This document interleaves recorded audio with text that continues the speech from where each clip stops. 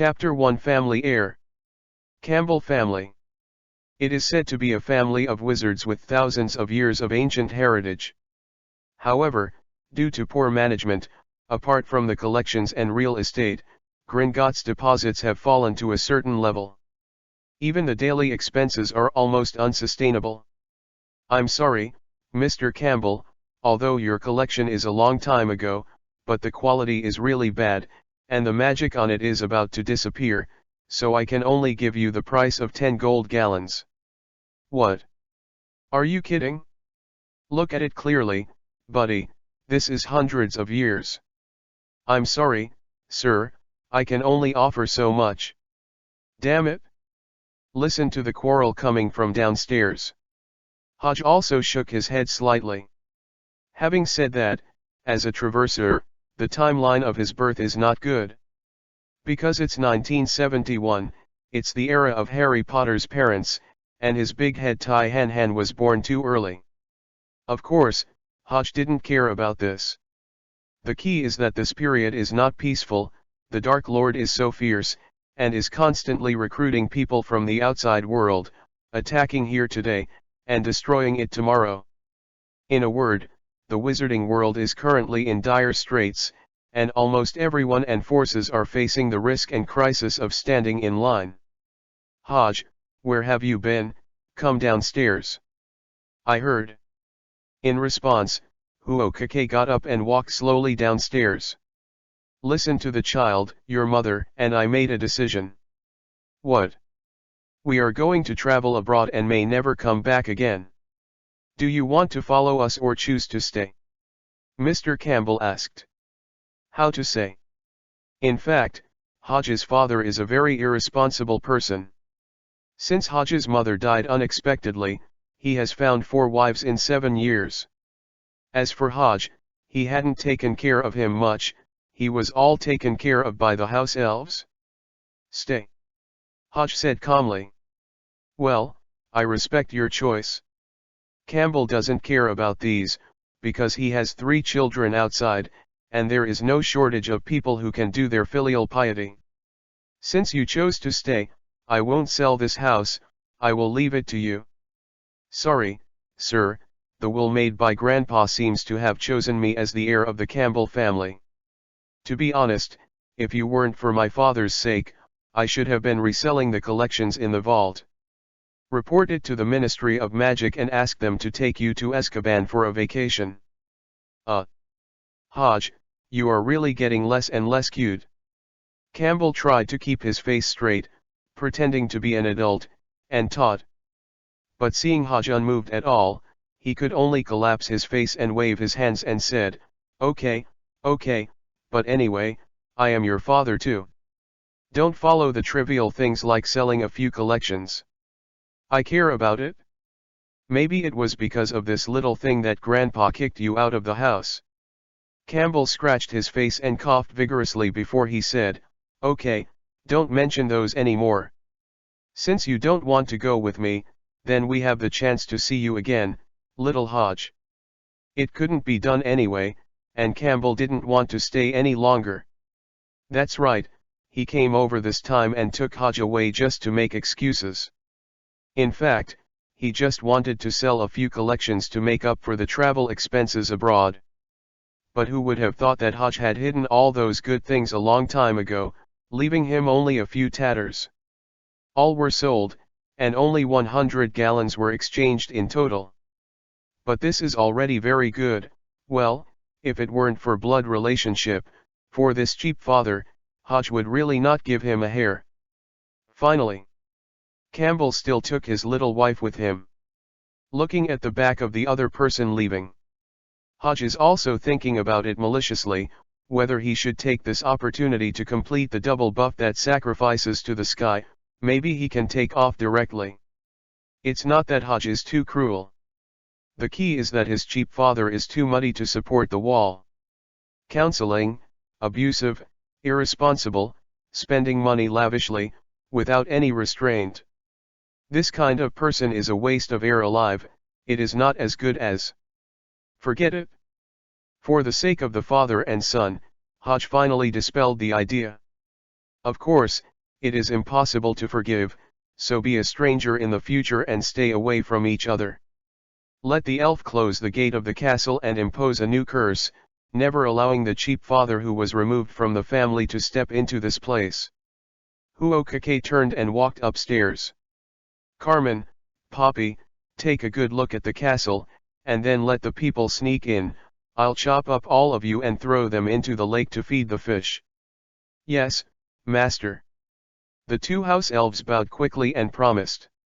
On Hodge's side, he didn't pay attention to the two elves. After returning to his room, he sat down on the chair and closed his eyes. As a traverser, how can you not have your own gold finger? And Hodge's gold finger is a mysterious space called the Legendary Temple. In this space, there are all the inheritance and existence from the Marfa continent. Warrior, mage, Taoist priest.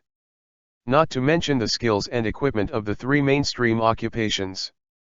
The key is that there are various places for spawning monsters in this space, such as Skull Cave, Sealed Demon Valley, Berry Gate, Cow Demon Temple, Zuma Temple, Illusion Labyrinth, and so on.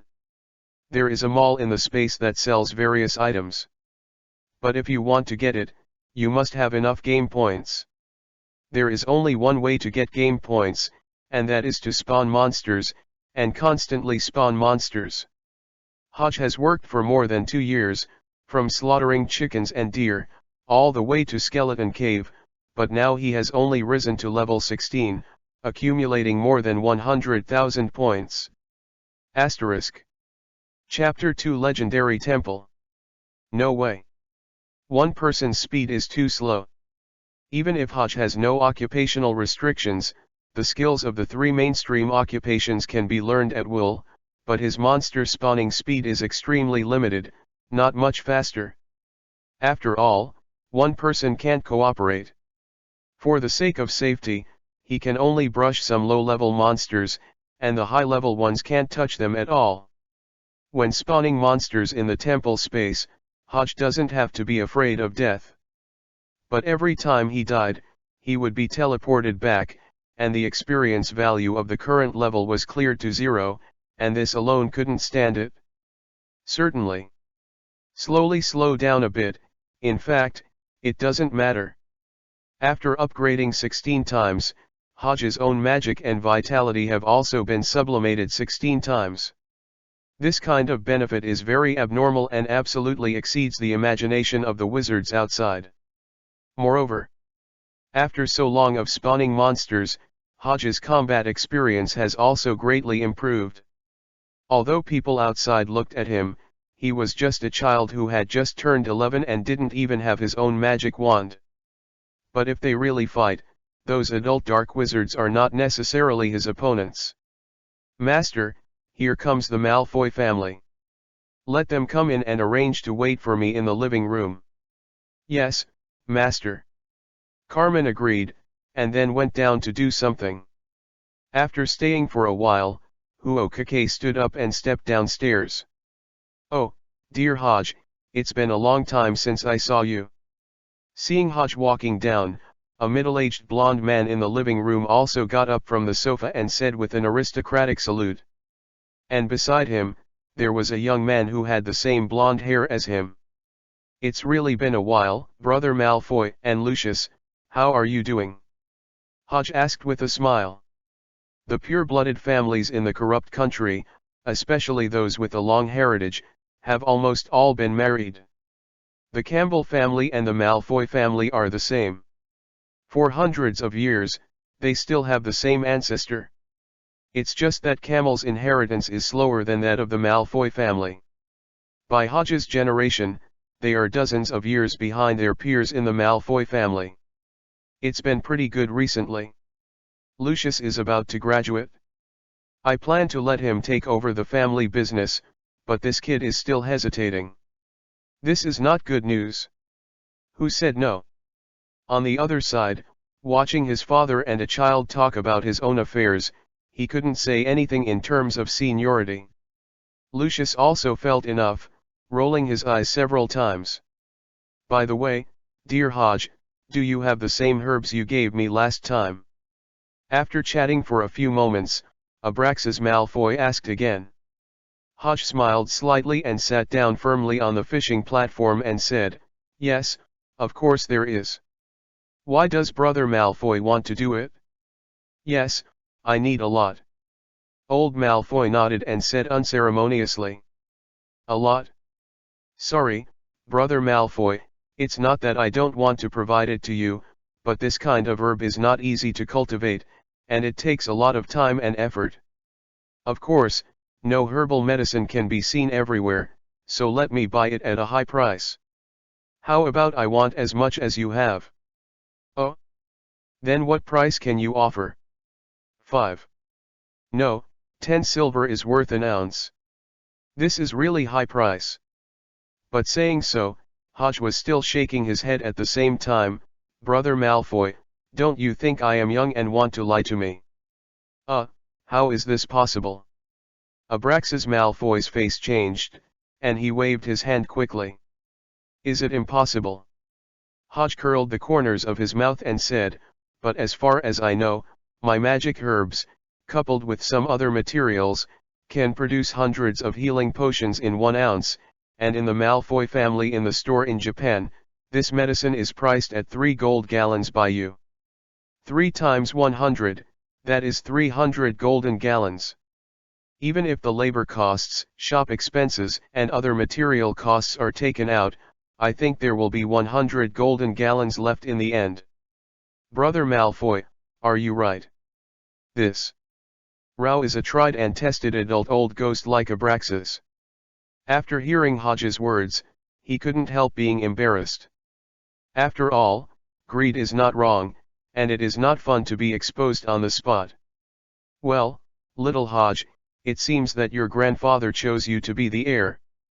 Perhaps he has done the most correct thing in his life." Shrugging, Abraxas said again, "In order to show my sincerity, how about I bid 10 golden gallons an ounce?" Compared to the previous price, he suddenly doubled dozens of times. But Huochi still shook his head. 50. What are you kidding about, little Hodge? We can't make that much here, okay? Abraxas got anxious and almost didn't jump up. At most 20, this is already the limit. Abraxas waved his hands, as if how bad he was. But Hodge was unmoved, and still spit out a number that made Abraxas feel very mad. 49. This is impossible. Abraxas blushed and shouted, "Little Hodge, doing business is a bit like doing business. Although your herbs are good, you can't find substitutes, do you understand? Then what are you still looking for me for?" Hodge asked with a smile. "This. The Malfoy family has been in the business for nearly 1,000 years, and it has been in the pharmaceutical business for hundreds of years. If it weren't for my herbal medicines to be good enough, very good, why would you choose to replace materials at this time? One more thing, the wizarding world is not peaceful now. Riots are happening everywhere. I think the Malfoy family's potions are going crazy, right?" Abraxas did not speak at all. Because he has already seen that Hodge is a little devil, not only knows everything, but can even snoop into people's hearts and read other people's thoughts. Asterisk. Chapter 3 Expensive Herbs. Doing business. What is important is a sincere cooperation, mutual benefit, Brother Malfoy, is that the truth? Abraxas nodded reluctantly. Hodge didn't mind, he smiled before continuing, "Well, let's not talk about how much an ounce is. The herbs are provided by me, and there is no limit. Of course, I also want to sell the medicine. How does Brother Malfoy feel about taking 30% of the profit from it?" This, well, you won. What else could Abraxas do? After thinking about it for a while, he felt that he was not at a disadvantage, so he agreed. "No, we are a win-win cooperation." "Haha, I really can't say you kid. Okay, for our win-win cooperation, earn more Jinjialong, cheers." While speaking, Abraxas raised the black tea in his hand. Cheers. Hodge smiled and raised his glass, and took a small sip. The matter is over. After chatting for a while, after signing the contract and getting the first batch of herbs provided by Hodge, Malfoy and his son left. Actually, the herbal medicine that Hodge provided them was nothing. Because in the legendary temple, this kind of herbal medicine is the material used to make red medicine. It is the cheapest and most common thing, and it can be seen almost everywhere on the Marfa continent. Of course. Is the worldview different? It's not rare on the Marfa continent, but when it comes to the real world of wizards, this is the best high-level medicinal material. Dozens of gold plus 1 ounce, to be honest, the price is not expensive at all. After all, the wizarding world has its own value measurement standards, and the prices of those high-end herbs and materials are generally at this price. 10 gallons per leaf. 10 gallons of a hair. 10 gallons for a drop of blood. They are all very common things, not surprising at all. Master, dinner is ready. Sitting at the dining table, Hodge ate a simple dinner alone. Just a few dishes, grilled sausage, onion pie, beef pudding, and a bowl of soup. Compared with the house where he lives, this extremely crude food is definitely a world, and it can be called the difference between cloud and mud. But there is no way. The ancient wizard family, which has been passed down for thousands of years, just sounds nice. Because they don't know how to operate and generate income, the Campbell family's economy has already entered a precarious position for nearly 200 years. In the generation of Hodge's grandfather, the family had an extremely difficult life. Except for the background and real estate that could not be embezzled, the deposits in Gringotts had dropped to 4 digits. Thousands of Jinjialong. It may be a great wealth for ordinary wizard families, but it is obviously not enough to maintain the face of a 1,000-year wizard family.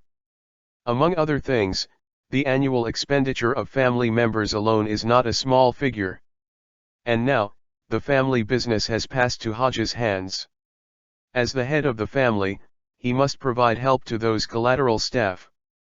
For example, Hodge has an aunt who is a magic animal investigator.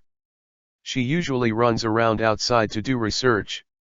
Moreover, the annual expenditure is also very high, and the support of the family is especially needed.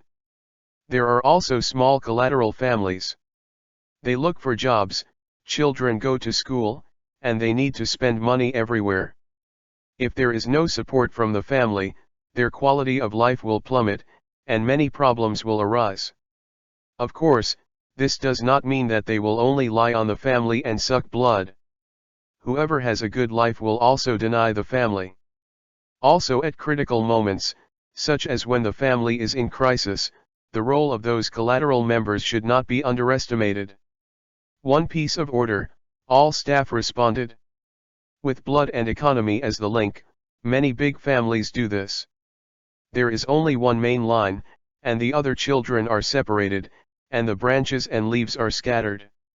They usually won't come back until the moment of crisis or when the head of the family is called. But the other way around. If the main pulse is not strong, eat and wait for death, do not give help to those collateral staff. If things go on like this, the cohesion of this family will disappear. Carmen, is there any property under the family name? Selling herbs alone can't make a lot of money, at least it's far from what Hodge wants. Back to the young master, you still have a few properties and an abandoned farm under your name, 2 mines that have not been managed for many years. It's all deserted? What's the reason? Yes, master, the farm among them was due to a natural disaster. Master Temple couldn't afford to repair it, so it was abandoned. As for the 2 mines, one collapsed, causing casualties, and was blocked by the Ministry of Magic. The other was occupied by a group of dark wizards. Lord Temple didn't want to fight with them, so it has not been dealt with. This is really... Hodge shook his head, not knowing what to say. Say that his grandpa Temple is incompetent, but the grandpa loved him very much during his lifetime and chose him as the heir of the family. But what about it? But in fact it is like that. In addition, the Ministry of Magic is too awkward. When a collapse accident happened, its mines were blocked, but there were black wizards robbing the mines. Why didn't they deal with it? To put it bluntly, is it bullying the soft and fearing the hard, bullying the good and fearing the evil? Asterisk. Chapter 4 Letter from Hogwarts. Collect the information of those dark wizards for me first, and deal with them later. Yes, Master. The next period of time. As Huochi spawned monsters every day to level up, he was also sorting out the various assets of the family. Sell the useless and exchange it for cash. If it is useful, send someone to clean it up and start business again. In short, everything is getting better, and it is visible to the naked eye. Until this morning, while Hodge was resting at home, an owl flew over the castle and wanted to get in. It is a pity that there is a barrier from the magic enchantment. No matter how much it collides, it is useless. In the end, Hodge looked at it too pitiful, and cast a spell to open a gap, which made it fly in from the castle window. Flutter. Cuckoo. The owl dropped a letter, and it landed on the table with it, and while retracting its wings, he called to Hodge again. Thanks a lot. After picking up a cat's head and giving it another box of biscuits, Huokake picked up the letter on the table. Mr. Hodge Campbell personally opened. Exceed Mountains, in the bedroom on the left side of the third floor of Campbell Castle. There are only 2 lines on the front of the envelope, but what is revealed is very intriguing. Because the words above will change, as Hodge goes, its address will change accordingly, and the positioning is very precise. Needless to say, this is also a very advanced magic. Hodge turned the envelope again, with a wax seal on the back, and a shield badge. The capital H was surrounded by 4 creatures: lions, snakes, badgers, and eagles. A letter of admission from Hogwarts. Hodge smiled, then opened the envelope. Principal of Hogwarts School of Witchcraft and Wizardry. Albus Dumbledore, President of the International Union of Magic, President of the Wizarding Association, First-Class Magician of Sir Merlin. Dear Mr. Campbell, we are happy to inform you that you have been approved to study at Hogwarts School of Witchcraft and Wizardry. Enclosed is a list of required books and equipment. The semester is scheduled to start on September 1st. We will be waiting for your owl before July 31st to bring your reply. Sincerely, Minerva McGonagall, Vice Principal, Female. In fact, in the wizarding world, little wizards have 2 development models. The first is to go to school at Hogwarts. After graduation, you can find a job by yourself, go to work at the Ministry of Magic, or go home to inherit the inheritance. The second type is divided into inheritance wizards and wild wizards. Inheritance wizards refer to wizards with family inheritance, so they don't need to go to school, let their elders teach them, and slowly control their own magical powers. Wild wizards are like those dark wizards in Nocturne Alley, and there are some wandering wizards. They don't rely on family blood to pass on their own things, but use the way of master and apprentice to pass on. After the little wizard awakens his magic, at the age of 11, everyone will receive an admission letter from Hogwarts School. But you can choose to go or not. If you have a family or a teacher, you can choose not to go.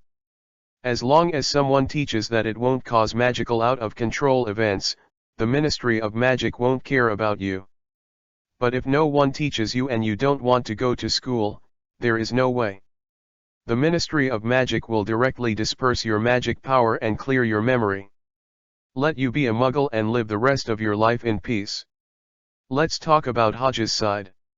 He still chose to go to school at Hogwarts. Not to find anyone to teach, but for the huge collection of books that have been passed down for thousands of years at Hogwarts. While Hodge was learning the skills of the Marfa continent, he was also interested in various spells and herbalism in the wizarding world, as well as alchemy. He wanted to combine these two kinds of knowledge to see what different sparks could eventually be produced. For this goal, it's okay to be a student at Hogwarts. As for whether facing Dumbledore, the greatest white devil in this era, would he expose himself as a traverser? Hodge wasn't worried at all. Although, according to the introduction of H.P.'s original work, it is also because of the deep research on the chanting spell, even if it is inadvertently staring at each other, Dumbledore will see through the other person's thoughts through his eyes. Very powerful. But Hodge is not without a little defense. Mental power tactics. The inheritance skills from Taoist priests can be learned at level 9 and can be promoted to the second stage at level 13. Hodge is now undoubtedly the second phase of mental power tactics. This skill promotes personal mental power, allowing you to use and control your mental power freely. Either fighting or defense can be done. After all, this is not a game. Real-world skills can cost more than gameplay. With this skill, even if he had never practiced occlumency, Hodge was not afraid of others prying into his memory. Although Dumbledore was powerful, he was far stronger than Hodge now.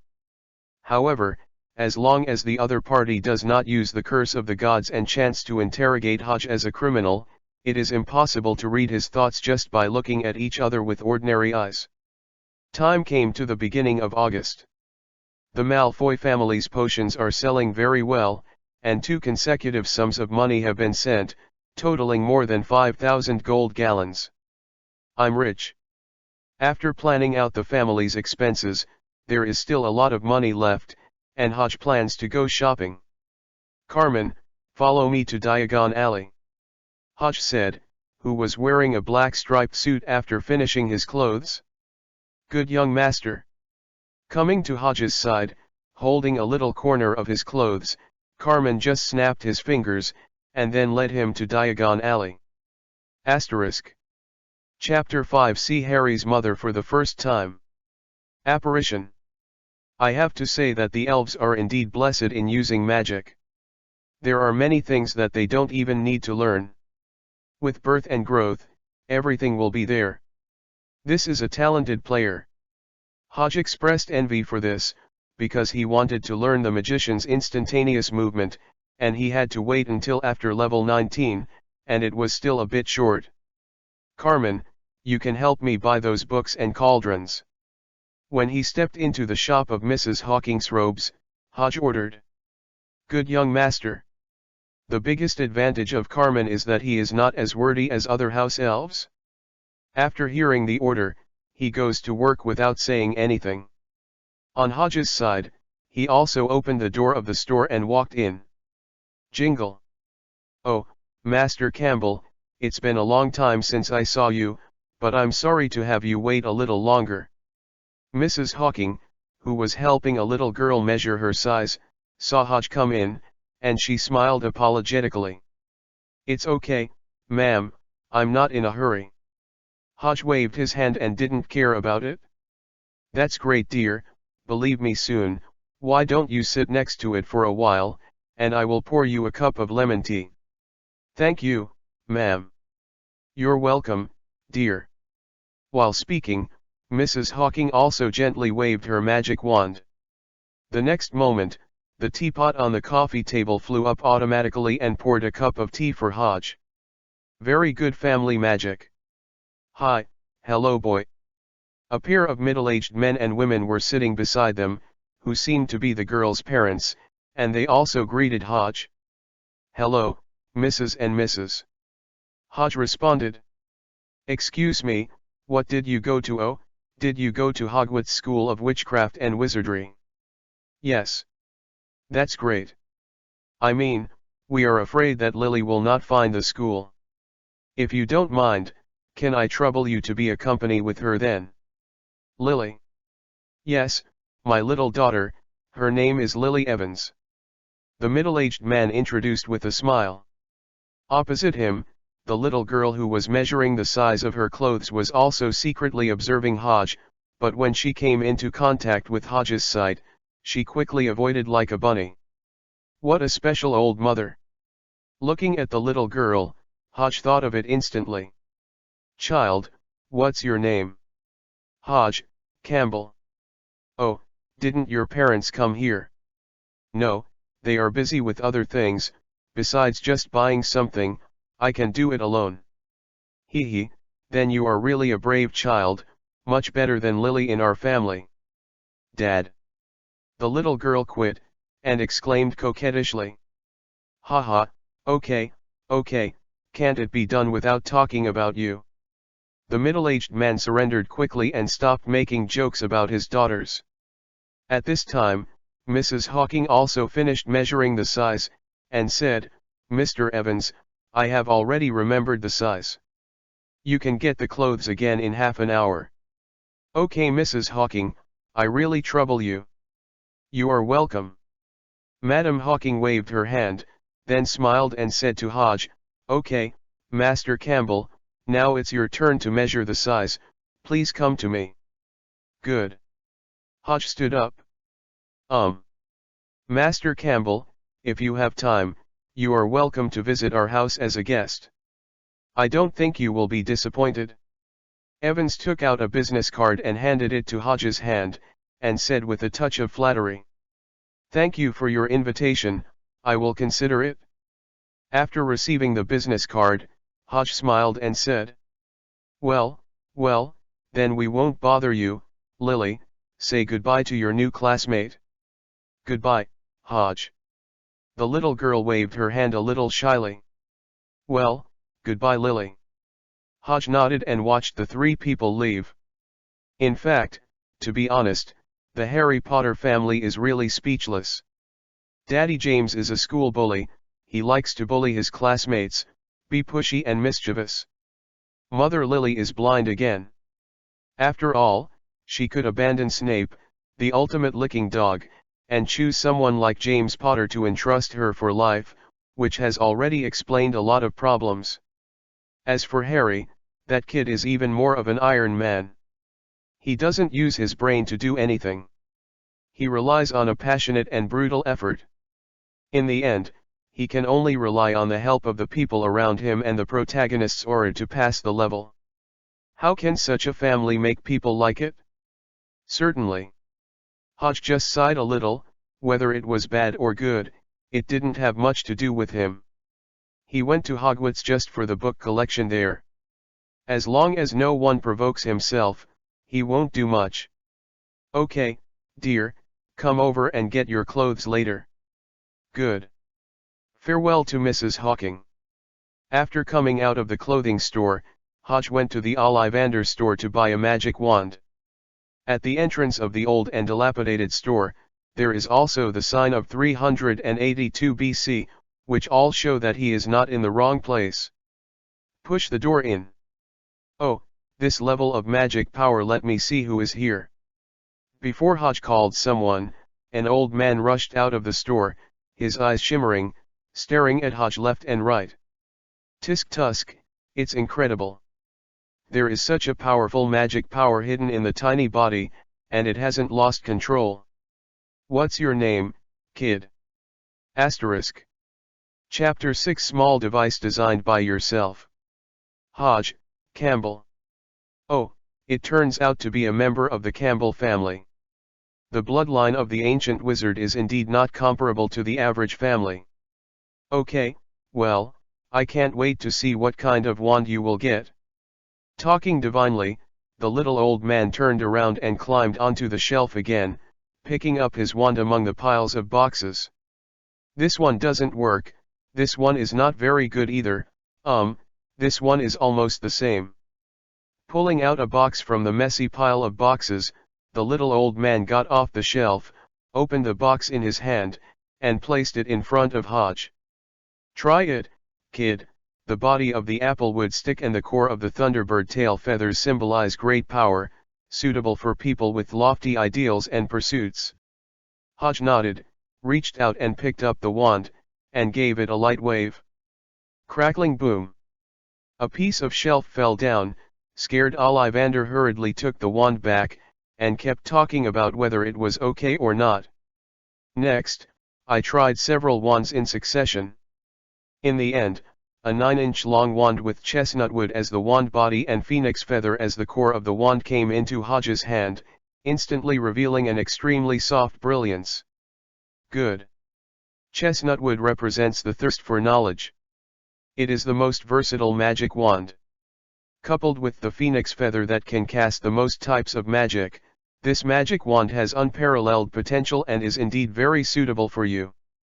Ollivander was very happy, his old face smiled. How much?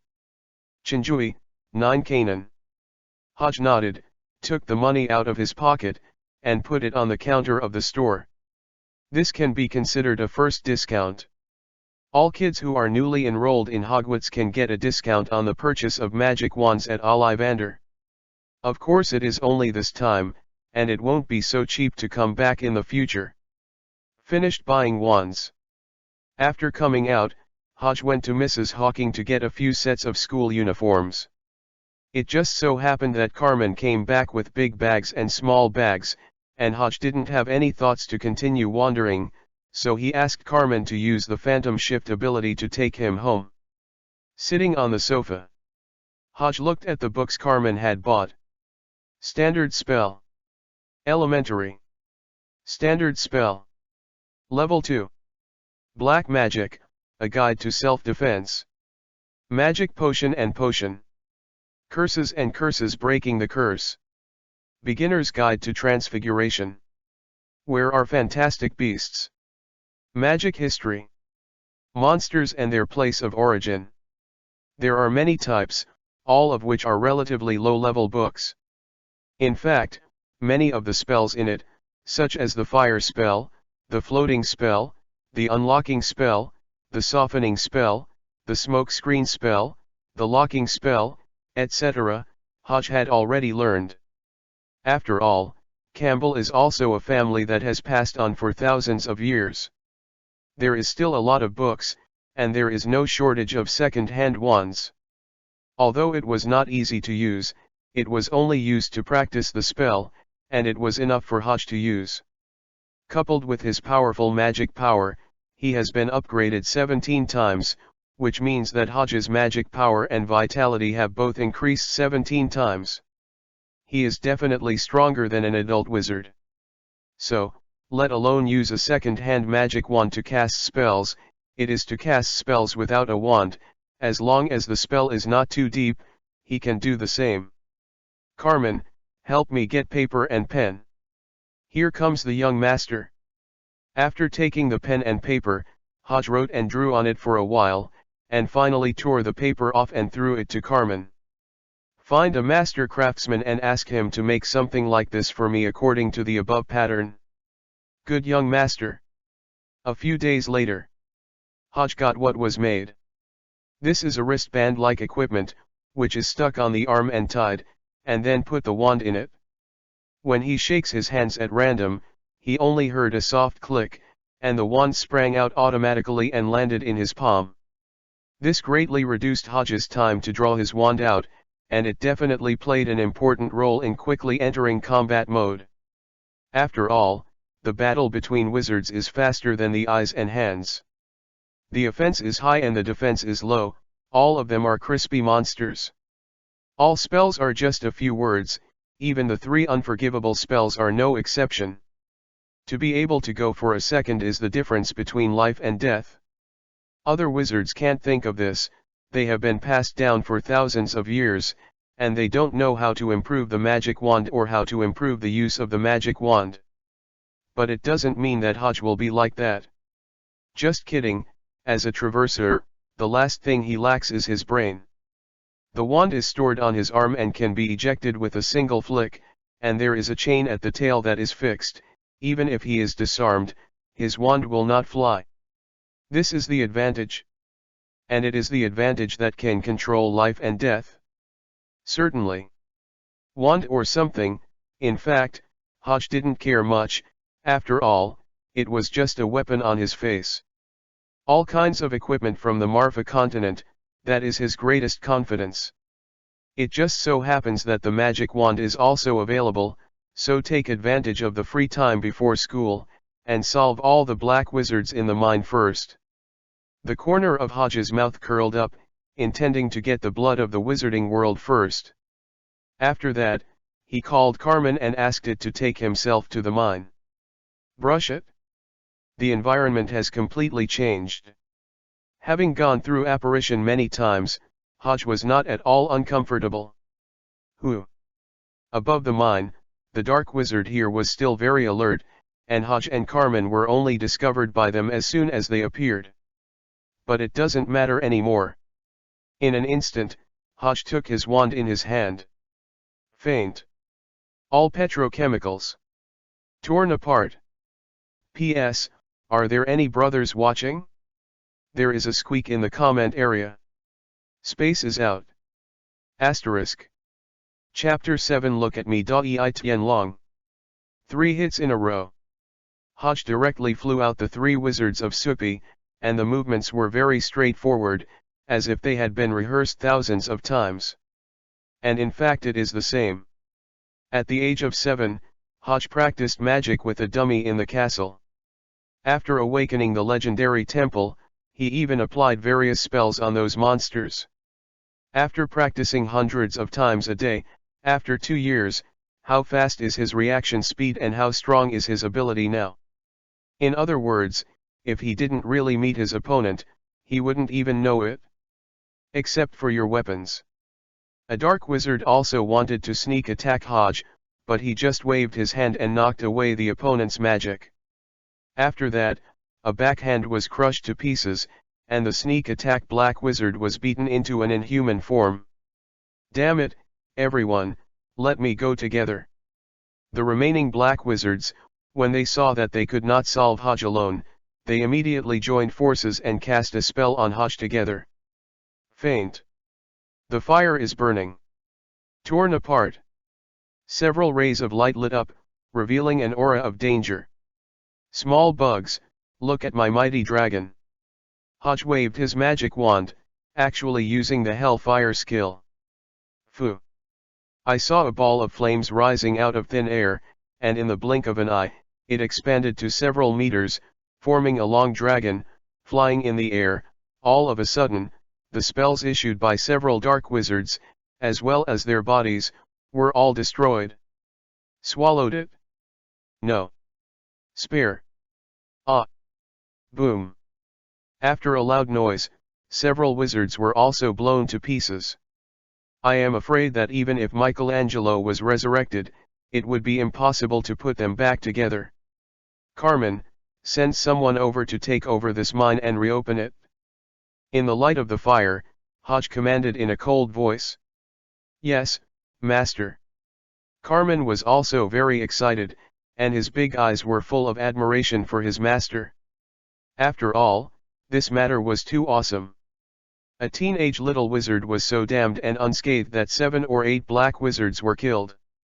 If this kind of thing spreads out, I'm afraid no one will believe it.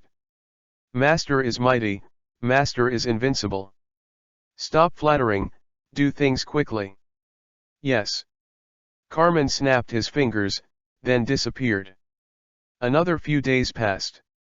The mine incident also subsided and returned to the embrace of the Campbell family.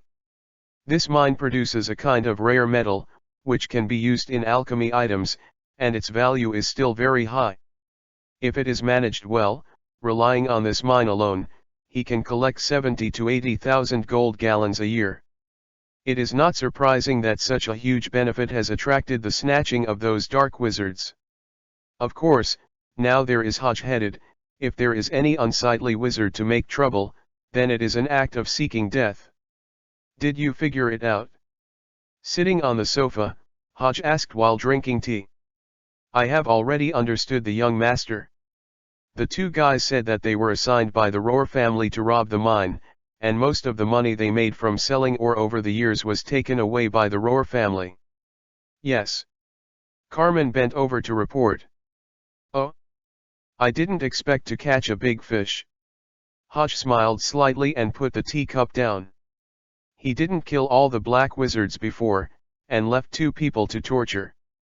Because Hodge didn't believe it, only some wild wizards would dare to touch the Campbell family's property. And his grandfather, No matter how weak he is, it is impossible to be afraid of a few wild wizards. No, the interrogation had a result, and the big fish behind it was also revealed. The Roar family is also a very ancient family of wizards. Not only do they belong to one of the 28 pure-blood families, they are also followers of the Dark Lord. Certainly. Whoever he is, dare to touch Hodge's things. How can this account be calculated? And it should be sooner rather than later.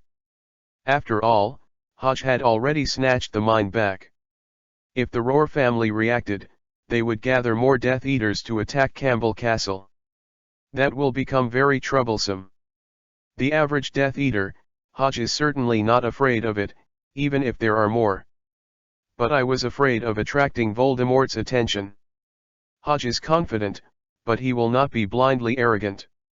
He admitted that he at this stage is far from Voldemort's opponent. After all, the opponent is the most powerful black wizard in the contemporary era. He has been studying all kinds of black magic for decades, and his magic power is even more unfathomable. Plus so many Horcruxes. Even Hodge, he can't do a wizard of this level now. Therefore, when it is time to go, it is necessary to go after it, and the trouble that needs to be solved has to be solved immediately. Carmen, Bobby, you two will come with me to the Roar family manor. Tonight I will send their family souls to hell, not one. Yes, master. Both Carmen and Poppy responded. Although they are house elves, they only know some house magic. But Hodge is not one of those indigenous wizards who don't know how to turn, and a player with such a good talent doesn't know how to use it. As early as a year ago, when he began to take over the entire family business, Hodge had already taught Carmen and Bobby to learn all kinds of dark magic. And now, the strength of these two elves has also become very powerful, far beyond the comparison of ordinary wizards. As for the danger, don't worry about this at all. One is that Hodge has confidence in his own growth rate, and the other is that their Campbell family is also very binding on the elves. There is a blood bond to the body, and there is no fear that they will betray. Asterisk. Chapter 8 Destroy the Roar family. Brush it? Hodge and the two elves came to a manor. At Hodge's orders, Carmen and Poppy separated from the left and right sides and outflanked the manor. At the same time, it casts a chaos spell to prevent the members of the Roar family from using apparition to escape. And Hodge himself, he walked into the manor so swaggeringly, frontally. Torn apart. A young man from the Roar family waved his magic wand, trying to sneak attack Hodge. But what was split apart was only a phantom of Hodge. His real body appeared behind the attacker, and he caught the opponent's neck as soon as he stretched out his hand. Noisy. The blue thunder and lightning flickered, just for a moment. It made the attacking young man's outer coat and tender, and the smell of meat directly wafted out. Seeing that it is impossible to survive. Killing curse. A green ray shot out, and went straight to Huo-Chi's front door. But in the next second, Huo-Chi's figure disappeared again, and he also escaped the mortal blow.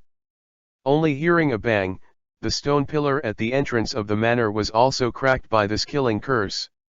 The kid from Camel's family, since you dare to bring it to the door by yourself, don't you dare to show up in front of me and come up against me. Several adult wizards walked out of the house, headed by a tall middle-aged man wearing a gorgeous black robe. Come out, kid. Come and die, little BD. The other two wizards also yelled loudly, with an obvious purpose, just to lure Hodge out. Hee 3-to-1, or adult to child, the character of your Roar family is really good enough to make people dissatisfied. Hodge's voice rang from all directions, making it hard to tell where he was. The wizards of the Roar family were also nervous, and they clenched their magic wands in their hands. Smelly boy, do you know who you are? Provoke. Dare to do something with the members of our Roar family, the army of Death Eaters under the Dark Lord will not let you go. Wait, in a day's time, your Campbell family will disappear in this world, and no one can protect you. The tall man roared loudly, his eyes gleaming fiercely. Hee, you don't need to worry about Camel's affairs, but your roar family dare to touch this young master's things. Do you think you can survive tonight? You avitiso. It's too late. Although the tall man didn't react slowly, he did it when he noticed that the magic was surging. But Huoqi's casting speed is still faster than him. Several waves of thunder and lightning fell from the sky, smashing several wizards continuously, and instantly wiped out their breath of life. The battle between the wizards was really fast. Wanting to divide birth and death is often a momentary matter, but any carelessness or untimely reaction is the end of death and death. There is no such opportunity at all when the dried shrimp is turned over. Under the dark shadow of the tree, Haj walked out slowly, and stepped to the side of several corpses who had been electrocuted into coke. The human heart is not enough to swallow the elephant. If you want to blame it, you can blame your hands for being too long. Haj shook his head, showing no sympathy for the few dead. Because they used their brains first to snatch the Campbell family's mine, and now they have lost their lives, who can be blamed? They can only blame themselves. Master, all the people in the manor have been cleared away, leaving no life behind. Carmen appeared and reported to Haj. Well, collect all the belongings here and take them back. Bobby, let him cast a few more confusion and destruction curses. I don't want to see Voldemort's stinky face tomorrow morning. Knowing the young master, I will make it do well. Then go. Yes. In a blink of an eye, Carmen disappeared again. Speaking of phantom shifting is convenient, Haj is quite envious of this. But it doesn't matter, he is almost reaching level 18 now, and he will be able to learn to move instantaneously when he reaches level 19 in 1 or 2 months. The same teleportation magic is definitely not worse than apparition. A moment's time passed. Carmen appeared with a few bags, and then Bobby also returned. Haj used another hellfire magic and burned the manor completely. It's all dead anyway, so what are you doing with the house? Walk home. In the next second, Haj and the 2 elves disappeared. In fact, don't look at the number of people killed tonight, but this is just the status quo in the wizarding world. There are not many people in each wizard family, and the main members are only a few, or even fewer, and the Roar family is no exception. Turn around. The destruction of the Roar family also appeared in the Daily Prophet.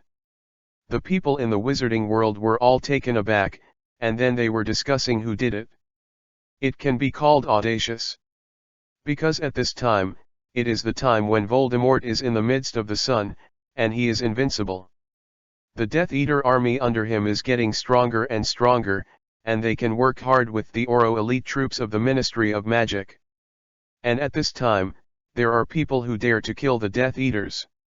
Isn't this clearly provoking Voldemort and putting eye drops on him? It would be strange if Voldemort didn't retaliate. The facts have also made people in the wizarding world guess right. It is said that Voldemort was indeed very angry after learning the news of the destruction of the Roar family. But he was not angry at the destruction of the Roar family, but was angry that someone dared to provoke his majesty. Asterisk. Chapter 9 Encounter on the School Train. Later. Under the leadership of Voldemort, the Death Eater army shouted revenge for the Roar family, and it actually killed a large number of people, as well as several families. Certainly. This did not affect Haj at all. Because that night, he had asked Bobby to use a bunch of obfuscation spells to mess up the clues. Even if he used the playback spell, it would be impossible to find him. In this way, Voldemort's anger and murder has nothing to do with him.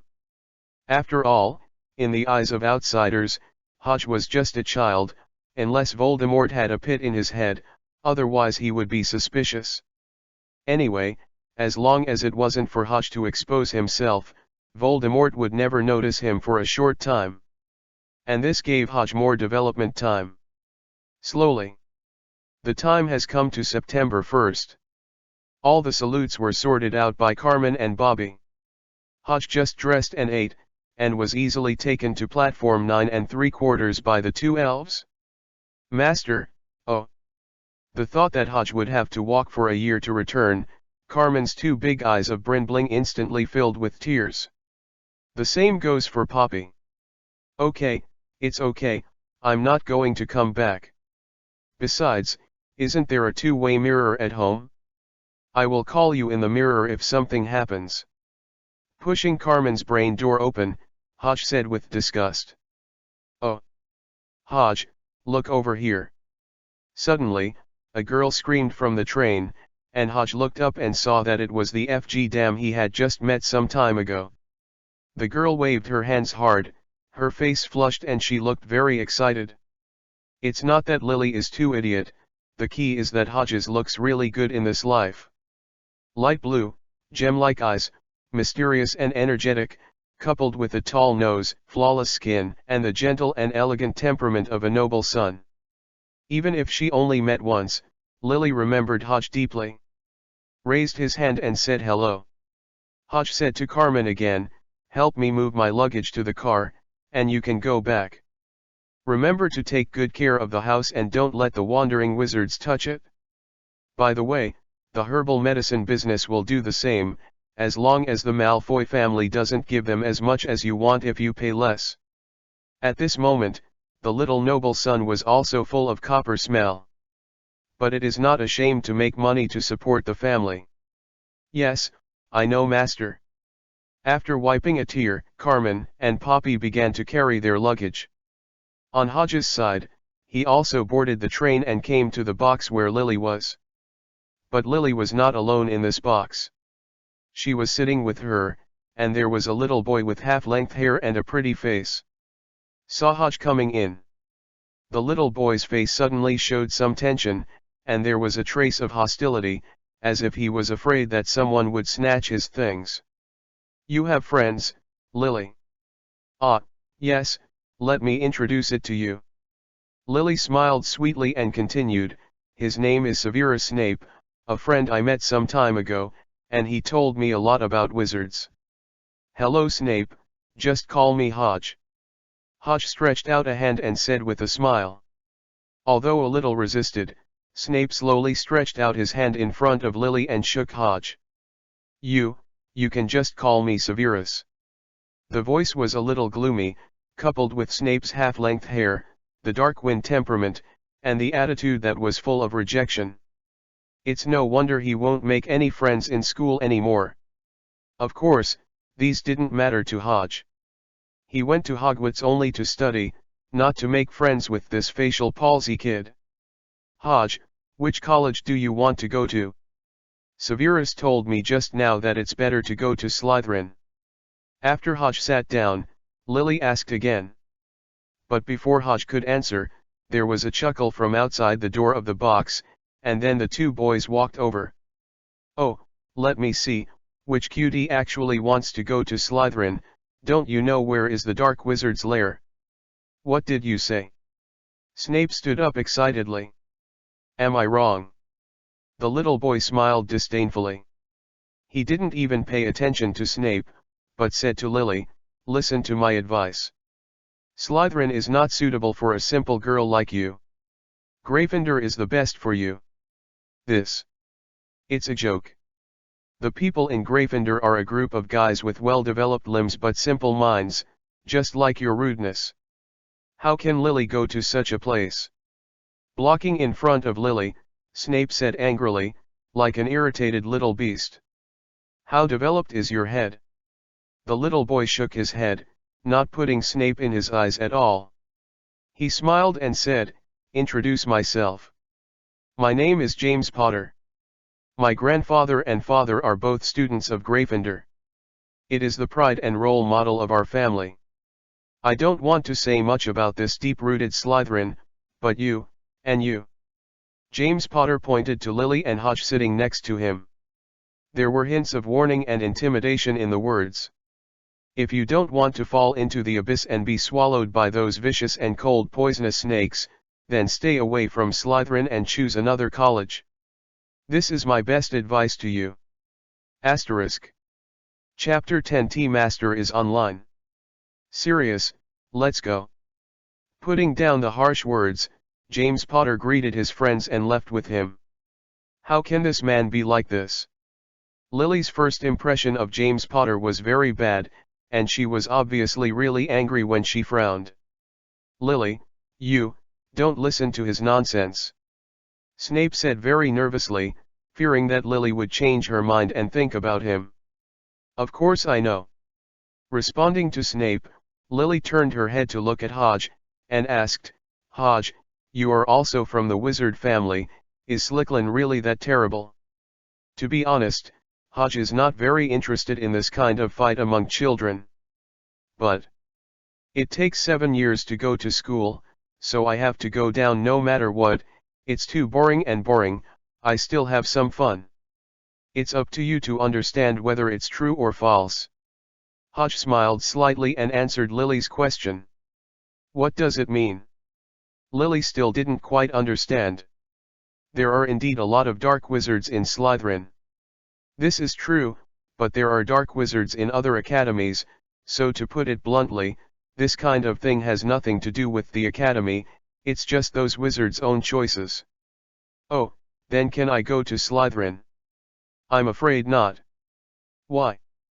Because Slytherin pays much attention to bloodliness, it is difficult for people from Muggle families to get in, and even if they do get in, they will probably be isolated and bullied by those pure-blooded little wizards. It would be better not to get in. It turned out to be like this. Damn it! What are you talking about? Snape was anxious, staring at Hodge with a bad look. Am I wrong? Not paying attention to the anger of the little licking dog, Hodge asked with a smile.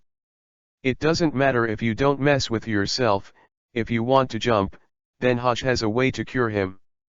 It's clear from the way you look. I must have told Lily a lot about the benefits of Slytherin before. What's the matter? Do you want her to go to Slytherin so that she can stay with you? No. I don't. Snape quickly denied it, and at the same time gave Lily a scared glance. Do you know it yourself? Huochi, who was on the line of the tea art master, cast aside his lips and said, It's not wrong to like someone, but to lie about the truth in order to tie the other person, this is your fault. I'm afraid you haven't even considered it, in case Lily is true. She was assigned to Slytherin. What will happen to her in the future, right? So what, I will take care of her, Snape closed his mouth quickly, but it was too late. After hearing these words, Lily could not understand that what Hodge said was the truth. In order to achieve a certain purpose, Snape really hid something.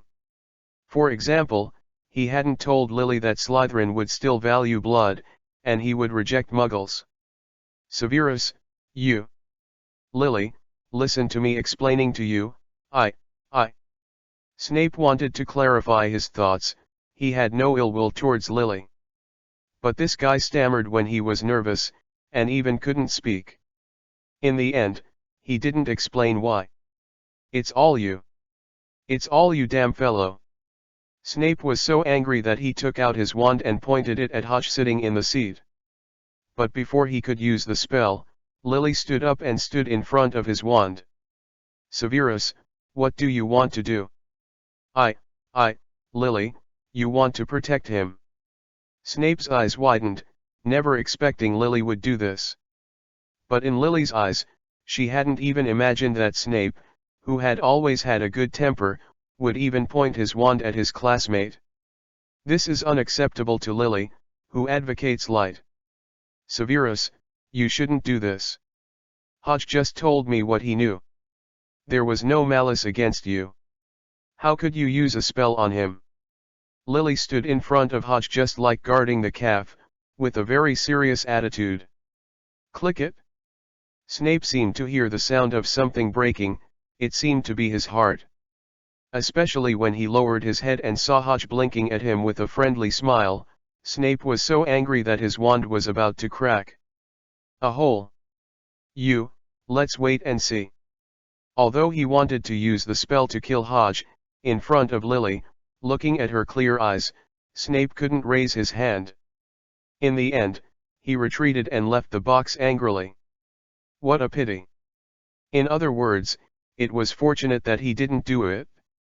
Otherwise, Hodge, who is online by the master of tea art, would definitely make him suffer from the consequences, so I will completely say goodbye to Lily today.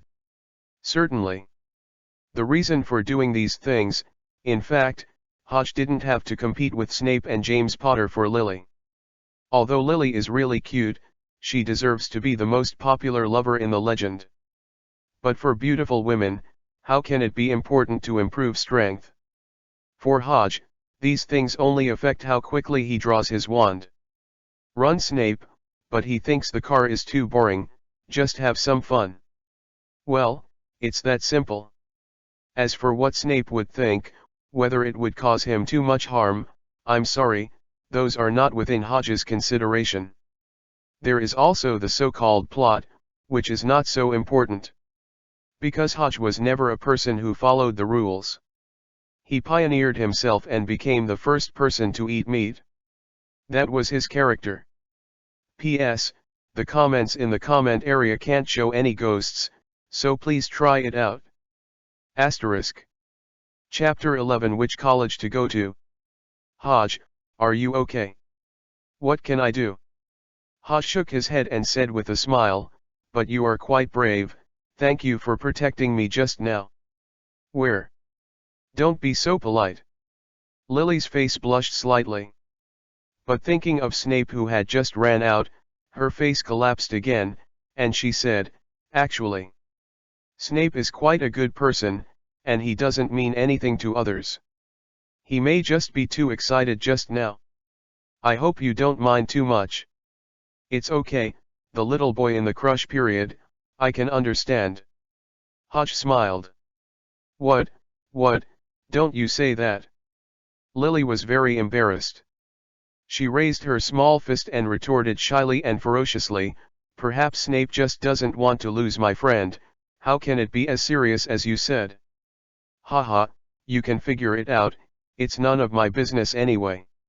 Huh, people are mad at you, and you still say there is nothing to do with you. Then what, I will help you call him back. Okay, you go. Sorry, my legs are numb and I can't get up. You, chuckle. Lily also laughed, leaning forward and back together for a while. The train was still moving, and the scenery outside the window was receding backwards. But at this speed, I am afraid that there will be a long time before Hogwarts, which is not known how far away, is going to be reached. After an hour, Snape never came back. When the snack cart came, Hodge took out the money and bought a bunch of magic snacks and put them on the table to eat with Lily. Hodge, you haven't said which college you want to go to. While taking apart various snacks, Lily, who felt very novel, also asked. It depends. Except for Slytherin and Gryffindor, I think the other two colleges are pretty good. After eating a multi-flavored bean, it was coconut-flavored and luckily, Hodge's face also had a little more smile. Why? Didn't they say that Slytherin and Gryffindor are the best? Lily asked strangely. At first glance, you know that you don't know Hogwarts at all. Strictly speaking, each of the four colleges has its own characteristics. There is no better one, and no one is the worst. Is there any other saying? Lily said that she really didn't understand. She moved her fart drum and asked, then what are the characteristics of these colleges?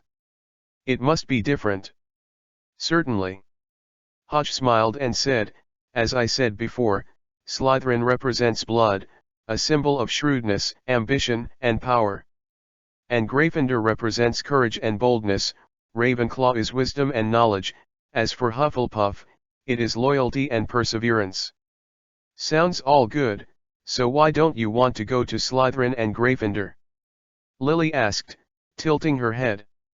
First, I am not a pedigree person, and I don't value these, and there are indeed too many dark wizards in Slytherin. As for how Griffin.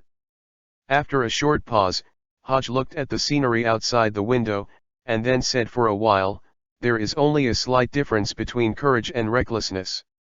This kind of person is most common in Gryffindor. Befriend them, and you may not even know how to die in the end. Isn't this a terrible thing? Hey, is it so serious as you said?" Lily was amused and asked, covering her mouth. "This is the case, you will know it when you get to school." Hodge shrugged and didn't explain much. "What about Ravenclaw and Hufflepuff? What about the students at these two colleges? Ravenclaw is a symbol of intelligence. Of course, it has the most academic masters. The learning atmosphere there is very good. As for Hufflepuff, the number of students is the largest, accounting for half of the entire Hogwarts, although the quality of students is not so outstanding, but they are the most united, the most loyal, and they will not mess up all those messy things." "Sounds really good, so which one do you want to go to the most?" "Hufflepuff." "Why?" "Because their dormitory is closest to the kitchen, they will never be hungry." Lily froze in an instant, never expected Hodge to give such a wonderful reason. What kind of courage, blood, and wisdom, it turned out to be no more than a word. Puff haha. I couldn't help it anymore. Lily hugged her belly and laughed, almost falling out of her seat. An afternoon passed slowly like this. When the train stopped, it was already dark. Hearing people outside shouting "Get off the car, get off the car," both Hodge and Lily put on Hogwarts school uniforms and got out of the car. The originally empty platform was soon filled with students of all grades. Snape didn't leave too far, standing just a few meters away from Hodge and Lily, but even if Lily called him, he didn't come over. Obviously still depressed. "It's right for you to stay away from that guy. The disgusting smell of poisonous snakes is really smelled 10 meters away. If you walk with him, you must be the one who suffers." James Potter and Sirius walked over again, and Potter glanced at Snape in the distance with disdain, then turned to Hodge and Lily. To be more precise, his gaze was still on Lily. "How can you say that to others? Did Snape offend you?" Lily hated Potter's attitude, and asked face to face. Chapter 12 Enter the castle by boat. Isn't it the same to not be offended? He admires Slytherin so much. If he wants to become a black wizard, he must be mentally prepared to be the enemy of us white wizards. I won't let him. James Potter hugged his arms and said very unbelievably. And beside him, he was also from a pure-blood family, and even the elders in the family were serious who went to school in Slytherin. After hearing what Potter said, he didn't show any reaction. Obviously, he still approves of Porter's hostile theory. I don't understand what black and white wizards you are talking about. I only know that you are very annoying. Please leave quickly. I don't want to see you anymore. Lily also folded her arms, turned her head and said, "Up to you."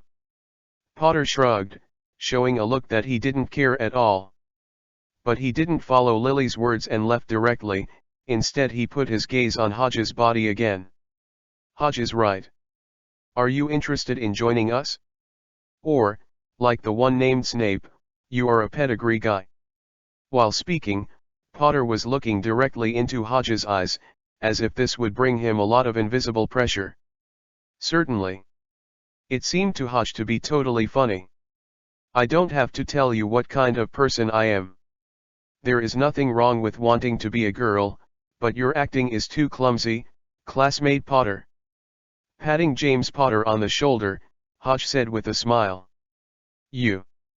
Not surprisingly, James Potter was also irritated, and his small face was flushed with anger like blood, as if he was about to burst open. But before he got angry, a voice came from a distance. "Here, the freshmen are coming to my side. Don't worry about your salute, someone will help you send it to the dormitory." A tall figure held an oil lamp and yelled in his rough voice. In this dark sky, many newborn children were taken aback by a sudden glance. Hurry up, hurry up. as Hagrid continued to shout. The freshmen also reacted and gradually moved closer together. "Boy, wait until we get to school." Seeing that there was no way to mess up, James Potter could only say a harsh word, and then left with Sirius. Hodge shrugged indifferently, not taking this threat to heart. "You have offended two more, aren't you afraid that they will retaliate against you?" Following Hodge's side, Lily asked. "Speaking of offending, you were not polite just now, right?" "He, who said that person is too annoying?" Lily hugged her arms and said, she didn't look down on James Potter. There is no way. To tell the truth, James Potter was really terrible when he was a teenager. Being arrogant, and conceited, it is not an exaggeration to say that he looks at people through his nostrils. "Follow me, pay attention to your feet." Hagrid, who led the way in front, reminded him loudly. The new students follow automatically, but the gravel road under their feet is really not easy to walk. The bumpy road is definitely deep and shallow. One may fall to the ground without paying attention. Fluorescence flickers. As soon as Hodge waved his hand, the magic wand appeared in his palm, emitting a bright light. "Wow, your spells are so skilled," Lily exclaimed very enviously. Many students around him also looked over, and they couldn't help but move closer to Hodge, obviously wanting to rub his light away. But it doesn't matter anymore. It's just such a small matter, Hodge doesn't mind letting everyone be touched. It's just the simplest spell. Take a little more time to practice it. It's not too difficult. But I have practiced it many times at home, and I still can't use it. Is there any trick in it, or is it that I don't have the talent to be a wizard at all? Lily tilted her head. If Hogwarts can let you come over, it proves that you can become a wizard. As for the tricks of practicing spells, there are some. Then can you teach me? Looking at Hodge's profile, Lily asked expectantly. Okay, practice together if you have time, so that we are also two people, so we don't have to be afraid of the two guys named Potter. Hodge said with a smile. That is, we can't be afraid of them. Lily also clenched her small fist, showing a confident look. And Snape, who followed the two of them, saw Lily so happy and joyous, that made him feel uncomfortable. It almost cracked. Come, go here and get on the boat, everyone be careful. Under the leadership of Hagrid, a group of freshmen boarded the boat, in groups of 4, slowly drifting towards the castle on the opposite side of the lake. Hodge, Lily, and 2 new students who didn't know each other were sitting in a boat. Snape still didn't come over, but he didn't get too far away either, just hanging tightly on a boat behind, like a trailing fool. On how the ultimate dog licking is made. Classmate Snape is demonstrating this process with his actual actions. Wow! It's spectacular. It's so handsome. The castle was getting closer and closer, and the new students were shocked, and they watched with their eyes wide open. Fortunately, the time is not very long. After more than 10 minutes passed, after passing through a low bridge hole, the boat floated to the shore. Under Hagrid's arrangement, the freshmen all walked into the castle and met a middle-aged witch. Asterisk. Chapter 13, The Branch Started. Minerva McGonagall, the vice principal of Hogwarts. She glanced at the freshmen blankly, and then said, "Welcome to Hogwarts. In a while, you will walk through this door and gather with other students, but before you sit in, first the sorting ceremony is to be carried out. Gryffindor, Ravenclaw, Hufflepuff, Slytherin, no matter which college you are assigned to, Hogwarts is your common home, please keep this in mind. Of course, in order to select better students, competition is not forbidden in the school, so everyone should study hard, perform well, and strive to add glory to your college and win more honors. Okay, the sorting ceremony will begin immediately, everyone is quieter, come in with me first." When the voice fell, Professor McGonagall turned around and pushed open the gate of the castle. The freshman kept silent, and walked in immediately afterwards. In the magnificent lobby, a lot of people have gathered at this time, a total of 4 rows of tables and chairs, 1 row is a college student. In the innermost part of the lobby, there are some professors headed by Dumbledore. The white marble floor is spotless, and the long table is placed with crystal goblets and golden plates, as well as exquisite cutlery. There are pots of flames hanging on the walls on both sides of the lobby. Looking up, there is a candle floating out of thin air, and a dome as wonderful as a real starry sky, like black velvet inlaid with precious stones. It is full of mystery and tranquility, but also very dazzling. All the new students were dumbfounded, and were shocked to speak completely. Hodge is also observing, but unlike other new students, he is observing the magic of these magics, thinking about its mode of operation and function.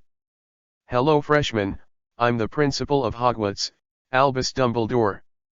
Before the sorting ceremony begins, I must say something." When the freshmen came to the center of the lobby, Dumbledore stood up and said, "Article 1, it is strictly forbidden for all students to enter without authorization over the Forbidden Forest. Second, magic is not allowed in the corridors of the castle, and offenders will be severely punished. Third, you cannot leave the college dormitory and walk around in the castle during the night break. Article 4, you can't leave the school without authorization. If you have something to do, go to your dean to explain the situation." After Dumbledore finished speaking several rules, the sorting ceremony officially began. Anglia Cecil. Professor McGonagall read the name with a piece of parchment. A little girl came out and sat down on the stool in front, and then Professor McGonagall put the sorting hat on her head, and half of her face was invisible. Gryffindor. In just a few seconds, the sorting hat yelled, "Oh!" Applause, clapping the table, and all kinds of howls came from Gryffindor. "Quiet!" Professor McGonagall scolded, then continued to roll the call. Lambert. Wallace. James Potter. Pulling James, he walked out at a pace that his 6 relatives did not recognize, and snorted coldly when he passed by Hodge. Gryffindor. Without any accident, James Potter was assigned to Gryffindor. This also made him very proud, like a peacock, walked up to the Gryffindor table with his head up. Next was Sirius. Without following the footsteps of his family's elders, he also went to Gryffindor. Remus Lupin, the same as Gryffindor. Peter Pettigrew, or Gryffindor. Snape, Slytherin of the Snake Yard. So far, the situation of the branch is still the same as the original, and nothing has changed because of the appearance of Hodge. But when Lily went up, things were a little different. Hufflepuff, Hufflepuff. Wearing a sorting hat, Lily closed her eyes and kept mumbling in her heart, both of her small hands were tightly clenched, looking very nervous. "Well, he obviously has a brave heart, why do you want to go to Hufflepuff so much?" The sorting hat wrinkled his face and muttered very suspiciously. "Oh, it turned out to be because of the person you like. Do you want to follow the other person's footsteps? This is really a difficult question to choose. Forget it, I don't want to hurt the purest heart of a little girl, then. Hufflepuff." With the last sound, the sorting hat shouted directly. "Yeah." Hearing this result, Lily was also very happy and almost didn't jump up. Ordinarily, the sorting hat is not very good at observing the ideas of students, and will only assign the most suitable college for each student according to their talents and personality. However, this is not an absolute matter. As long as the student's beliefs are strong enough, it will also respect personal ideas. For example, Sirius, if according to his talent and origin, Slytherin is undoubtedly the best place for him. But because of different beliefs, the sorting hat threw him to Gryffindor. Hodge Campbell. Professor McGonagall continued. Finally arrived at Hodge, and he stepped out. "Huh? What a powerful magic!" Seemingly feeling, Dumbledore, who had been very leisurely, also turned his head and put his gaze on Hodge. "Principal, what's wrong with this kid?" a professor next to him asked. "Good thing, it seems that our school is going to have another great genius. At such a young age, he has magical powers far surpassing that of an adult wizard, but it is much stronger than when I was a child," Dumbledore said with a smile. "Pa, brothers, please support me. I will start at least 5 shifts tomorrow, roar. Asterisk. Chapter 14 Screaming Sorting Hat. And his words shocked the professors who were sitting there. After all, Dumbledore is the most powerful white wizard in the contemporary era, and his talent is definitely beyond the reach of ordinary people. The professors said that they couldn't imagine what it would be like to be a more talented teenager than Dumbledore. Will he be the next Dumbledore? Or is it that the other party's achievements will surpass the White Devil? When many professors were thinking and thinking together, Hodge also put on the sorting hat. What a weird fellow, how can your head be blank?" the sorting hat screamed in surprise, almost not cracking. Because it couldn't read the least bit of Hodge's thoughts at all, this situation, but the first time it encountered it in thousands of years, it was so ignorant that it was weird. But there is no way. The second-order mental power tactics have already made Hodge's brain a monolithic one. Advance can attack, retreat can defend. It's a solid defense, let alone a sorting hat. Even if a professional master of the mind comes, it may not be able to break open. Of course, it's a branch right now, but it's not fighting. In order to end this matter as soon as possible, Hodge automatically opened a hole, allowing the sorting hat to see some of his thoughts. "See again. Hufflepuff. What a weird little guy, then I will assign you to Hufflepuff." The sorting hat yelled out the final result. "Yeah. Slap." The students of Hufflepuff applauded and welcomed Hodge to join. And Lily, she was even more happy, and both small hands were red. To be honest, she had just reacted, what if Hodge was not assigned to Hufflepuff? Didn't she catch her blind? Fortunately, that kind of thing did not happen, which also made her greatly relieved. The branch is over. With Dumbledore announcing the start of the banquet. A large amount of food appeared on the table in the lobby in an instant, such as grilled chicken legs, boiled corn, turkey sausage, steak, fries, fried fish, and various vegetables and fruits. It's full of dang, and it's appetizing at first sight. "Hello, welcome to Hufflepuff. This is Prefect Lam Evans. You can call me Lam or Senior." A tall boy with brown hair stretched out his hand and introduced himself. "Hello." Hodge shook his hand. "Don't be too nervous, we Hufflepuffs don't have so many rules. We are all very united. If you need help, just tell us." Another boy said, "By the way, my name is Austin, and I am in the 5th grade. The atmosphere of Hufflepuff is really good, everyone is very kind." Not only Hodge feels this, but Lily also feels the same. Because of this, she no longer regretted her choice. "How many prefects are there in each academy?" Hodge asked. 6, starting from the 5th grade, 1 male and 1 male. As long as you don't make a big mistake, you will continue to serve in the 6th and 7th grades until you graduate. "Oh, I see.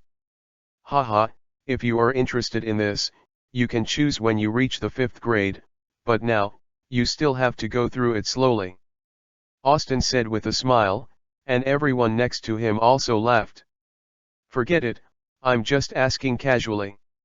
Hodge waved his hand.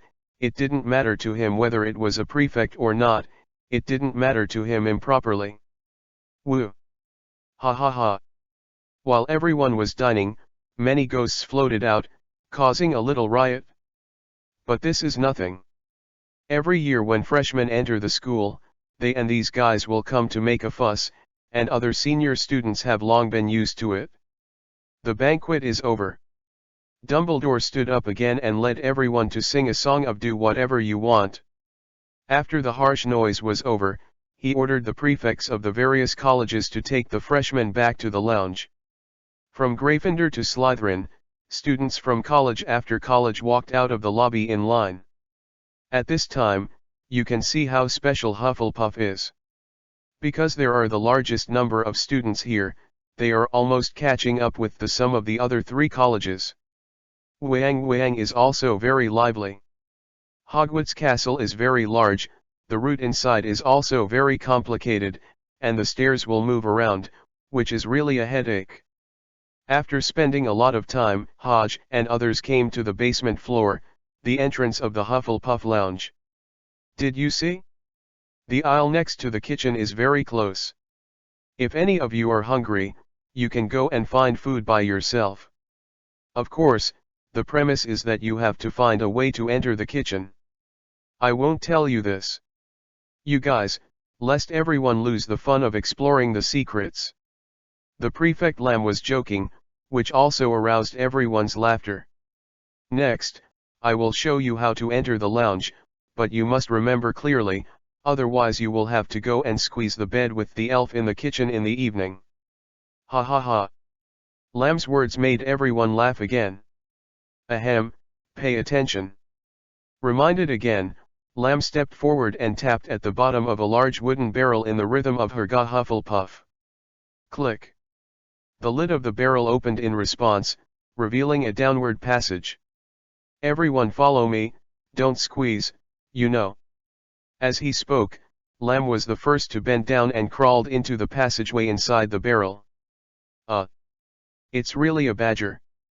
Speaking of this scene, Hodge also sucked his teeth, completely speechless. However, regardless of Hufflepuff's lounge access control is very simple, it seems that individuals can enter. But for thousands of years, Hufflepuff has been the only college that has never let outsiders enter, and can't even find it at the door.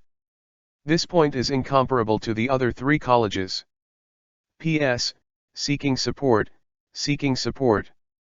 Asterisk. Chapter 15 Ghost Adventurer. Compared to Hodge, Lily was very interested in these things. When it was her turn to crawl inside, the little girl was also very excited. Go to the lounge. This side is quite spacious, not as cramped as expected. Or it can be said that this is the largest lounge among the 4 colleges. The animal represented by Hufflepuff is a badger, so the decoration style here is also very similar to a badger's den. The circular public space looks ochre to the eye. Walls, lighting, sofas, tables, carpets, everything is like this.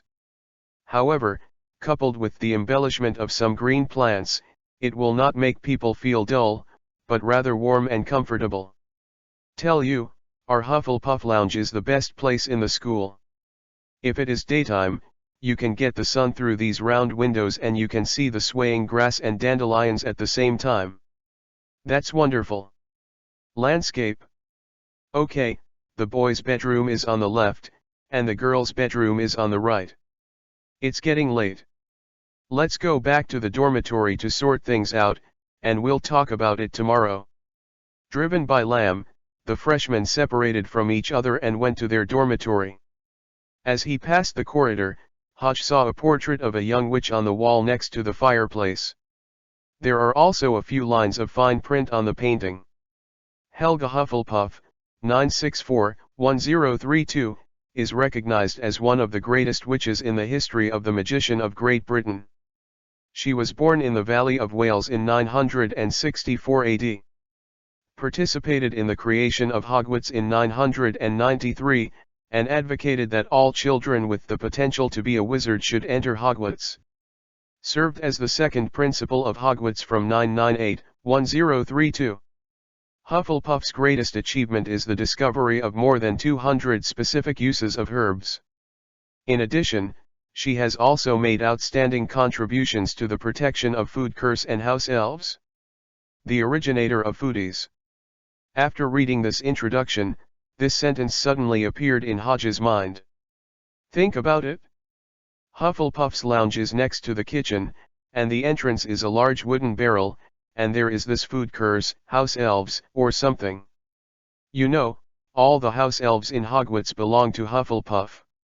Is this description not obvious enough? Hodge even wondered whether the specific uses of the 200 kinds of herbs were eaten abruptly by the legendary witch Hufflepuff. Well, this kind of thinking is indeed a bit too disrespectful to others. A slight salute to the young witch on the portrait, Huokake followed in the footsteps of the students in front and came to his dormitory. In the double room, there is another little boy who lives with Hodge. Black and yellow hair, not too tall, thin, and weak, as if it could be blown down by a gust of wind. Hi, my name is Quincy Rodney. Hodge. I know you. The little boy named Quincy smiled and scratched his head shyly. My dad told me something about the Campbell family. Oh, he worked in Mr. Temple Campbell's mine, and I was also born during that time period. Unexpectedly, there is still this pot matter. Of course, Hodge didn't care too much. After all, it was all about that generation. As for now, just look at how Quincy is right now. If it's worth training, Hodge doesn't mind accepting him as a younger brother. Chatted with Quincy for a while. When it was late, Hodge went to take a shower and came back to sleep. However, lying on the bed, he didn't immediately fall asleep, but entered the legendary temple first, and brushed the blame for a while. Hallmaster, Hodge. Level, 18. Existing skills. Basic swordsmanship Leave 3, Warrior. Healing technique Leave 3, Mental power tactics Leave 2, Poisoning technique Leave 1, Soul fire talisman Leave 1, Taoist. Fireball Leave 3, Resistance to fire ring Leave 2, Light of temptation Leave 2, Hellfire Leave 1, Thunder and lightning Leave 1, Mage. Game points, 210,000. Ghost Adventurer, 9. The reason why he rose to level 18 so quickly was because Hodge unlocked the Ghost Adventurer. Anyone killed by him will have their souls captured in the legendary temple and become his Ghost Adventurers, helping him fight monsters and level up. 5 wizards were killed in the mine before, and 4 more were killed on the Roar family's side, which made a total of 9. With the help of these Ghost Adventurers, Hodge's monster spawning speed is also faster. The low-level monsters lie down in one round of collecting fire, and the high-level monsters can't hold a few rounds. As a result, he wants to be promoted to level 19 to learn to move quickly, and I'm afraid he won't wait too long. When can I explode a god ring, your sister? While directing the Ghost Adventurer to fight monsters, Hodge thought boringly. Although there is a mall in the legendary temple, everything in it is sold. But the price of special and god ring can also scare people. The cheapest ones have millions of points, which is not what he can consume now. Therefore, Hodge can only pin his hopes on this poor burst rate. Monster spawning can also explode things, most of which are various potions and some junk equipment. If you want something good, you really have to try your luck, or go to the boss monsters. But now, even though Hodge is already level 18, there is still a Ghost Adventurer squad under him, but if you want to brush the boss, this amount of force is not enough. If it is killed by the boss, not to mention the resurrection, the experience of the current level will also be cleared, then it will be a big loss. Boom. Really inadvertently, Hodge was still thinking about it, and as a monster fell, he immediately hit him. Asterisk. Chapter 16 The most painful thing in the world. Within a few meters, everything was filled with glittering gold things, which was indeed a big explosion. Needless to say, Hodge was also very happy. He hurried forward and picked up everything. Magic potion, sun water, big gold bar, Lingfeng sword, random scroll, and finally a lantern necklace with luck +3 and magic +2. Little need. Although there is no special ring, but this necklace has also earned it. After wearing the beautifully, let the ghost team continue to spawn the monsters in the low-level strange area, lest they are killed by the monster army that is swarming on. Hodge returned to reality on his own and went to bed first. Turn around. The morning sun shone into Hogwarts Castle, and students in various colleges also started to get up one after another. Hufflepuff is no exception here.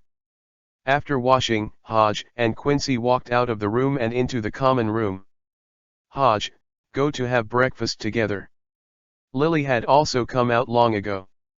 Seeing her energetic look, it was obvious that she hadn't gotten used to it completely. Okay. They agreed, and the three people left the common room. Hey, didn't the prefect say that the kitchen is next door? Why don't we go there for breakfast? Quincy wanted to get some information nearby. Then do you know how to get in? Lily asked. I don't know. Quincy scratched his head and had nothing to say. Hodge knew how to get into the kitchen, but there was no need to worry about this kind of thing. If you first arrived, you should first see the communal breakfast in the Hogwarts cafeteria, and let's talk about starting a small stove later. Came to yesterday's lobby. The three of Hodges randomly found a place to sit down, and a lot of food appeared on the plate in front of them. Sausage, bread, sponge cake, chicken legs, milk. It's still very hearty. Although there are no new tricks, it is absolutely no problem to fill the stomach and supplement nutrition. You shouldn't go to Hufflepuff. The three of Hodges were eating happily, chatting, and suddenly an unpleasant voice came over. Turning her head to look at James Potter, Lily frowned and said very upset, "Why do you have this guy everywhere, and which college I go to need you to control? I'm just telling a fact." Even if he was stunned, James Potter was not angry, and he still said with a smile, "Hufflepuff is so ordinary, there is no vitality at all. You will only bury yourself there and make yourself a mediocre person. That's better than you are annoying." Lily stood up angrily, not even wanting to eat breakfast. "What Gryffindor? I'm so lucky that I didn't join in, otherwise I would have to face such annoying flies like you all day, then I would rather die." James Potter also didn't expect that Lily's temperament would be so big that she was speechless for a while. Actually, James Potter is just an arrogant little boy. He also liked Lily a lot, but just like those elementary school students who didn't understand girls' minds and only used pranks to attract girls' attention, he also made the same fatal mistake. Always confronted Lily, scorned and humiliated her choice. Individuals must be angry. In other words, if there is no other person's intervention, the girl will get used to this kind of prank after a long time, and maybe two people can get together. Is this the case with James Potter and Lily in the original book? Not many people robbed him, and coupled with Snape's negative textbook as a support and pressure, they directly brought the two of them together. Of course, that was in the original trajectory.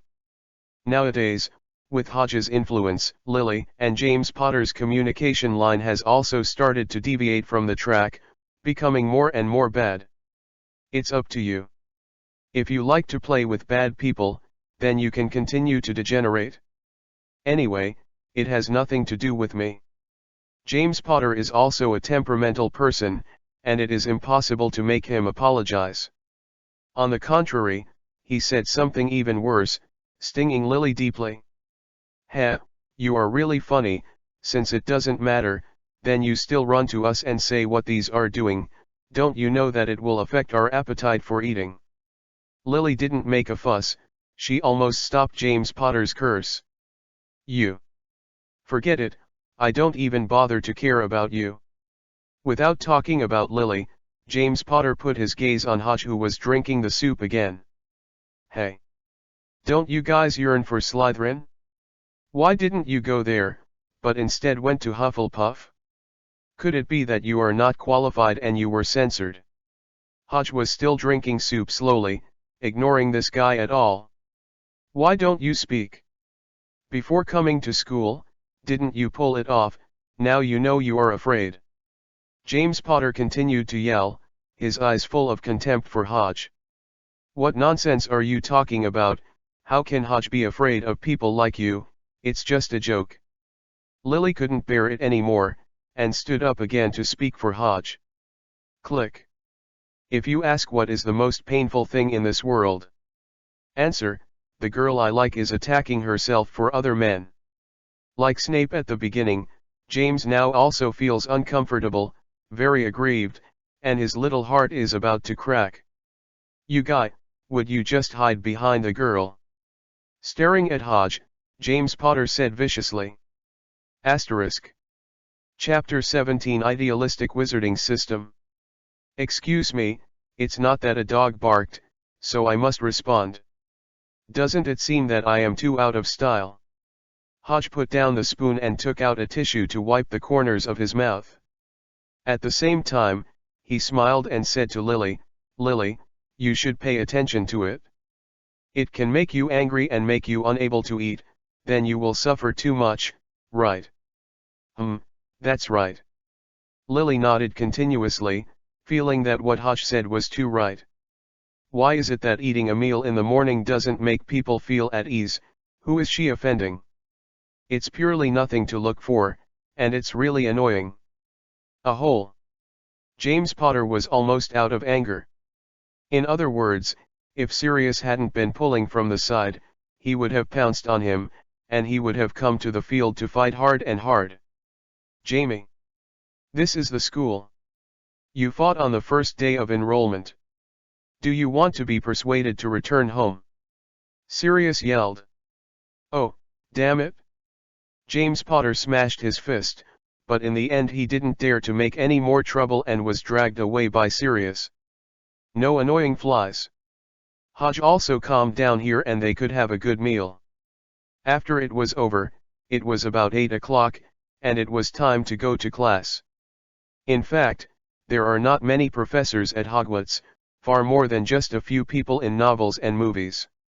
Because the school has about 1,000 students, it is divided into 4 colleges and 7 grades. Potions, transformations, divination, history of magic, spell lessons, etc. 7 compulsory courses, 6 elective courses, and 2 limited compulsory courses. Good guys.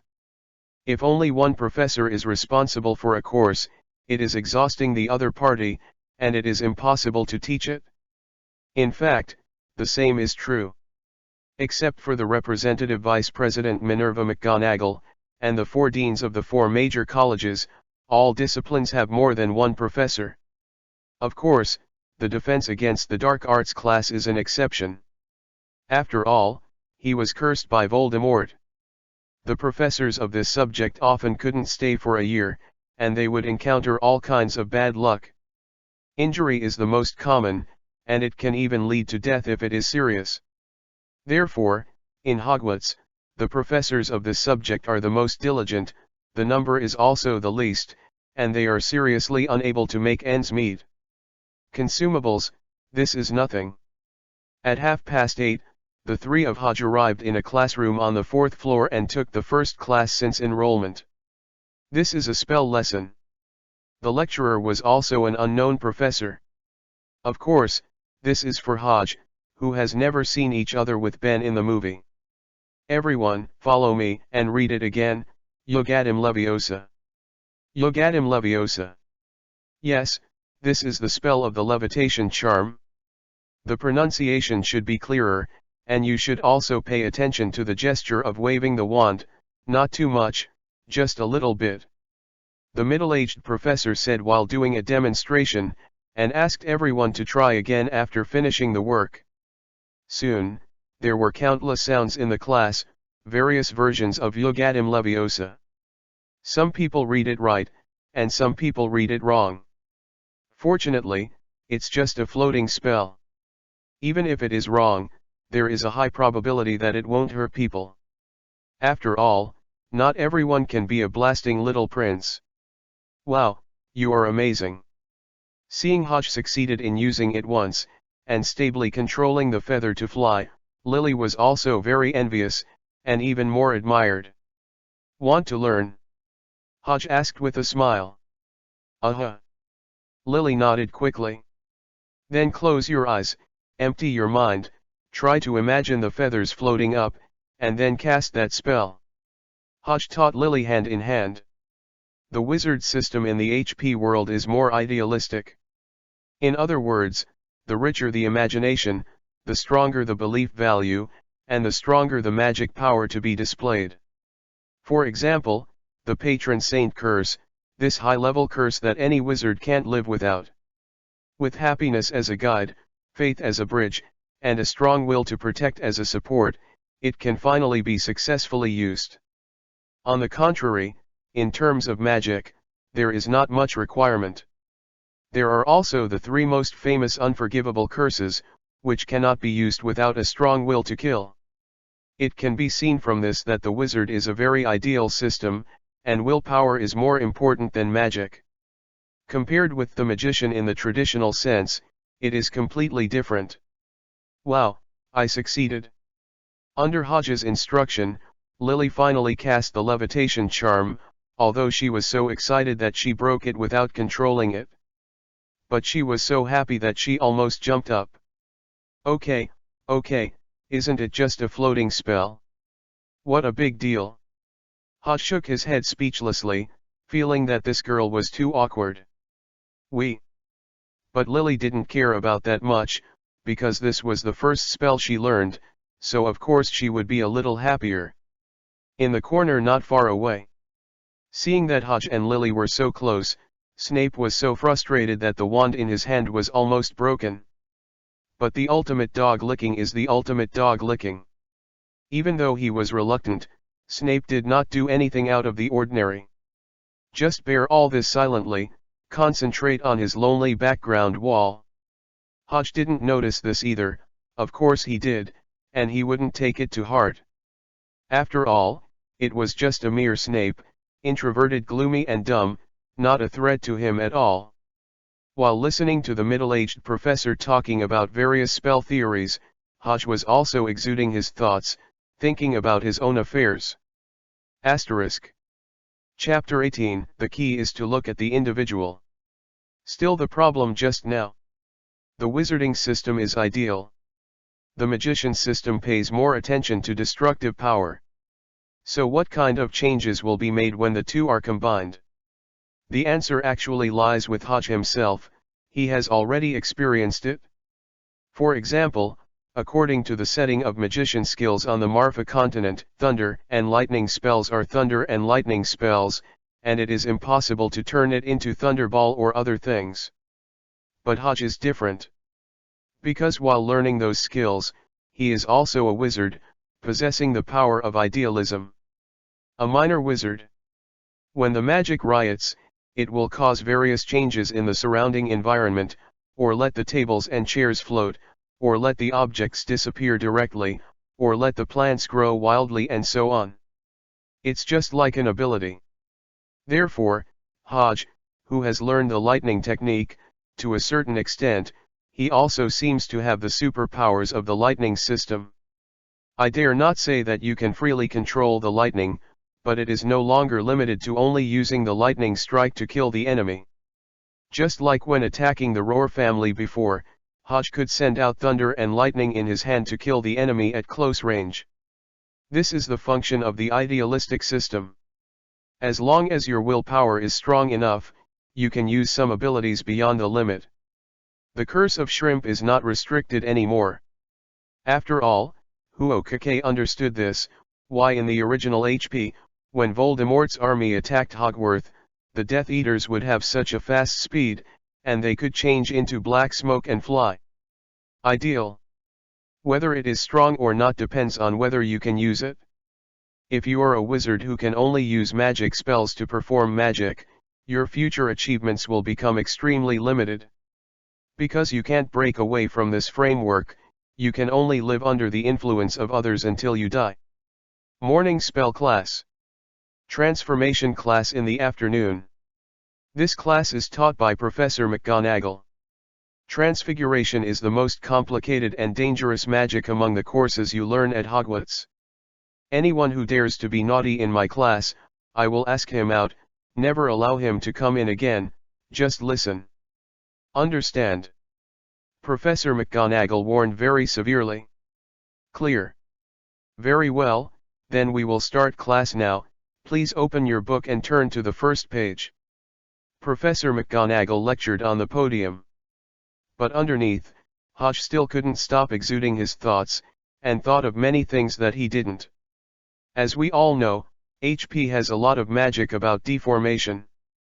The most basic transformation technique can change some objects' appearance, or turn them into animals.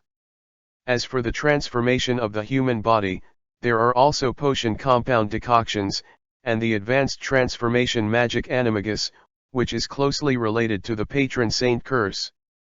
But this is only advanced, far from the ultimate. At least it seemed to Hodge. Because animagus has a big shortcoming, that is, it can't become a magical animal, but can only become some ordinary animals, which greatly limits the power of this magic. Moreover, in fact, animagus is just a kind of human body transformation technique extended from the basic transformation technique, and it is still a flawed kind. Why do you say that? Of course there are reasons. Because in the original book, Dumbledore once transformed into a golem during battle. And his old friend, Grindelwald, is the only one known, not Eurong Magnus, and without the use of compound decoctions, he can transform into the existence of others. What do these 2 points show? As long as the idealistic power is strong enough, even ordinary polymorphism can play a powerful role. As for, could it be that they got some secrets left by ancient wizards, and learned more powerful transformation techniques from the above? That is unlikely. Loudeng's character is still somewhat guaranteed. If there is a better transfiguration technique, he would definitely not hide it, at least he would teach it to some professors at Hogwarts, or Harry Potter. So Hodge believed. Transfiguration is okay, the problem is only the individual. After all, the same rice raises 100 kinds of people, and people are different from each other, and talents are high and low, resulting in different final achievements. Dumbledore and Grindelwald were the most talented wizards in hundreds of years. Ability and ideas are naturally extraordinary, and it is not surprising that they can create something unique to them based on the existing transfiguration technique.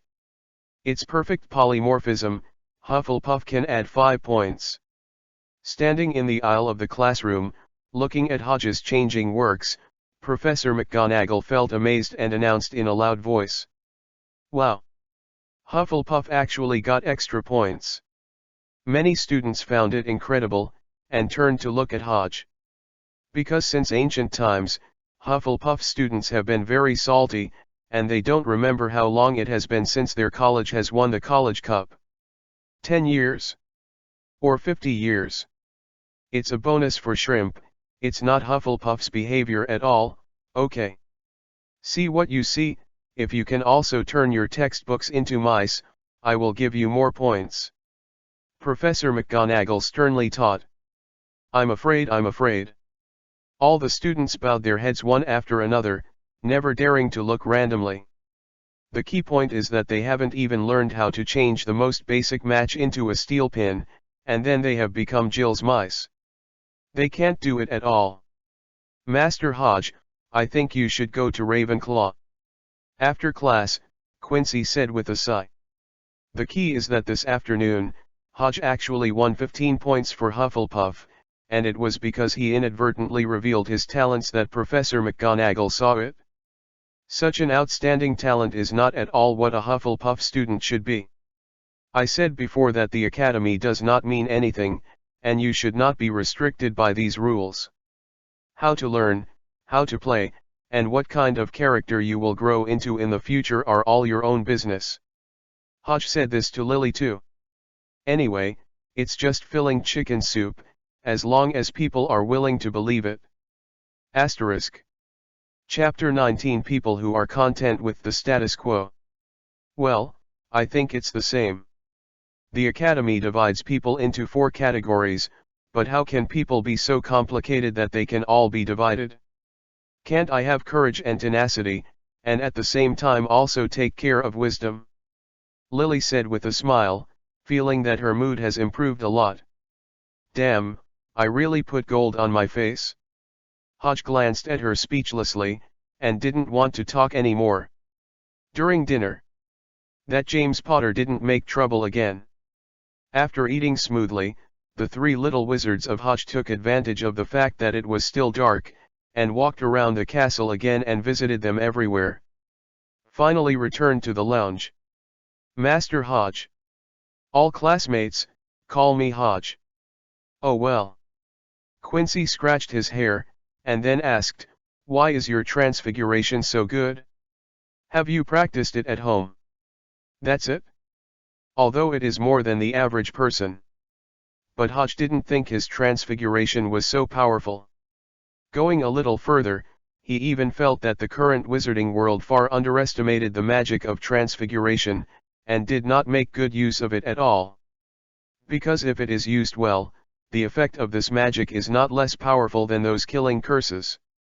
Think about it. What happens if you turn the enemy into a sheep during battle? Or, if you can't change the enemy, you can also turn the surrounding flowers into a killer weapon.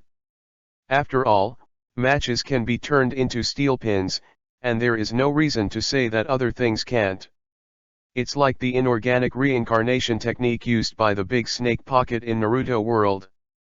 Especially when fighting in a closed space, if you turn everything around you into sharp weapons, the lethality is definitely not a joke.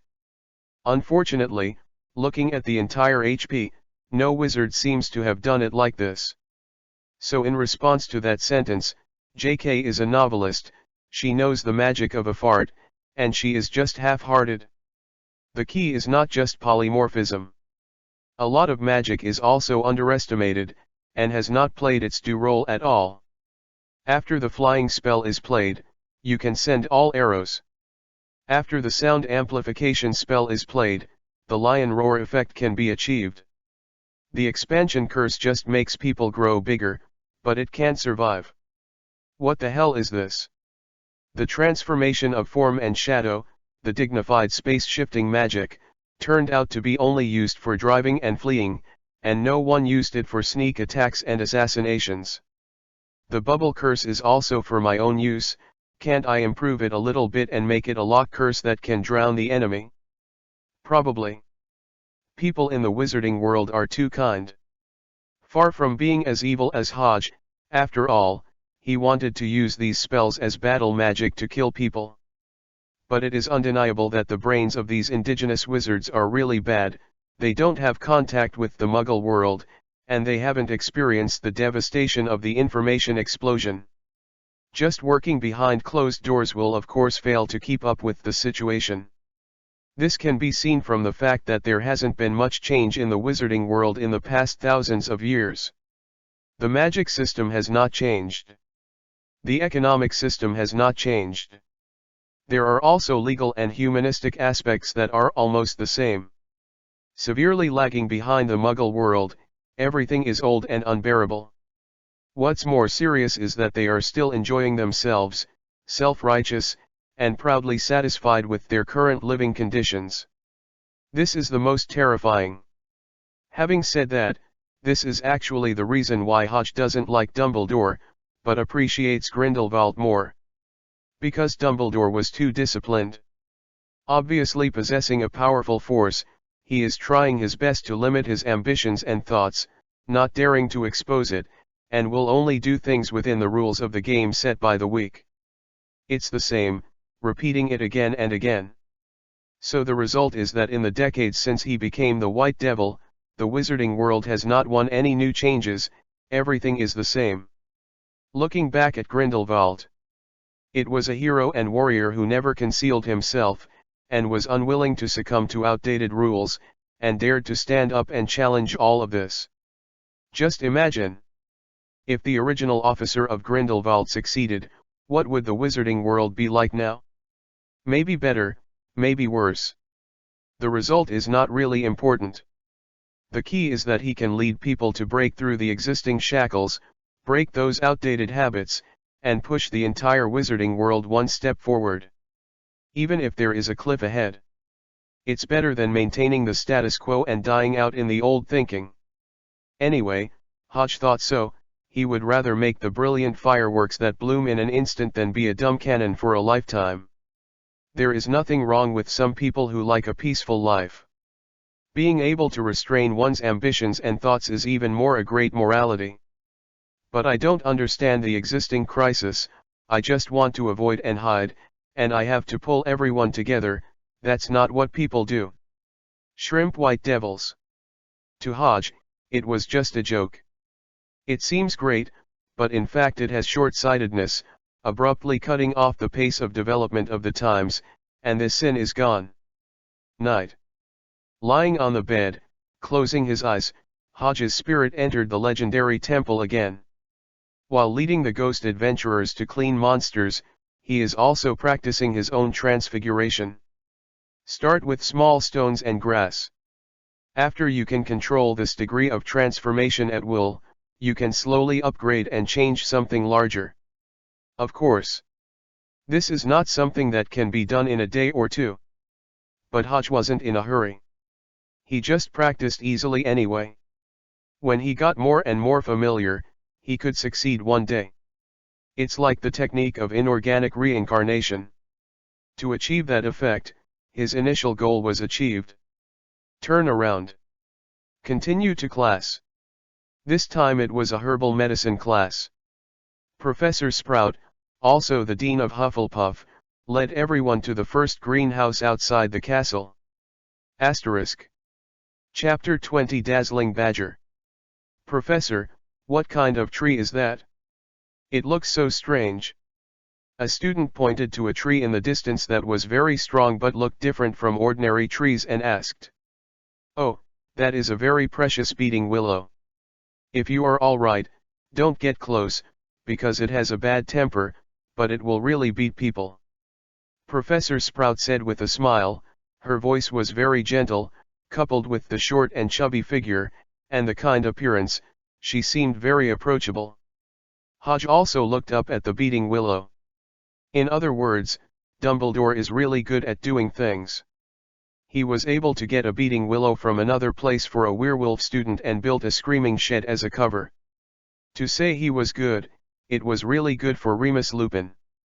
But what about other students? There is a safety hazard in the school, and they may be attacked by werewolves every month.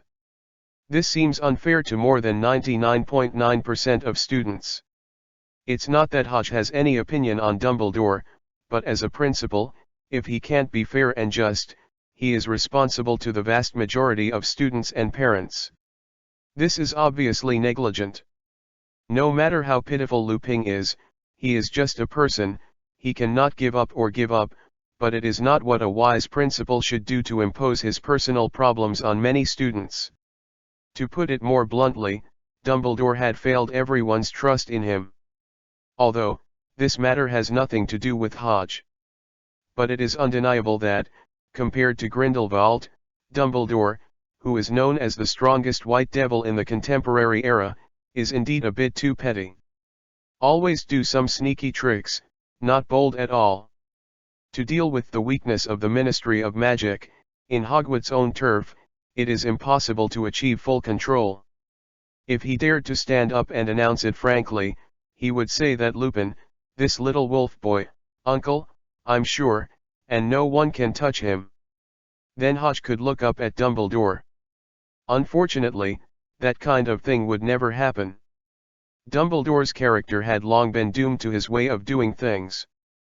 Looking forward and backward when doing everything, taking one step and thinking about 100 steps, it is better to be strategizing, but this is not indecision. It's like when dealing with Voldemort. Obviously he has the strength to suppress the opponent, but he just wants to attack from the side and engage in so many tricks. In the end, I played with myself, and who could be blamed? Shaking his head, Huokake followed the group into the greenhouse. In the following time, Professor Sprout led everyone to get to know more than a dozen kinds of mushrooms, as well as some common herbs. Mr. Campbell, I heard that you did a good job in the transformation class yesterday. I don't know if you also have an extraordinary talent in herbal medicine. Please answer, what is this herb? I have already talked about it just now. Picking up a herb, Professor Sprout asked with a smile. It's Baxian, Professor, its role is to make healing potions. Yes, what about this one? Selena is very popular with some magical animals. This one. Mingmu grass has the same effect as its name. It can treat eye diseases. This. Good job, Mr. Campbell. Sprout was really happy, because she asked more than a dozen kinds of herbs in a row, but Hodge answered them all, even speaking out the specific effects. The key is not bad at all. In recognition of Mr. Campbell's outstanding performance, Hufflepuff can add 10 points. God knows how long it has been, and Sprout finally yelled out these words comfortably. Although Hufflepuff does not fight or rob, nor does it like to show off, Sprout himself, as the dean, is even more so, usually very low-key. But there is a genius student in my college, it is a happy thing to do. Sprout is not a saint, she just doesn't like robbing people, but if she can easily get some honor, then why not do it? After a class, Hodge also made the limelight and surprised the students in Hufflepuff's school. Ravenclaw's chin almost fell off. They couldn't believe it, the salty fish attributed Badger also had time to counterattack. Merlin is here, this is too magical. Had lunch in the lobby at noon. In the afternoon, it was potions class with Hufflepuff and Gryffindor together. Of course, the current potions class was not taught by Snape, but the Dean of Slytherin, Horace Slughorn, who had not left the school. In the classroom, the students paired up in pairs, standing in front of their desks, operating the herbs and crucibles. Hodge and Lily are together. And to their right, there are James Potter and Sirius. In class, James Potter didn't dare to say anything cruel, but he didn't give Hodge a good face either. The whole face was stretched, and he fiddled with the herbs, as if someone owed him 8 million jinjialong. Mr. Potter, I asked you to chop up the herbs instead of mashing them into powder, or do you want to use this to make a croquettes? Haha. Following Professor Horace's ridicule, the students in the room burst into laughter. James Potter made a blushing face, and he couldn't say anything. After all, he could fight with anyone, but he didn't dare to splash at the professor. Okay, hurry up and boil your herbal medicine. If you haven't finished it by the end of get out of class, I will let him stay to make up the class. Horace threatened again. In an instant, the students didn't dare to laugh anymore, one by one quickly lowered their heads and tried hard to play with their crucible. At least on the surface it looks like this. Asterisk. Chapter 21 finally reached level 19. Lily, pass me the cut herbs. Okay. Lily agreed, happily giving Hodge a hand. The first potions class will definitely not be so difficult. In fact, Professor Slughorn was just to familiarize everyone with the process of refining medicine, and did not expect the students to really refining it successfully.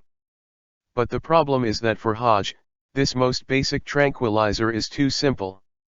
Rather than refining medicine, it's actually like cooking porridge. At most, the herbal medicines are put in order, and they shouldn't be messy. But there are only 5 drugs in total. If he can put them all wrong, don't be a wizard at all. It would be great to go to the Muggle world to carry cement as soon as possible. Well done, maybe you can earn some wife's money. Certainly. That is impossible. It was only half an hour, which was also the minimum time to boil this kind of medicine, and Hodge had done all the work. Turn off the heat, cool, and bottle. It was done in one go, and there was no extra action at all. On the podium, Professor Slughorn, who had been watching Hodge, was also dumbfounded. It wasn't until Hodge raised his head that he suddenly recovered, and announced loudly, Mr. Campbell did a good job. Hufflepuff adds 5 points. Hufflepuff again? The students were all surprised, especially the students in Hufflepuff's school. They felt that these 2 days were too exciting, to go to heaven. Thank you, Professor. Hodge smiled and thanked him. "You're welcome, this is an honor you deserve, and if you are interested in potions, you can go to the office on the second floor to find me outside of class," Slughorn said with a smile, obviously because of love and friendship. "Good professor. One lesson down. Even the simplest porridge, but more than half of the students messed up. Some people fired too much and boiled the medicine directly into a paste. Someone added the wrong herbs and boiled out a pot of black soup with a weird smell. Some people are even more outrageous, and don't know how to do it, they blow up the cauldron, making the classroom all the way up." With these negative examples for comparison, it seems that Hodge's group is even more commendable, and it stands out from the crowd. When Slughorn was angry, he didn't face both of them. This also made everyone very envious. After class was over, there was still a lot of discussion, and they didn't look away. In a blink of an eye. A week passed like this. Hodge attends classes during the day, and goes to the legendary temple to spawn monsters at night, and at the same time practice various spells. Until this day. After the unremitting efforts of 9 ghost adventurers day and night and desperately spawning monsters, Hodge finally reached level 19 and can learn to move instantly. It's not difficult to learn skills. As long as you spend some game points, buy this skill book in the mall, you can learn it right away with a tap of your hands. Of course, this is only a level leave 0 skill. If you want to go up, you have to practice a lot by yourself. After a few more days, Huokake upgraded the momentary movement technique to level leave 1, and the farthest distance can be teleported to thousands of meters away, which is enough for immediate use. Moreover, the flash movement technique is much safer than the phantom movement of the wizard, at least it won't cut people into pieces. Haha, I laughed so hard, really. Quincy ran back to the dormitory and kept smiling. "What's wrong?" Hodge asked, raising his head. "That James Potter, some of them were wandering around in the castle last night and were caught by the terrifying caretaker. They have all been punished to wash the toilet now, haha." Quincy smiled with his belly in his hands, still not getting over. Hodge also shook his head speechlessly, saying that he hasn't done anything at night yet. When he came to Hogwarts, Hodge was for the books in the library, so he would sneak over and take a look no matter what. Or to be more secure, it is also good to use the responsive house.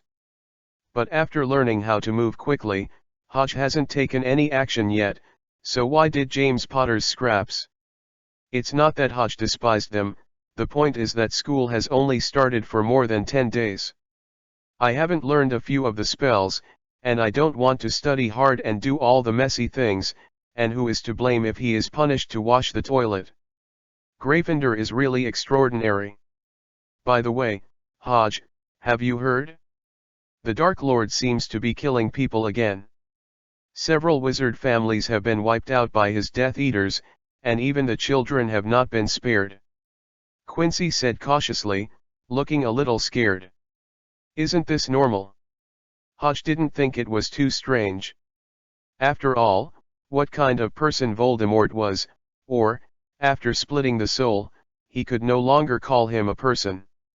Manic, riot, blood, and moody are all synonymous with him. And now in the 1970s, Voldemort is also the most glorious moment. If history does not change, he still has a good 10 years. After chatting a few words, Hodge and Quincy staggered the topic. The point is that there is nothing to talk about. Compared to Grindelwald, Voldemort is more like a no-brain terrorist. Maybe. Before he made Horcruxes, people were still very smart. But as more Horcruxes were made, not only did he become more and more detached from humans in appearance, but his thoughts also changed dramatically. I only know that killing is used to solve problems, and violence is used to suppress everything, and there is no goal in doing things. For such a monster, what is there to talk about? Asterisk. Chapter 22 Elf in the Kitchen. Anyway, in Hodge's view, Voldemort was just a village tyrant, far from the pattern of Grindelwald, and the two were not on the same level at all. Of course, Hodge is not admiring Grindelwald, just pure appreciation. If possible, he might go to Newmontgad to release the guy someday. Without him, this wizarding world is too boring. Neither Dumbledore nor Voldemort was actually taken care of by Hodge. He needs some more interesting opponents, which can help him continue to grow and reach a higher peak while disturbing this muddy water. After class in the evening, Hodge came to the door of the back kitchen and saw a portrait of a silver bowl full of fruits.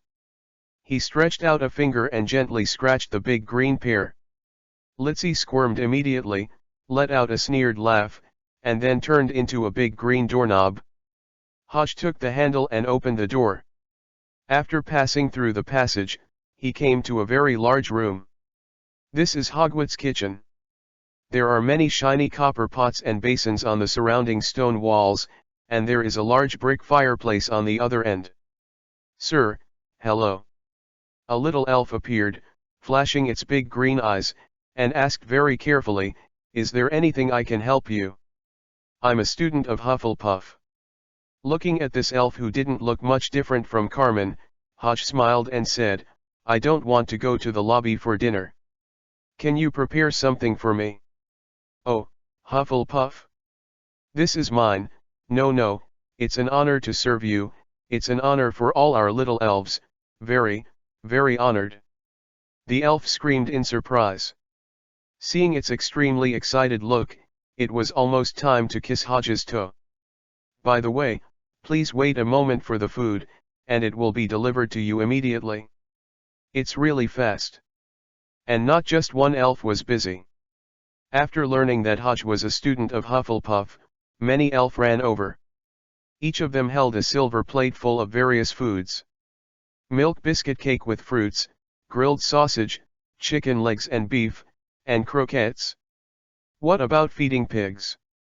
Hodge wanted to make complaints, but for the sake of these little elves' sincere heart, he still avoided it. "Do you have a name?" After eating various things, Hodge asked casually. I don't want this sentence to make the elves boil again, and the big eyes are covered with water mist. Because they felt cared and deeply moved by it, they couldn't wait to cry to express their excitement at the moment. "Honorable Sir, my name is Barry." The elf who was the first to contact Hodge solemnly saluted. "My name is Bird." "My name is Philip." "My name is Daniel." Each of the elves reported their names and saluted Hodge. "Well, Barry, there is something I want to ask you for help." "Oh. My God." Barry screamed again because Hodge said a please. This is really a communication barrier, but in order to save a little effort, Hodge did not lose patience. "Sir, please tell me, as long as Barry can do it, there is absolutely no problem." Barry swears, patting his little chest. "Well, please take me to the 8th floor." It happened that he was full. Hodge wiped the corners of his mouth and said, "No problem." Barry didn't ask Hodge what he was going to do on the 8th floor. He just reached out and grabbed a corner of Hodge's clothes, then snapped his fingers again. Poof! The two disappeared without a trace. Reappearing, they have already arrived in the hallway on the 8th floor. In fact, Hodge can also use instantaneous movement himself. But the problem is that Hogwarts Castle prohibits wizards other than elves from using space magic. If it is forced to use it, it is hard to say what will happen. To be on the safe side, of course it's easier for the elf to bring himself up. What, to climb the stairs by yourself? That's a lot of trouble, and Hodge doesn't bother to run so many roads.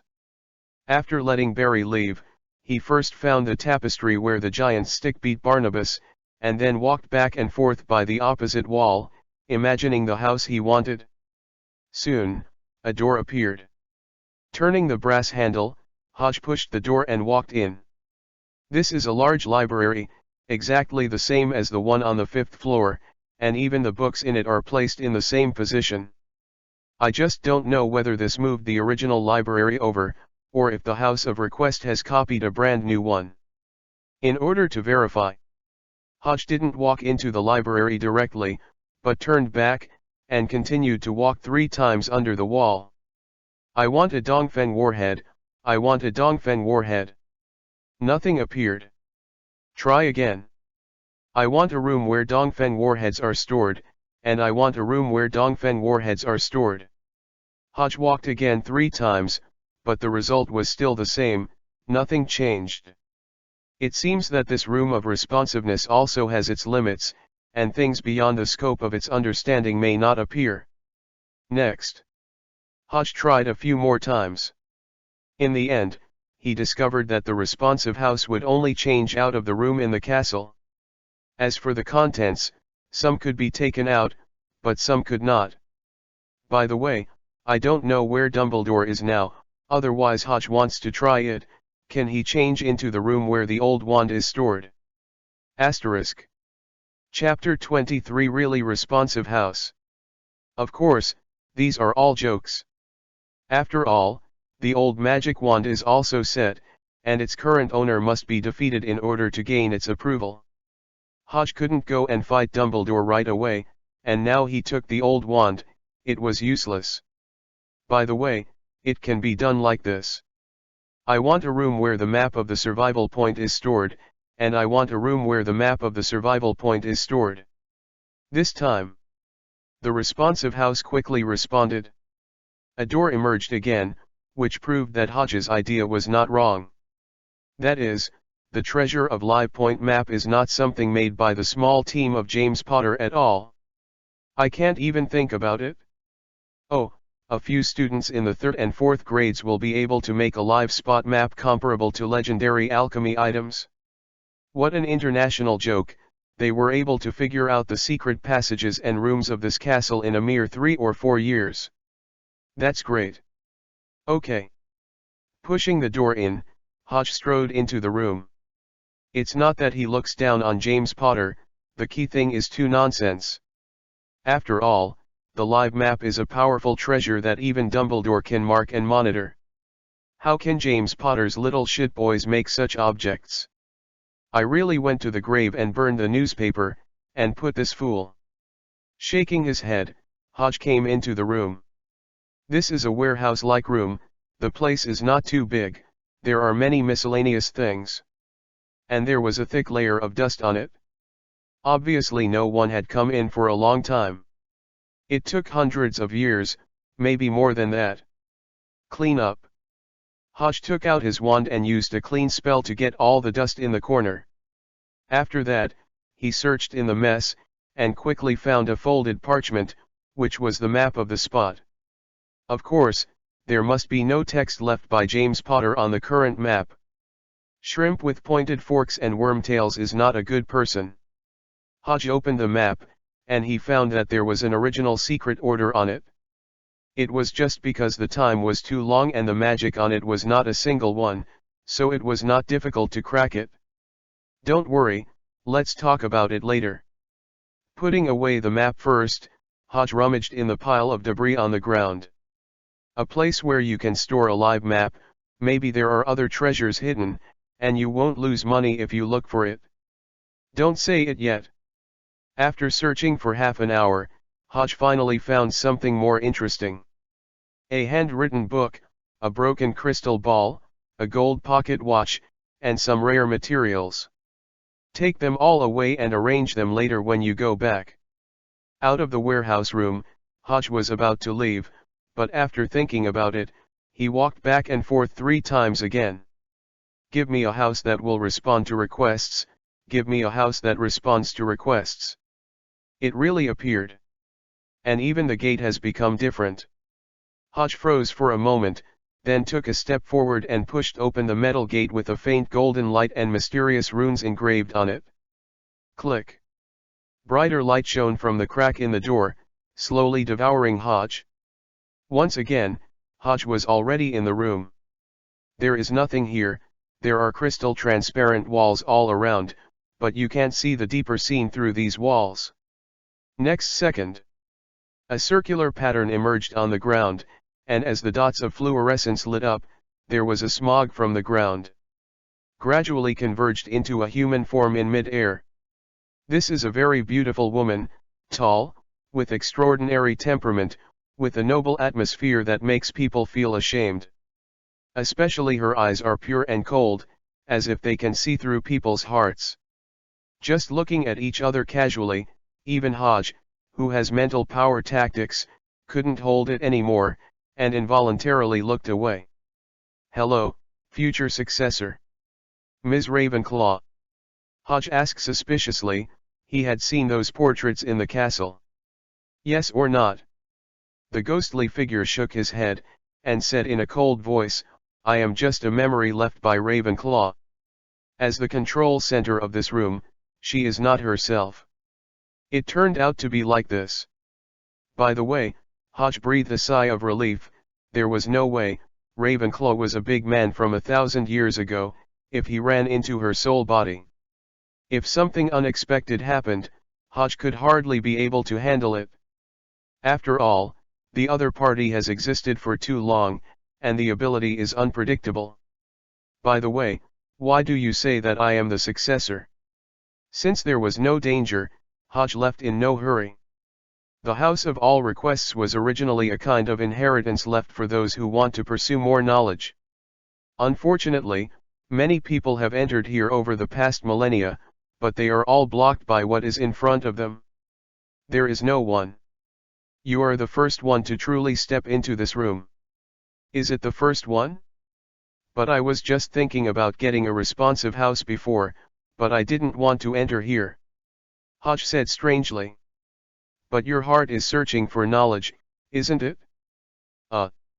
So is this a misunderstanding? Or is the responsive house itself a test? It is a key to the treasure house of knowledge. Well, I understand a little bit. Hodge licked his teeth, feeling that these big guys are really idle. It's okay to fool around. There is a secret room on the Slytherin side, and a responsive room on Ravenclaw's side. Does that mean that in this castle, there is also the inheritance of Gryffindor and Hufflepuff? Asterisk. Chapter 24 Relics of the Four Big Brothers. So, I have passed the test and can acquire Ravenclaw's knowledge? Hodge asked again. Gryffindor and Hufflepuff dried shrimp, those of them should be kept and looked for later. The most important thing is to get Ravenclaw here.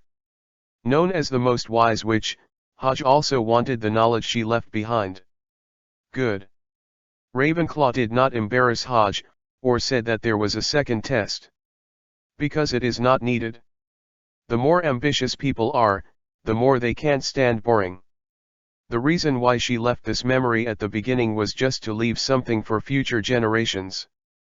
But these things are not powerful spells, let alone magical magic that can make people stronger overnight. The most basic is the most precious. Ravenclaw wanted to enlighten future generations and guide them to open up wisdom. So what she left behind is a complete set, covering all the basic knowledge of the entire wizard system. These include ancient runes, alchemy basics, and many of the magic patterns used and engraved methods that have now been lost.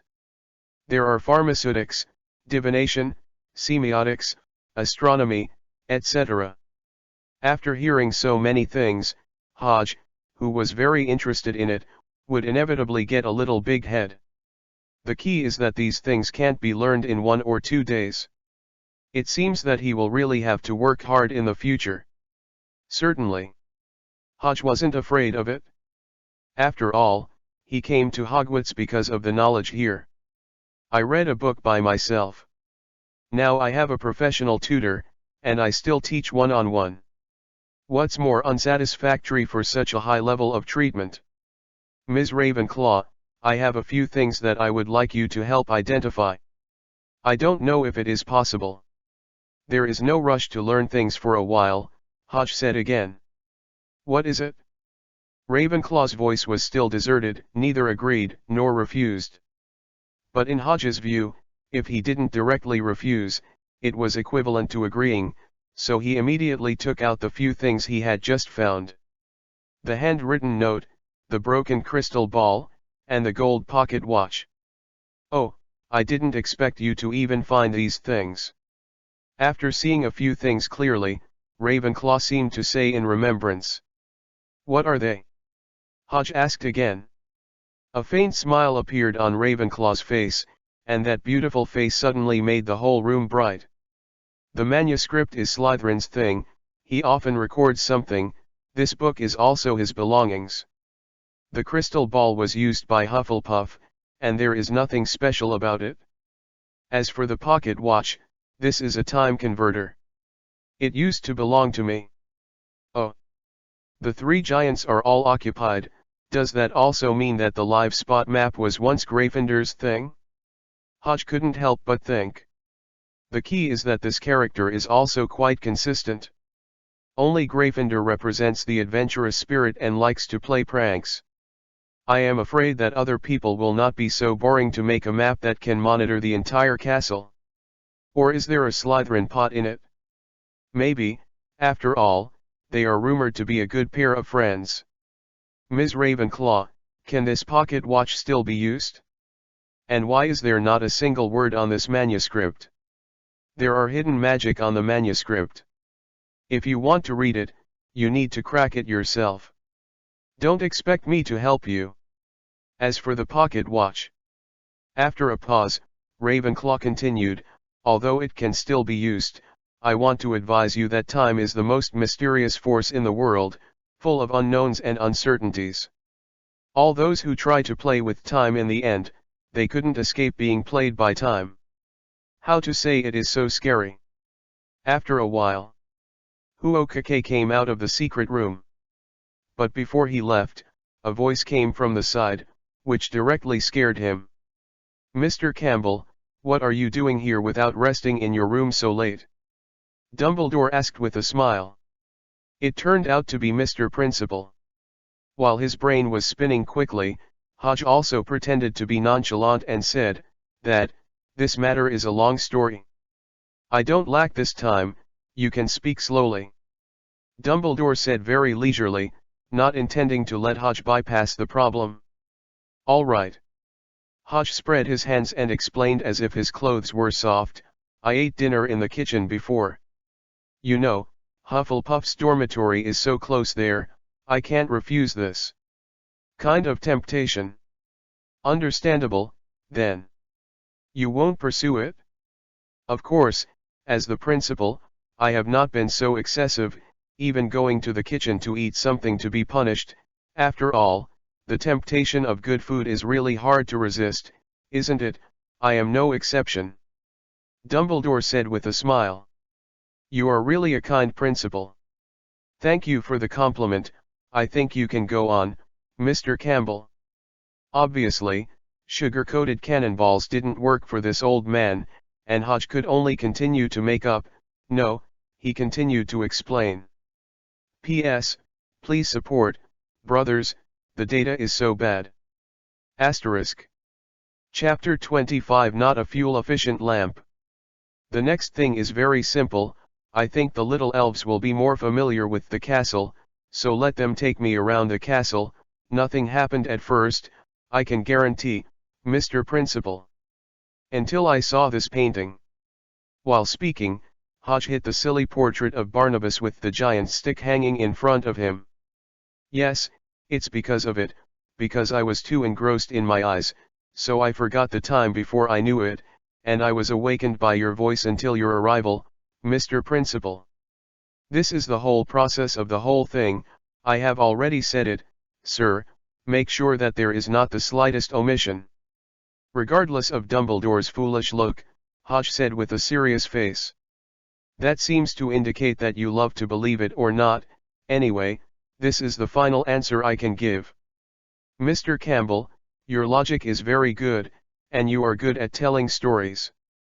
At the end, Dumbledore suffocated such a sentence. "Thank you for your compliment, Mr. Principal, can I go back to bed now?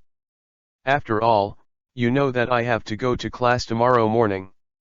It's not nice to be late." "Well, of course, I think as a normal principal, it is impossible to refuse such a reasonable request from a student." "That's great. Thank you for your tolerance. May Merlin be with you." After a salute, Hodge turned to leave. "Little guy, Ravenclaw's treasure is good, but don't be too greedy to chew." Hodge was in shape, but when he looked back, old Dumbledore was gone. "Be good. It seems that I underestimated the White Demon." Sure enough, he was able to compete with Grindelwald, and he calculated that Voldemort's plug was so cruel that he could sacrifice himself. No matter what, it will not be a fuel-efficient lamp. Of course. Even if Dumbledore discovered this, Hodge was not afraid of it. After all, he didn't do anything to harm Hogwarts, he just inherited some knowledge of Ravenclaw, and he was still passive. I can't blame him for this. If you have a clear conscience, then don't be afraid of the kid calling the door. In terms of Dumbledore's temper and working style, he would certainly not find himself in trouble because of this kind of thing. Of course, he has to be focused on in the future, and this point cannot be avoided. Shook his head. Huokake came down from the upper floor and went to sleep in the lounge on the basement floor. If you are followed, you can be followed, what's the big deal? Hodge is not afraid of being stared at, because it's useless at all. Turn around. The school continues to attend classes. Huochi resisted a question until he had finished all the daytime classes before he found an excuse to separate from Lily and came to the 8th floor alone. I didn't expect you to be very hard-working. Ravenclaw's memory floated out again, and she glanced at Hodge in surprise, as if she hadn't expected him to be so eager for knowledge. I just left yesterday, but I am here again today. Ms. Ravenclaw, I actually came to ask you a question. Hodge said a little ashamed. What is the problem? Ravenclaw's face remained deserted, unchanged. Dumbledore, do you know him? Knowledge. After thinking for a while, Ravenclaw explained, a long time ago, he discovered the secret of a room for requests, but he didn't come in. Why? Hodge was a little surprised. Actually, the reason why he came to ask today was because he couldn't figure it out. Last night, listening to Dumbledore's tone of speech, it was obvious that he knew the secret of the House of Requirement and Ravenclaw. But he did not come in, which is very unpredictable. Could it be that Ravenclaw's so-called inheritance doesn't appeal to him at all? I don't know this. Ravenclaw shook his head, obviously not understanding this. After all, she is just a memory, not even a soul fragment, let alone use any magic, or leave this secret room. This greatly limits her abilities, and she can't figure out everything. Well, thank you for answering my questions. Even if you don't know it, Hodge is not the kind of person who likes to be horny. Then do you still plan to study today? Certainly. They were all called out, and it didn't seem to be good if they didn't learn anything, so Hodge nodded without hesitation at the moment. A few hours later. By the time Hodge returned to the lounge, it was already past 10 o'clock in the evening. Quincy was already asleep, lying on his own bed, humming like a piglet. Hodge didn't bother to care about him, so he washed it before lying down on his bed. After closing his eyes, he entered the legendary temple and embarked on a trip to spawn monsters that could not be beaten every day. The knowledge of the wizarding system needs to be learned. But the inheritance of Marfa Mainland can't be lost either. For Hodge, both are his capital, and if you want to completely surpass others, you must make use of them all, one is indispensable. Fortunately, the physical body can still get a rest when the spirit body fights monsters and practices skills. Otherwise, if he keeps on doing this, even if Hodge is beaten with iron, he can't stand it. And even so, Hodge was still a bit listless when he went to the spell class the next day. But it doesn't matter. The first year course is relatively simple, and it is not the slightest difficulty for Hodge. Even if you miss a few lessons, it doesn't matter much. Asterisk. Chapter 26 Black Family. Did you not sleep yesterday? Sitting on Hodge's left hand, Lily asked in a low voice. A bit insomnia. Hodge dealt with it casually. But there is a flight lesson in the afternoon, is it really okay for you to be in this state? It's okay, just drink a refreshing potion after lunch at noon. Hodge waved his hand, not caring about this little thing at all. Okay then. Lily nodded. Pay attention to the lecture, and don't whisper to disturb other students in class. On the podium, Professor Slughorn knocked on the table and issued a warning. Lily blushed, and quickly lowered her head, and covered it with the textbook, obviously not wanting people to discover her embarrassment. No-brainer. Seeing Lily's appearance, James Potter, who was sitting not far behind, snorted uncomfortably and cursed in a low voice. You don't like people anymore, do you? Sirius asked with a smile. Fart. How is it possible? After hearing the words, James Potter almost didn't jump up. Seeing Professor Slughorn's gaze shifted to his side, he hurriedly shrank up, blocked it with the textbook, and then said to Sirius next to him. What are you kidding? You say I like the kind of bean sprouts, do you think I'm blind? Yes, yes. Sirius surrendered quickly, not arguing with the hard-talking James Potter. However, I don't know who is always making do in front of others, even if I get stunned, I don't care. There is nothing wrong, always paying attention to each other's every move, what is this special? Of course. Even if he saw this, James Potter would not admit it himself, and Sirius had nothing to say, let alone persuade James. Because compared to James Potter's self-deception, Sirius, who is also only 11 years old, is even more a noob in terms of men and women, straight male cancer.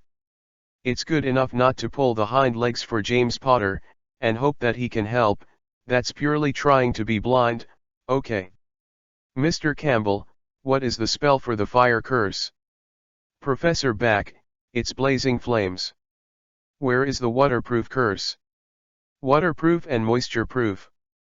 If you get lost, what spell should you use? It refers to Lushu, Professor. Very good, because of Mr. Camel's good performance, Hufflepuff can add 5 points. Thank you, Professor. You are welcome, this is the reward you deserve. Under Professor Slughorn's smile, Hodge also sat down. As for this scene, the students in the classroom have already taken it off. Except for the students in Hufflepuff school who were a little happy, the people in Gryffindor still did what they should do, without taking it too seriously. Because it's so common. More than half a month since school started, Hodge's performance has been too dazzling, relying on the talent and learning ability far surpassing children of the same age. Every question must be answered, and every answer must be correct. In just half a month, he had earned Hufflepuff 70 or 80 points. This is so special, is there any need for comparison? Even Gryffindor, who has always been victorious, was completely devoid of temper by this sort of madness. After class. As soon as Hodge walked out of the classroom, 2 senior students came in front of them. Meet again, Master Campbell. Lucius greeted him first, with a very friendly attitude. Because he has received his father's order, to get him to have a good relationship with Hodge, it is best to get more herbal medicine quota. Making money, this is the top question for the Malfoy family. What's more, being able to grasp the line of healing medicine in this chaotic period is also extremely beneficial to the subsequent development of the Malfoy family. Not to mention anything else, just on the Death Eater's side, they can also win a greater right to speak on this basis. Oh, it's Lucius, is there something to do with me? Hodge wasn't too polite, after all, he was talking to Lucius' father in the same generation, and Lucius was normal. If it is too polite, it will not be beautiful, and it will weaken the prestige of the Campbell family. Nothing is too important, the main thing is to say hello to Master Campbell, and I want to invite you to a small party. What party?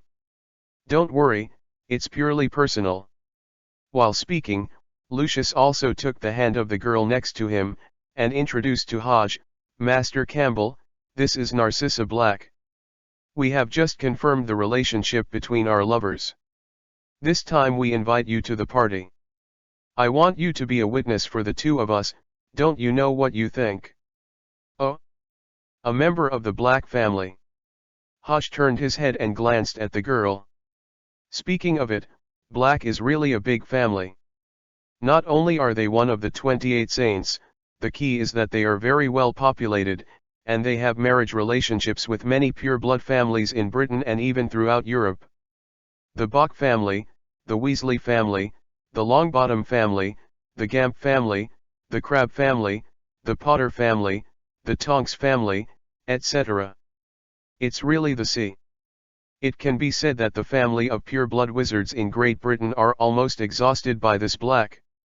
Even Lupin, the werewolf behind, his mother-in-law is a member of the Black family. And Sirius also belonged to the Black family, and the Harry Potter family, Ron family, and now Malfoy were inseparable from this family. Isn't this so special? Asterisk. Chapter 27 Brainwashing Tool Man. Little brother, don't you have an opinion on the Black clan? Narcissa asked with a smile. But it's this little brother. Don't talk about Hodge, even Lucius immediately changed his face when he heard it. Narcissa apologized to Master Campbell immediately. Lucius let go of the opponent's hand, his face was very serious and said, "Why, don't you just open one? No one is joking with you." Directly interrupting Narcissa, who was not taking the matter seriously, Lucius warned seriously, "Master Hodge is already the patriarch of the Campbell family, and he is still my father's distant brother. You don't respect him like this, will you bear the anger of our two families?" Narcissa never expected that Hodge, who was still still had such a big identity and seniority. Okay, I apologize, I'm really sorry, Mr. Campbell, please forgive my unreasonable behavior just now, I'm sorry.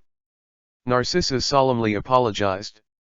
In other words, she was from a big family, and she was still very polite. Make people unable to fault. Forget it, don't blame anyone who doesn't know. Hodge waved his hand, not planning to care about this little thing. What about the party tonight? Lucius asked again. What time? At 8 o'clock, in the small auditorium on the second floor to the north. Well, see you then. A few words dismissed Lucius, and Hodge, Lily, and Quincy went to the cafeteria for dinner. Hodge, are you really planning to go to the party held by those two? Sitting at the dining table, Lily asked hesitantly as she fiddled with the food on the plate. Is there any problem?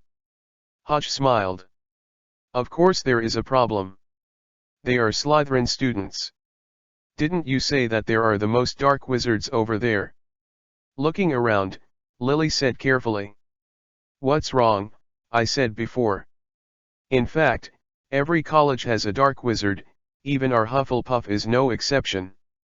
This is the choice of those students, and it has little to do with the college. In addition, you seem to have some misunderstandings about the concept of the dark wizard. What do you say? Lily did not understand. Then I ask you, how do you understand the dark wizard? Hodge asked rhetorically after taking a mouthful of sausage. Is not it dark, evil, kill without blinking? Yes. Lily couldn't help but nodded, and then said, am I wrong? Yes, it's right, but it's biased. Shaking his head, Huokake said again, more precisely, the term black wizard means a wizard who can use black magic. Then again, everyone who can use black magic must be evil. Is it abnormal? This can't be killed with a single shot. Or you can understand it this way. Evil wizards who can kill at will must be dark wizards, but dark wizards do not necessarily kill people. For example, the professor who teaches us the defense against the dark magic class, they must also use dark magic, but can you say that they are not good people either? Remember one sentence, Lily, after all, magic must be used by humans. Even if it is black magic, if you use it to do good things and do things that are beneficial to everyone, then you are not considered an evil wizard. Isn't it enough? You are right. After thinking about it carefully, Lily nodded again. I thought too one-sidedly before, and I didn't think about it so much at all. Hodge, you are the best. Haha, it's okay too. Hodge made a haha, and didn't pay much attention to Lily's compliments and admiration. Actually speaking, Hodge didn't like Lily so much, he felt that he had to take her over. But if things are in a hurry, isn't this the end? Of course not for liking. After more than half a month's contact, Hodge felt that Lily's personality was not bad, she was innocent and did not have any scheming, so she would flicker and brainwash her. Even if you don't necessarily accept her in the end, it's pretty good to be a tool man. Return the dried shrimp to Snape, or James Potter's. By the way, at the moment Snape and James Potter offended Hodge, this kind of thing was out of his consideration. Well, it would be better to keep the ash and long hair for himself, and he can't do that kind of rivalry. This is Hodge's character and careful eye. Others who love someone, even if Harry Potter is gone, have nothing to do with him. Flying lessons in the afternoon. Riding a broom or something, Hodge wasn't interested in it at all. The key is too ugly, and I don't know what these wizards are thinking about, what's not good about riding, but they have to ride a broom. Frustrated, ugly, and panic. You just don't have any imagination, and getting a surfboard is 100 times better than this. Really served. After a lesson, Hodge just slid around the sky, and then said that he would not fly anymore, and it was useless for the teacher to say anything. Real man, just want to play Fijian. Even if you don't have a flying sword, you can use other things instead, such as skateboards, flying carpets, and puppet beasts. Or just fly by yourself. Hodge has already thought about it. In the future, he will do some things in this area, until he can fly. As for the shrimp broom, whoever loves to ride it, he won't use it anyway. Asterisk. Chapter 28 Sundora's Little Bat. Night. Hodge and Quincy went to a small banquet hosted by Lucius.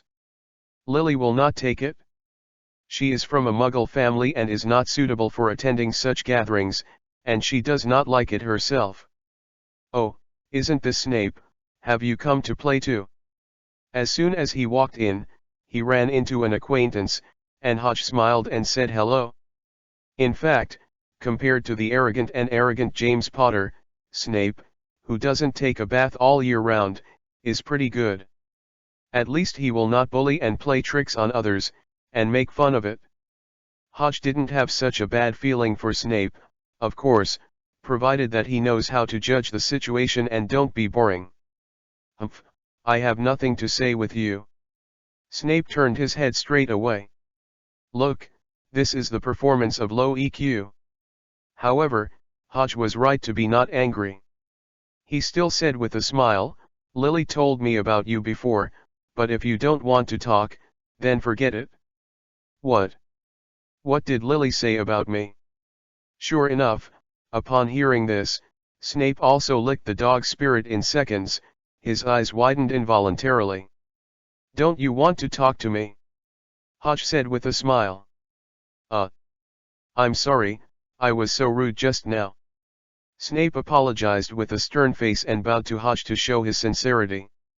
It is indeed the ultimate licking dog that has been rare in 1,000 years, and Hodge is also convinced.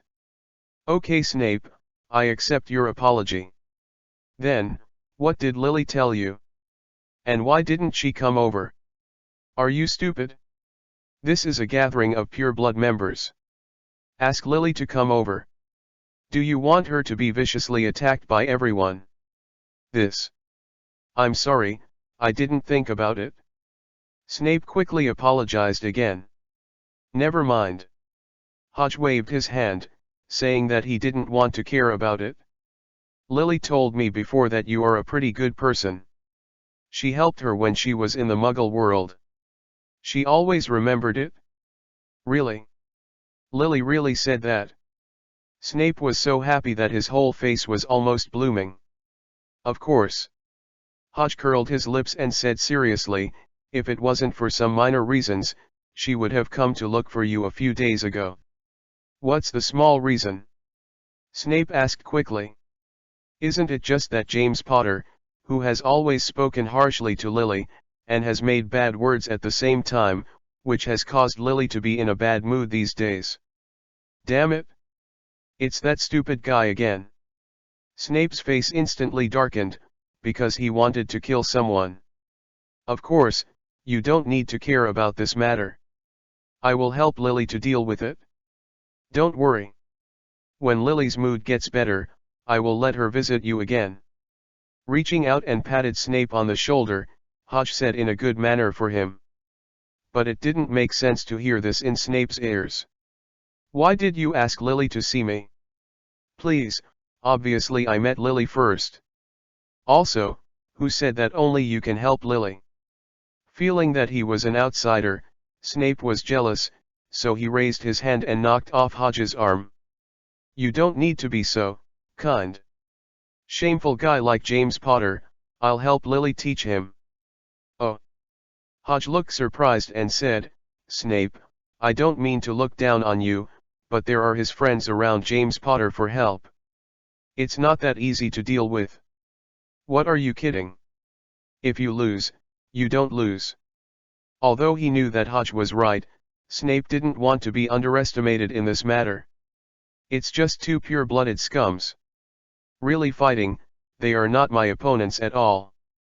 Don't need my help. No need at all, I am enough. Snape held his arms, his small face was also full of seriousness.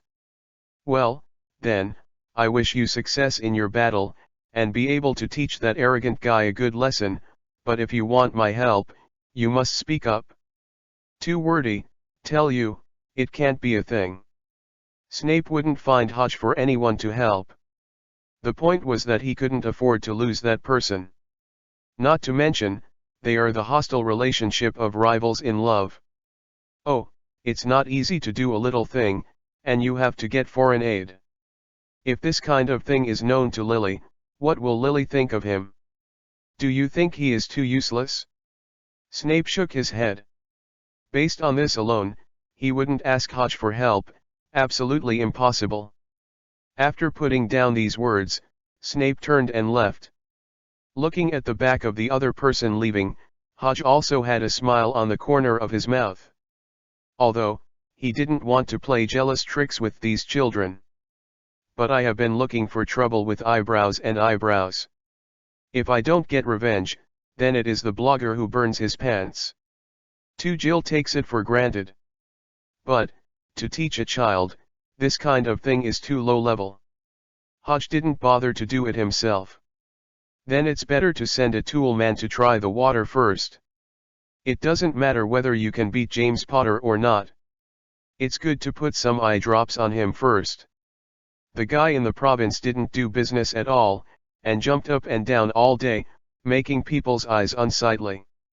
Master Campbell, my father sent me a letter yesterday saying that our potions are now very popular, and he wants to refine some more for sale. What do you think? No problem, I can supply an unlimited amount of herbs, but is this profit? My father also said, you can give Master Campbell 40%. Haha, thanks to Patriarch Malfoy, we are happy to cooperate. Happy cooperation. After touching the cup with Hodge, Lucius also said with a smile. P.S. Please support, brothers. Asterisk. Chapter 29 A Small Riot? Of course. Even though the Malfoy family gave up part of their profits, they actually made more than before. One is that sales have gone up. Another thing is that the Malfoy family has raised the price of the healing potion. 4 golden gallons a bottle, so the price can still sell in short supply. Even if they plan out 40% of the profit, they will make a big profit. Of course, Hodge doesn't suffer as well. Having said that, Hodge and the Malfoy family are also in the light of Voldemort. It was because the other party led the Death Eater army to stir up the wind and rain everywhere in the wizarding world, and set off countless fights, which made their potions so easy to sell. War money is always the most profitable. On weekdays, there are 10 silver zecos and a bottle of healing potions that no one buys, but now they have turned 7 or 8 times and are still rushing to get them. The large gap is also evident. After the dinner, Hodge bid farewell to Lucius and returned to Hufflepuff's lounge with Quincy. Quincy went to wash up. Hodge sat on the stool alone and took out a small mirror. "Carmen." "Master, I am here." Carmen's big face appeared on the small mirror for an instant, looking very excited. "Why are you so close? Startled me," Hodge said irritably. Yes. Carmen stepped back quickly. Hodge also didn't bother to care about this naive little elf, and said, "Tomorrow you go to the Malfoy family, take the new contract to Hogwarts, and bring me the herbs back by the way." "Yes, I know the young master." "Well, let's do that first. Good night." "Oh my God." Carmen covered his mouth, tears almost falling. The next day, after dealing with the new contract and herbal medicine, Hodge went to a Quidditch training game with Quincy. After reading it, Hodge had only one idea not to come again next time. "Do you think the game is not good?" Seeing Hodge grinning, Quincy couldn't help asking. "Well, it's very good looking, indescribably good looking. To be honest, I have never seen such a stupid competition in my life." Quincy scratched his head, also speechless. "Of course, these are all jokes. If you remove those stupid rules, such as catching a golden flying ball, you can get 150 points and you will win the game directly. Just looking at other players' sports competitions, grabbing and defending the ball, it's pretty good. At least be fun and kill time." After watching the game, Hodge and Quincy walked back together, but before they got to the castle, they saw a riot in front of them. "What happened?" "Just go and see." Hodge and Quincy came to the front, looked inside through the crowd of onlookers, and they discovered that 2 groups of people were fighting in the center of the field. No magic is used. To be more precise, it was 2 little boys who were beating a little boy, and the appearance of fists to the flesh, not even a little chic as a wizard. "It's that James Potter, and Snape in Slytherin. How could they fight each other? My goodness, it could not be because of what you said yesterday." "Shut up, Quincy." Stopping the yelling guy, Hodge rolled his eyes and said, "They fight to stop me, and slander me again. Be careful that I smother you with a quilt at night." In an instant, Quincy's cold sweat all came down. Of course, he didn't dare to talk nonsense anymore. It took another while, until Professor McGonagall came and stopped both sides. The riot was able to stop. "James Potter, Sirius Black, and Severus Snape, the 3 of you go to the office with me." The others immediately dispersed, so they are not allowed to pile up here. Professor McGonagall finished speaking coldly, and then took the 3 fighting guys away. As soon as the others didn't see the scene, they disappeared slowly. However, after seeing this good show, there is definitely no shortage of talk after dinner. In fact, it was the same. When Hodge and Quincy returned to the cafeteria for dinner, the fight had been completely spread, and almost everyone was discussing it. "Hodge, did they really fight?" Hearing those gossips, Lily, who was sitting next to Hodge, asked. "It's a fight. We saw it when we came." "Then why are they fighting?" "Who knows?" After giving a warning to Quincy on the opposite side, Huokake continued, "Maybe they just don't like each other. Gryffindor and Slytherin are like natural rivals, plus when they are on the train, there has already been a conflict. You were there at that time, so you should remember." "Well, I remember." Lily nodded and said, "I just didn't expect their relationship to be so bad. I don't know how Professor McGonagall will punish them." Clean the toilets and sweep the attic. No matter how bad they are washing clothes and weeding. It's just a fight. You won't get rid of them directly. Hodge waved his hand and said indifferently. Then it's okay, take a bit of hardship, maybe it will make them rise up, huh? Lily has no sympathy for James Potter and Sirius. On the contrary, because James Potter always came to run her, she also wanted to make the other party suffer and be honest. As for Snape, although sympathetic, but who made him make a mistake, Lily sighed again. She felt that she was getting further and further away from the friend she met first. Asterisk. Chapter 30 The Care of the Professors. There is no way. Who made them two completely different types of people? Personality, preferences, habits, everything is different, and it's quite the opposite. Snape didn't like bathing, he only liked to study black magic, and he looked gloomy and dull. As for Lily, she likes to be clean and tidy. She is a girl who belongs to the bright line. There is no evil in her eyes. Two people are like opposing black and white faces. Therefore, it was accidental for the two of them to become friends, and parting ways was the inevitable result.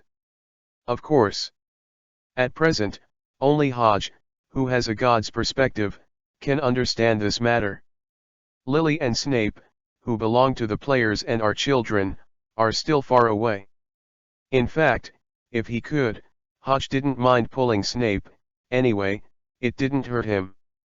But it's a pity, who made Snape the ultimate big-licking dog, the one who never looks back to death. For such a person, Hodge didn't bother to worry about it. On the contrary, if he didn't use the other party, Hodge felt it was too wasteful. I'm even more sorry for the other party's ultimate licking king's heart. There is also a lesson on defense against the dark arts in the afternoon. When the three of Hodge arrived in class, most of the students were already there. A while later, the professor who taught this course was late. Classmates, who will answer me, what should I do if I get a snot curse? Facing the professor's question, most of the students did not choose to raise their hands. Maybe not, or maybe not wanting to show off. Hodge belonged to the latter. In fact, even though he added a lot of points to Hufflepuff, they were all forced to answer questions. He had never taken the initiative to raise his hand. And because of this, he didn't enjoy Hermione's Jack-of-all-trades title, and was alienated and despised by the students around him. Certainly. The thoughts of the people around him are not important to Hodge. The main reason why he doesn't raise his hands to answer questions is mainly because of his own personality. He belongs to the kind of people who like to develop silently and make a fortune in silence. If it weren't for being called, he wouldn't raise his hand to answer the question and do the kind of thankless thing. But by the way, Student Campbell, you are here to answer this question. The more I don't want it, these professors still have a soft spot for him. Hodge was also extremely helpless, but in full view, he couldn't beat the professor. This was the most unpleasant thing. Professor, there are two ways. No way, Hodge could only stand up. Which two? The first is to use the curse to stop the curse, which can effectively dispel similar magic. The second is to take a more targeted anti-cursive potion. This one has a better effect than the first. Then what if you don't have this kind of potion by your side, and you won't be able to stopping curse? I don't know. Hodge shook his head, showing a low look. But the professor was not angry about it. Instead, he pressed his hand to let Hodge sit down, and said with a smile, I asked too much. Camel's answer is very good. You can add 5 points. The classmates are all used to it. They look at their noses and minds one by one, just like the old monk who has settled down. They are not moved at all. The reason why I ask this is to make everyone understand that there is no certain insurance against magic or medicine. You must learn as much knowledge as possible. Can save your life. As for the way to relieve the nasal mucus curse, in fact, in addition to cursing stop and medicine, you can also use acupuncture to achieve the same effect. This is my private secret, damn. You little bastards, don't hurry to write down your notes. Are you all waiting for the meal? Wow. Because of the professor's sudden anger, the classroom was also in chaos. The students quickly took out the notebooks and quill pens and wrote down what the professor had just said. A lesson is over. Hodge came out of the classroom when they ran into the trio who was cleaning in the hallway, James Potter, Sirius, and Snape. The three of them are divided into two groups, and no one cares about them. After seeing Hodge and Lily, Snape turned his head unconsciously, obviously not wanting Lily to see him ashamed. But James Potter, with a faceless posture, not only glanced at Lily, but also showed a provocative expression to Hodge. Hogwarts punishment seems to be of no use to you. Of course, Xiao, I have never seen any scenes, let alone sweeping the floor, just letting me fight a giant monster is nothing.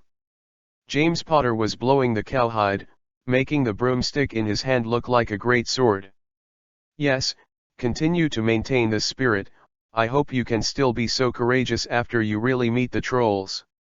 Smiling, Hodge stopped talking nonsense with James Potter, and walked towards the cafeteria with Lily and Quincy. Cut, who are you scaring? James Potter rolled his lips uncomfortably, and made an international gesture to Hodge's back. Can't you just be honest? You can fight with others by sweeping the floor. With one hand sticking to the broom, Sirius said helplessly. Please, is this my fault? You didn't hear it, he provoked me first. Yes, then you don't have to brag, do you? What is boasting? Tell you Black, this is that there are no giant monsters in the castle, otherwise, I will kill you 100 in a minute, and use their heads to make you a set of wizard chess. Sirius rolled his eyes and was completely speechless. Asterisk. Chapter 31 Life Experience. Night. Go back to Hufflepuff's lounge. Hodge sat at the desk, sorting out what he had to do next. First, farm monsters every day, practice spells and skills, so thunderous. Second, learn from Ravenclaw and go there at least once a week. Third, go to see the banned books in the library.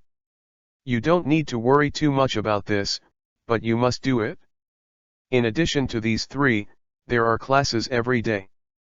In addition, Hodge would like to further study various spells. Time is indeed not enough. Thinking of this, Hodge took out a pocket watch from his arms. It was the time converter belonging to Ravenclaw.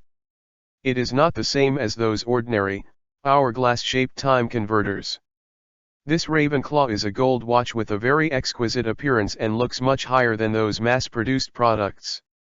Just recalling Ravenclaw's advice, Hodge hadn't made up his mind to use this thing. Time. It is indeed the most mysterious and unknown force. It's not that it can't be used, but it can't be used easily. Because you don't know what price you will pay. For example, in the original HP book, Hermione also used the time converter to learn during school. And as a result, although she has gained far more knowledge than ordinary people, but invisible, she has also lost her youth and lifespan. At a young age, she became like an old girl. And this was a psychological change, and she didn't change her appearance too much, otherwise she would have nowhere to cry. Time is dangerous. Therefore, even Hodge would be careful and careful, not that it was really impossible, so he would never use this kind of thing. It doesn't matter if you learn this thing slowly, anyway, don't worry. Not to mention that there are still 7 semesters, even if it is 3 or 5 years, Hodge is sure to write down all this knowledge. There is no need to use the time converter at all. Of course, this is a safer approach, and Hodge feels that he is still too weak to control the power of time. The contact now is too passive. But if he becomes stronger, it doesn't matter, everything is possible. Get up in the morning. Eat in the cafeteria. Then continue to class in the morning. To be honest, the learning atmosphere at Hogwarts is really not good. This is not only reflected in the class, but also in the students. The key is that professors like Dumbledore are too indulgent and incompetent. Let's not talk about it. As a magic school, there is no sports class where students can learn magic. There is still a war outside. Death Eaters and the Ministry of Magic, the two gangs are about to punch the dog's brains out. This, Hodge could also be aware of the flow of the Malfoy family's potion. In just over 10 days, he made tens of thousands of Jinjialong. What's more to say? Look at Hogwarts again. Even though there was a lot of war outside and countless casualties, they were still holding a Quidditch training game. From top to bottom, there is no tension at all. Maybe. In the opinion of Dumbledore and others, there is no need for children to bear so much, as long as they can grow up happily and happily. However, there are finished eggs under the covering nest. When the parents of these children are all killed, see if they can still laugh. Hodge thought of it maliciously. People, don't ask for self-help, just lie to yourself for granted, that's a shit. If you don't study when you have time to study, do you have to wait until you graduate and leave school to think of ways to improve your strength? Isn't that putting the cart before the horse? It's purely stupid criticism. Don't you want to join them? Kid. On the balcony on the second floor, Dumbledore walked over and asked, standing beside Hodge. I don't want to, Principal. Hodge shook his head without hesitation. Oh, it seems that I still underestimated your precociousness, Mr. Campbell, but sometimes it's not good to think too much. This will make you miss a lot of beautiful things. For example, youth, love, and friends, these are all life experiences. It's best not to leave too many regrets. What do you mean by Mr. Campbell? Well, it makes sense. Hodge nodded, but then said, but I don't want to wait until the war is approaching, but I don't have the strength to protect myself. That would make me feel that the so-called youth love is a waste of time and nonsense.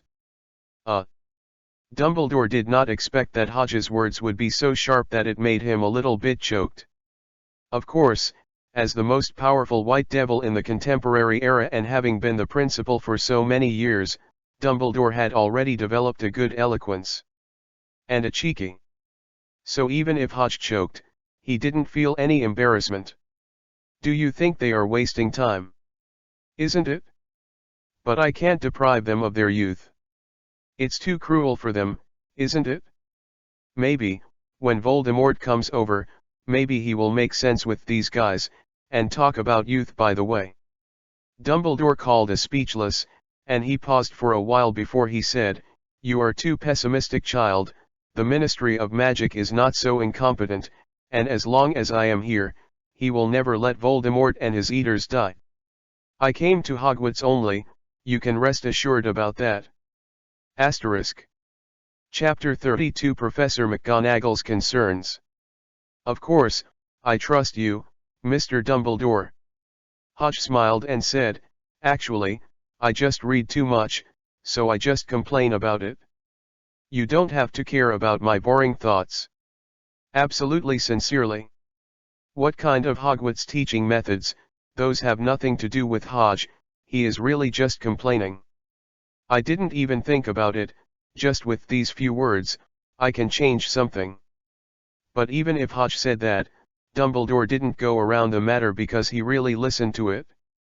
No, this is not a boring idea, Mr. Campbell, for Hogwarts, who has not changed the school rules for thousands of years and has been content with the status quo, your ideas are still very valuable, especially nowadays. This period.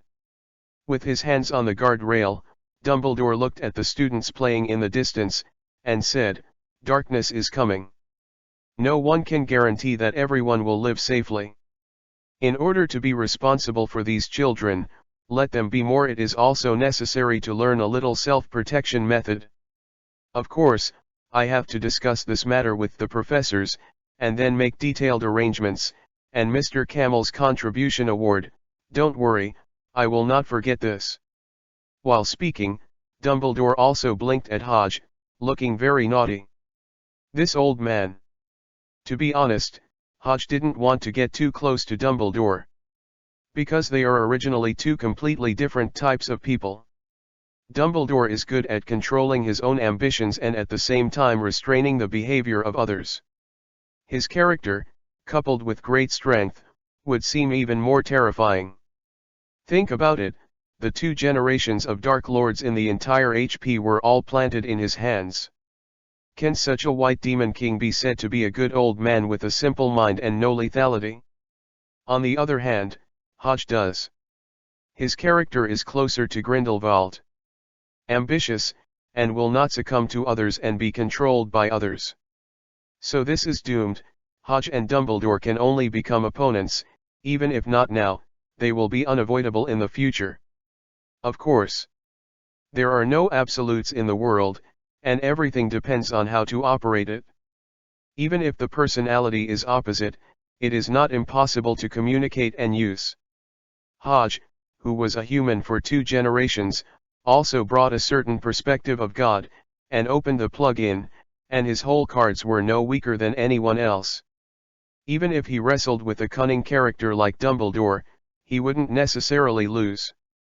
Then thank you Mr. Principal in advance. I think it must be Hogwarts' greatest fortune to have a principal who can accept other people's suggestions. Hearing the 3 words for contribution award, Hodge said with an appropriate smile. Haha, I won't deny this matter, because I also think I'm quite competent. Dumbledore also laughed, looking very happy. Commercial mutual support. No one will hate this. After a few more casual chats, Hodge found an excuse to say goodbye to Dumbledore, and then left alone. Minerva, what do you think of this child? When Hodge was gone, Dumbledore said to the empty balcony. A tabby cat jumped from the eaves and landed next to Dumbledore. In a blink of an eye, it became a sorceress with a stiff stature and a serious face. It's not Professor McGonagall. Who else? Too smart, he reminds me of someone. Tom. Professor McGonagall nodded, and said, they are equally polite, with great temperament, and they have strong talents and learning abilities.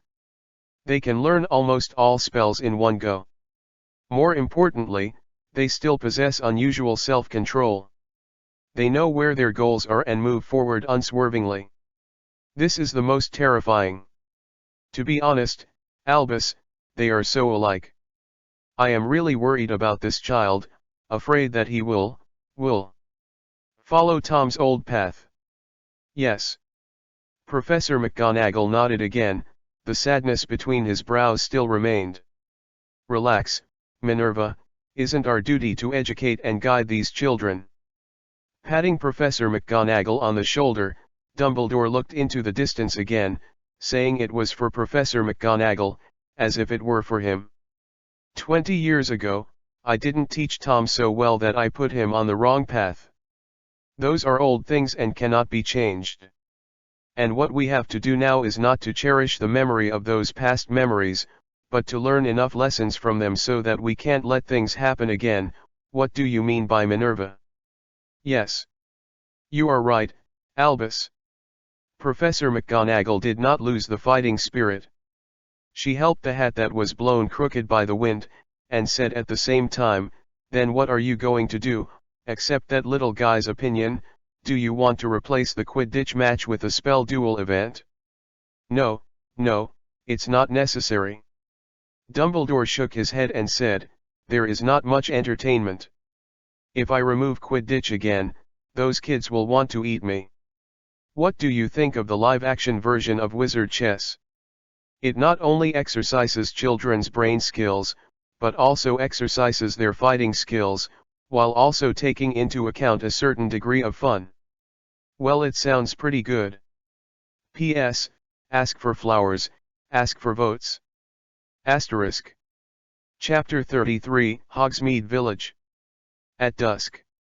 Hodge, who was also thought of by Dumbledore and Professor McGonagall, sneaked out of Hufflepuff's lounge with Quincy.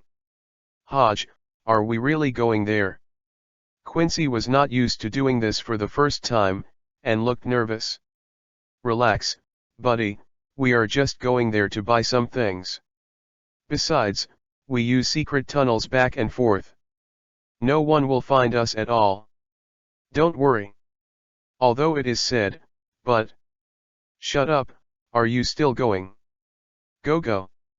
When Hodge became angry, Quincy surrendered immediately, never daring to talk about it anymore. "Really owe it to clean up?" Hodge cast a corner of his mouth, and then led Quincy to a corridor on the third floor. "That's it?" Glancing at the humped one-eyed witch statue in front of him, Hodge took out his wand and lightly tapped the statue, and at the same time uttered the spell of separate left and right. Just listen to a soft sound. The statue's hunchback automatically cut open, revealing a dark hole. "Let's go. Hodge, this kind of hole." Hodge lifted a kick and kicked Quincy the bullshit directly, and then he himself jumped into the hole. In the dark space was a stone slide. Accompanied by Quincy's scream, the two of them slid all the way to a flat ground more than 10 minutes later. Fluorescence flickers. Hodge took out his magic wand to illuminate it, and found that the space here was not large, except for the upward stone staircase on the other side. There was nothing else. "Don't scream, keep up." With a cry of mourning Quincy, Hodge also stepped onto the stairs. Walking up, there are about 200 stone steps. After passing this long staircase, the two of Hodge came to the end. Click. Pushing open a trapdoor, Hodge got out of the ground and found himself in a messy cellar. There were dust and cobwebs everywhere, as well as some sloppy things.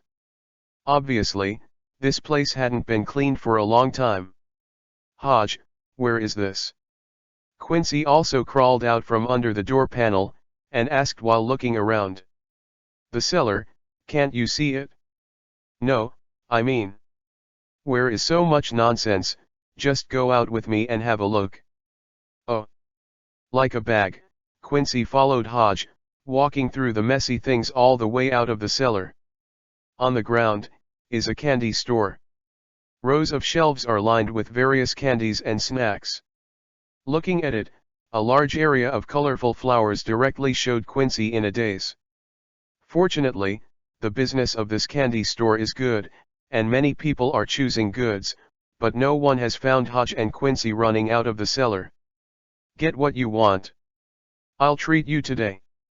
Pretending to have just come in through the door, Hodge pushed Quincy and asked him to pick something in the store. Then I'm not welcome." Quincy chuckled and couldn't take care of that much anymore, and in a blink of an eye he ran into the pile of candies and picked them happily. "It's just a little money." Hodge didn't mind this either. He walked to the counter and spoke a few words with the shop owner. "Child, it seems that it is not the time for Hogwarts holiday, and according to your age, you shouldn't be here." The owner of the candy store is a humpbacked old man with a gray beard. He glanced at Hodge in front of the counter and said with a joking smile on his face, "Yes, I'm a first-year student, but who made the Honeydew Candy House so famous? But I can't sleep at night when I look at it." Pretending to be a little adult, Hodge said solemnly. "Ha ha." The shop owner was really amused, and cheerfully pulled off several of his beards. "Little guy, since you are a loyal fan of the Honeydew, these candies will be given to you, and you don't need to spend any money." While speaking, the old man took down a bag of candies from the shelf and handed it to Hodge's hand. "Thank you so much, sir. What is your name?" Hodge asked calmly. "Croft, Froom." "Oh, I heard of Ambrosio Froom in school. Is he your family?" "That's right, child, you are talking about my youngest son. He is in his 20s this year. In fact, this store was founded by their husband and wife. By the way, Ambrosio is also a student of Hogwarts. His grades in the potions class were pretty good that year, and he was loved by Professor Slughorn. I think because of this, the two of them can invent the invention. Come out so many different kinds of candies." Old Froom spoke very proudly. So that's the case, Senior Ambrose is very good. Hodge opened his eyes wide, showing a proper look of admiration. Haha, that's it, there are many people smarter than him. But saying so, when he heard his son being praised, old Froom laughed happily, and his face became a little ruddy. Mr. Nafram, you. Like a real kid, Hodge asked some more questions. Of course, this is all on the bright side. In fact, when he came out this time, Hodge was just doing a test to see if Dumbledore would stare at him for fun. Asterisk. Chapter 34 The Strongest King's Tournament. If there is, then he would not leave Hogwarts in this way in the future. If not, these secret passages are safe enough. Then Hodge will do more. For example, there are more ghost adventurers coming out, now there are only 9, and the speed of spawning monsters is still too slow. End of chatting. Old Froom was in a better mood, and before he left, he gave Hodge a lot of candies, and it wouldn't work if he didn't want it. Kindness is hard to come by. Holding a bunch of things, Hodge and Quincy turned around in Hogsmeade Village again, looking at the shops and cottages. Until after 9 o'clock in the evening. The two of them quietly returned to the cellar of the Honeyduke, followed the original path to the ground, and slowly returned to Hogwarts. Wow, it's so exciting. There were no dangers along the way, and no one was spotted by anyone. After returning to the lounge, Quincy was completely happy and yelled. Okay, wash and go to bed, and about tonight, don't tell other people, or I won't take you out in the future. Hodge warned. Understand, you can rest assured, Hodge, I promise I will never tell anyone, even if the other person is my mother. Quincy raised his hands and swore. Don't be so mean, get out. Yes. After another salute, Quincy smiled and took the basin to wash. 2 days later, Dumbledore summoned students of all grades, as well as all the professors, came to the lobby and announced the same news in public. Everyone, starting today, a new competition project will be held in the school. This project is provided by classmate Hodge Campbell and improved by me and many professors. It is live version wizard chess game. Wow.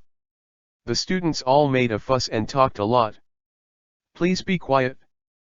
Dumbledore pressed his hands, and then said, the reason why this competition is held is to give everyone more opportunities to play, brainpower, strength, and none of them are indispensable. Okay, next I will announce some rules of the game for everyone to listen carefully. The first point is that each grade can form its own king team and compete for the strongest team.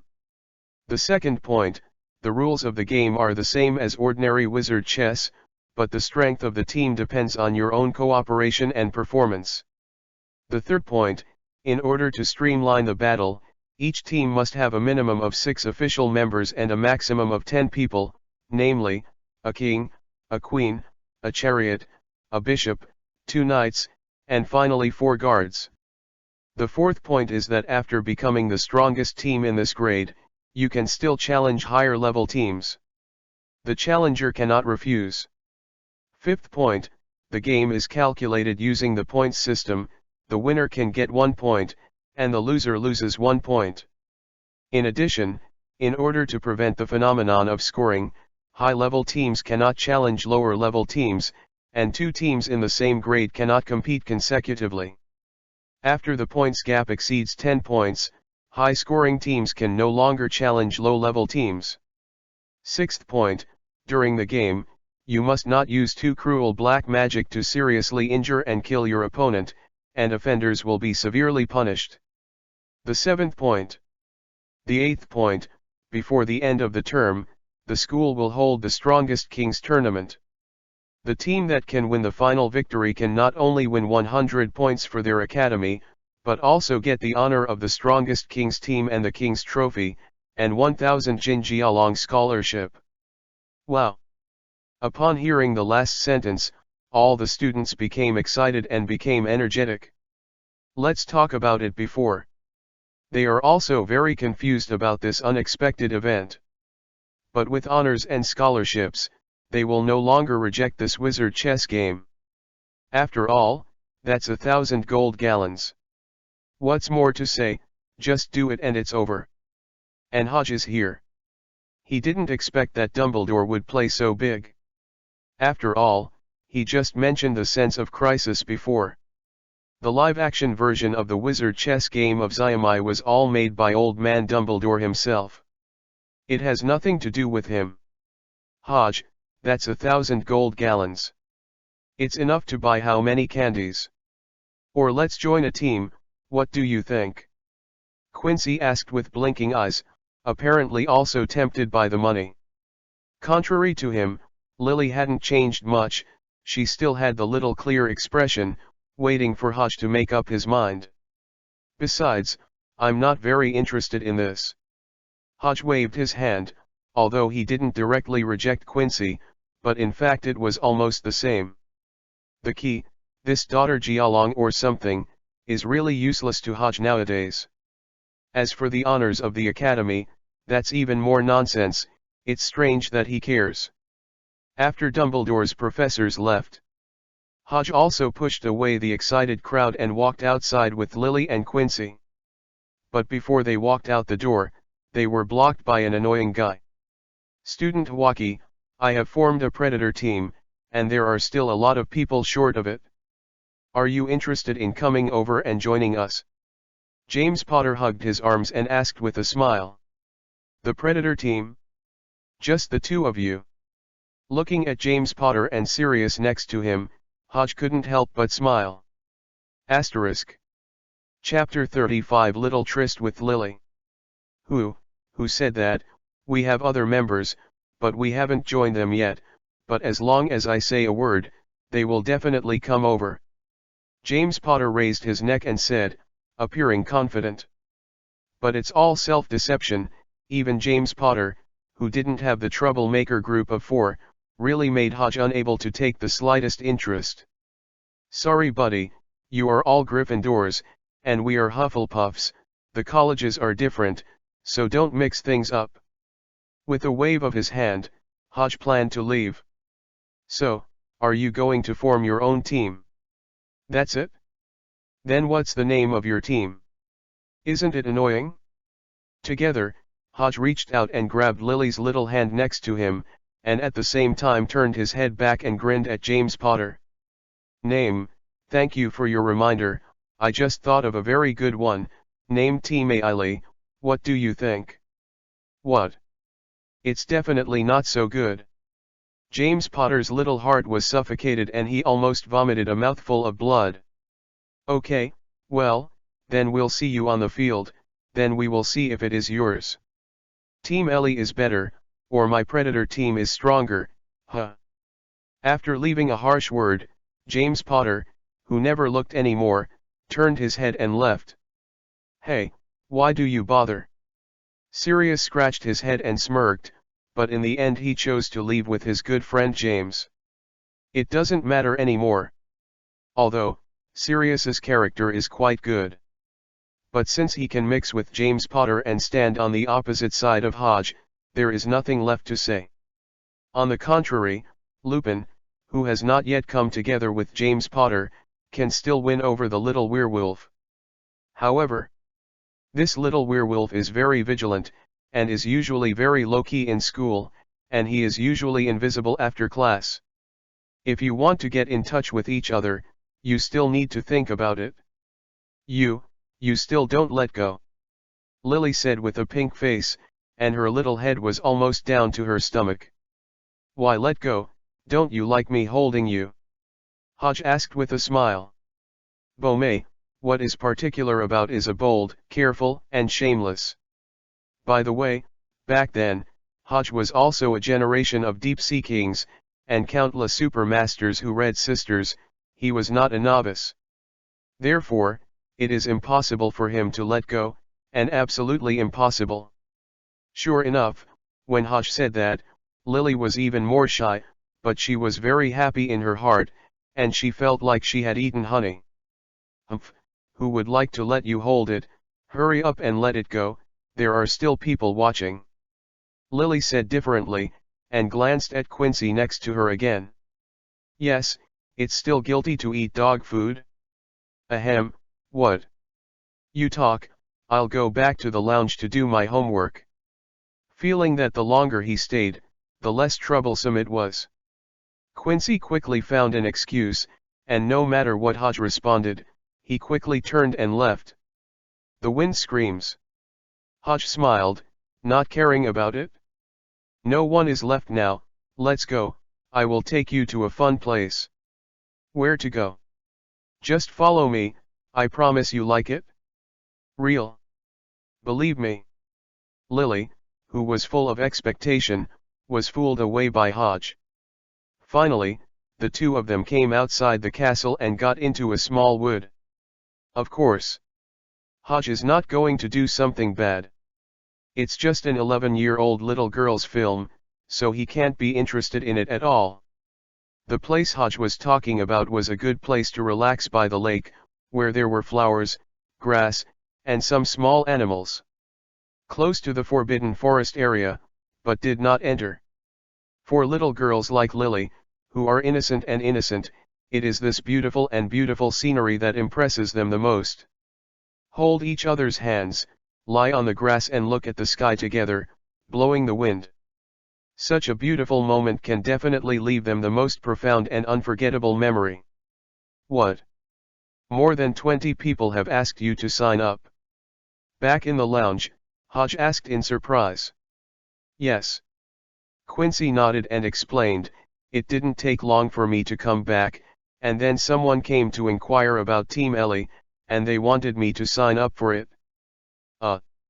Seriously, Hodge didn't expect that he would still be so popular. To know. Hogwarts enrolls not many students every year. When it is young, there are 60 or 70 people, when it is large, there are more than 100.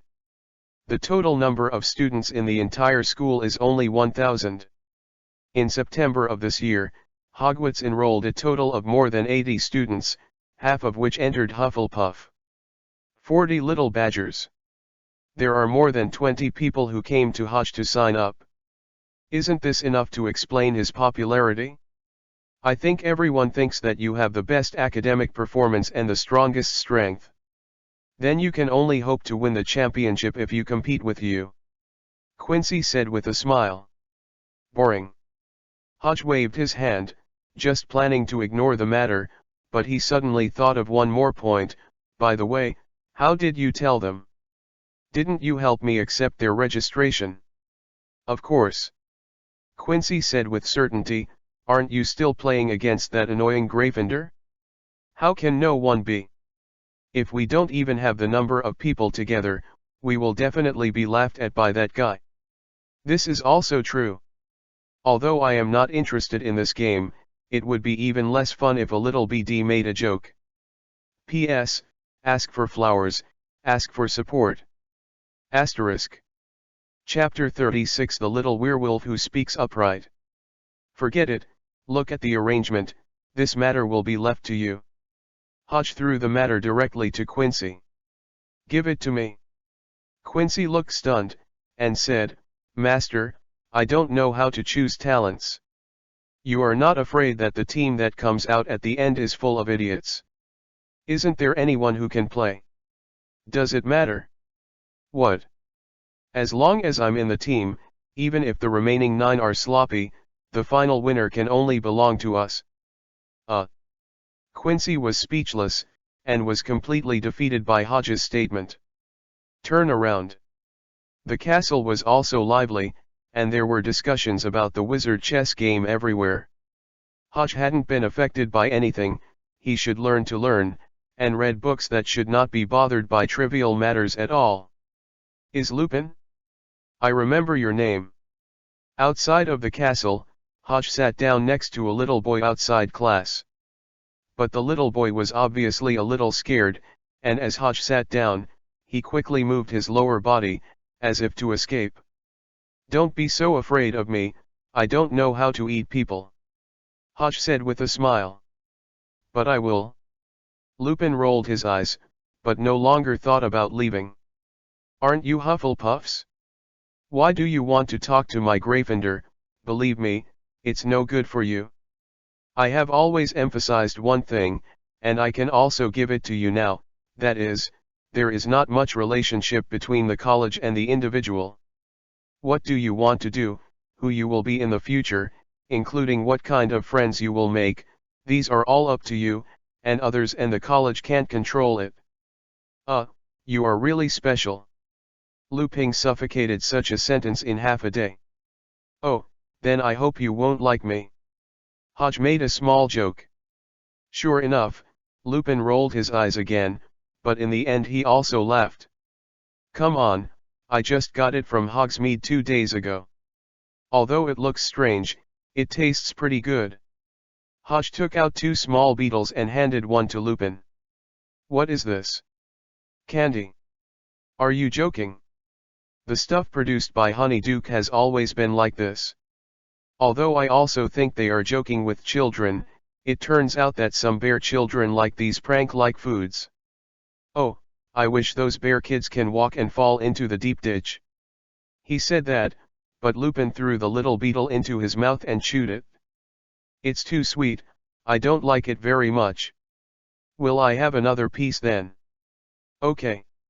Lupin, who is disgusting with integrity, eats sweets more slowly than anyone else. To be honest, Lupin is indeed a bit scary now, which refers to his appearance. Pale, haggard, and a little gloomy. Because Lupin, who had just passed a full moon 2 days ago, was tossed by the transformation of a werewolf, he was only able to take it easy today. After eating a few candies, I felt better, and Lupin finally smiled a little more on his face. Where is Hogsmeade? Can I go? It's not easy, because you have to wait until the night to act. No one knows whether there are rats in those secret passages, and you will scream after you see them. Zayat, I'm not a little girl. No one says you are, but you have to make sure to obey the instructions, don't run around and bark, and you can't tell anyone about this. There is no problem with the 2 before and after. As for running and barking, it is even more unlikely that this kind of thing will happen to me, absolutely not. That would be best, wait for my news. Patting his aide to stand up, Hodge said again, by the way, don't eat too much beetle candy, I heard that this thing will turn the bird black. Lupin expressed his feelings and sent a friendly gesture to Hodge's back. Go back to Hufflepuff's lounge. Hodge brushed the monsters and leveled as usual, and directly put Lupin aside. After all, this was just a small move he pressed in his spare time. Ghost Adventurer. At the beginning, they are all level 0, and they need to be upgraded. So this also slowed down Hodge's upgrade speed. It has been more than a month since he was in school, he has only risen to level 19, which is still some distance away from level 20. But it doesn't matter anymore. Yesterday, I went to Hogsmeade Village, and it seemed that Dumbledore hadn't noticed it. In other words, even if he knew, the other party didn't mean to embarrass Hodge. That's enough. After waiting for a few days, Hodge took Quincy and the newly joined Lupin, and walked through the secret road behind the humpback witch statue to the village of Hogsmeade. It turned out to be this place. After seeing Hogsmeade Village clearly, Lupin finally knew where it was. Say it. In order to hide Lupin's identity as a werewolf, Dumbledore not only moved a beating willow from another place, but also built a screaming hut for Lupin. The beating willow is at Hogwarts. The screaming hut was beside Hogsmeade Village. The 2 are connected by a secret path. Every time the moon is over, Lupin will run to the beating willow, enter the screaming hut through that secret path, and survive the transformation inside. However, the screaming hut is beside Hogsmeade Village. But Lupin only saw the village through the windows of the screaming hut, and didn't really step into it, let alone stroll around. Asterisk. Chapter 37 Buy a shop. What's wrong, have you been here? Hearing Lupin's murmur, Hodge asked with a smile. No, how come I been to this kind of place, but I've heard people say it many times before, so I'm familiar with it. Lupin quickly explained that he did not admit such a thing. Oh, that's not surprising. Many Hogwarts students know this village. It's nothing strange. Didn't get real with Lupin either. Hodge continued, let's go around first to see if there is anything interesting. Greeting Quincy and Lupin, the three of them strolled around the village. There are many shops in Hogsmeade, selling magic equipment, selling clothes, buying candy, selling stationery, selling prank toys, etc. In addition to these, the most crowded place is the bar. Of course, Hodge's three little kids can't go to that kind of place, and even if they do, they will definitely be bombarded by others. It's better to be a little self-aware and just not go. After wandering for a while, Quincy and Lupin had a good time. Taking advantage of this opportunity, Hodge also used the toilet as an excuse and left for a while. Once there are only a few minutes. But no one would have thought that in just such a short time, Hodge slaughtered 2 dark wizards and obtained 2 ghost adventurers. The man was brought here by Carmen. 2 infamous guys who did all the bad things. Even if they were sent to Azkaban, they couldn't be said to be able to come out again. Of course, this is not the point. The key is that Hodge has found a way to increase the number of ghost adventurers. Although the speed is a bit slow, it is better than safe and reliable, and there is no risk of exposure. After Hodge's training, the 2 elves, Carmen and Bobby, are still quite powerful. Even if it can't compare to the top wizards, it's no worse than the average or elite. And in some aspects, such as the use of phantom shift or something, they are even more powerful. After all, they are talented players, who can be cultivated casually, and they are not comparable to ordinary humans. It is simply a matter of grabbing some fugitives from the 2 of them to catch some fugitives, and it is not a trouble at all. Hodge only needs to sit back and enjoy the fruits and wait for the fruit to be harvested. It's absolutely relaxing. However, in order to ensure that this matter can run for a long time, Hodge also plans to buy a piece of property in Hogsmeade Village, open a shop or something. On the face of it, doing business is to make money, but in fact it is to make a nest to cover up the population upside down. In this way, even if Hodge frequented Hogsmeade, there were enough reasons. Even if it was discovered by Dumbledore, or caught, the other party would not think too much about connecting Hodge to any murderer. This is the real insurance measure. What? You want to buy a store? Lupin said in amazement. He didn't expect that Hodge's thoughts would be like this floating. The same goes for Quincy next to him, both eyes widened. Why are you so surprised? I think Hogsmeade is in a very good position, with Hogwarts as its back, and there is no shortage of customers. Opening a store here is definitely a profitable business. Why can't you do it? Hodge said with a smile. Please, your idea is too sudden. Okay, and do you have that much money?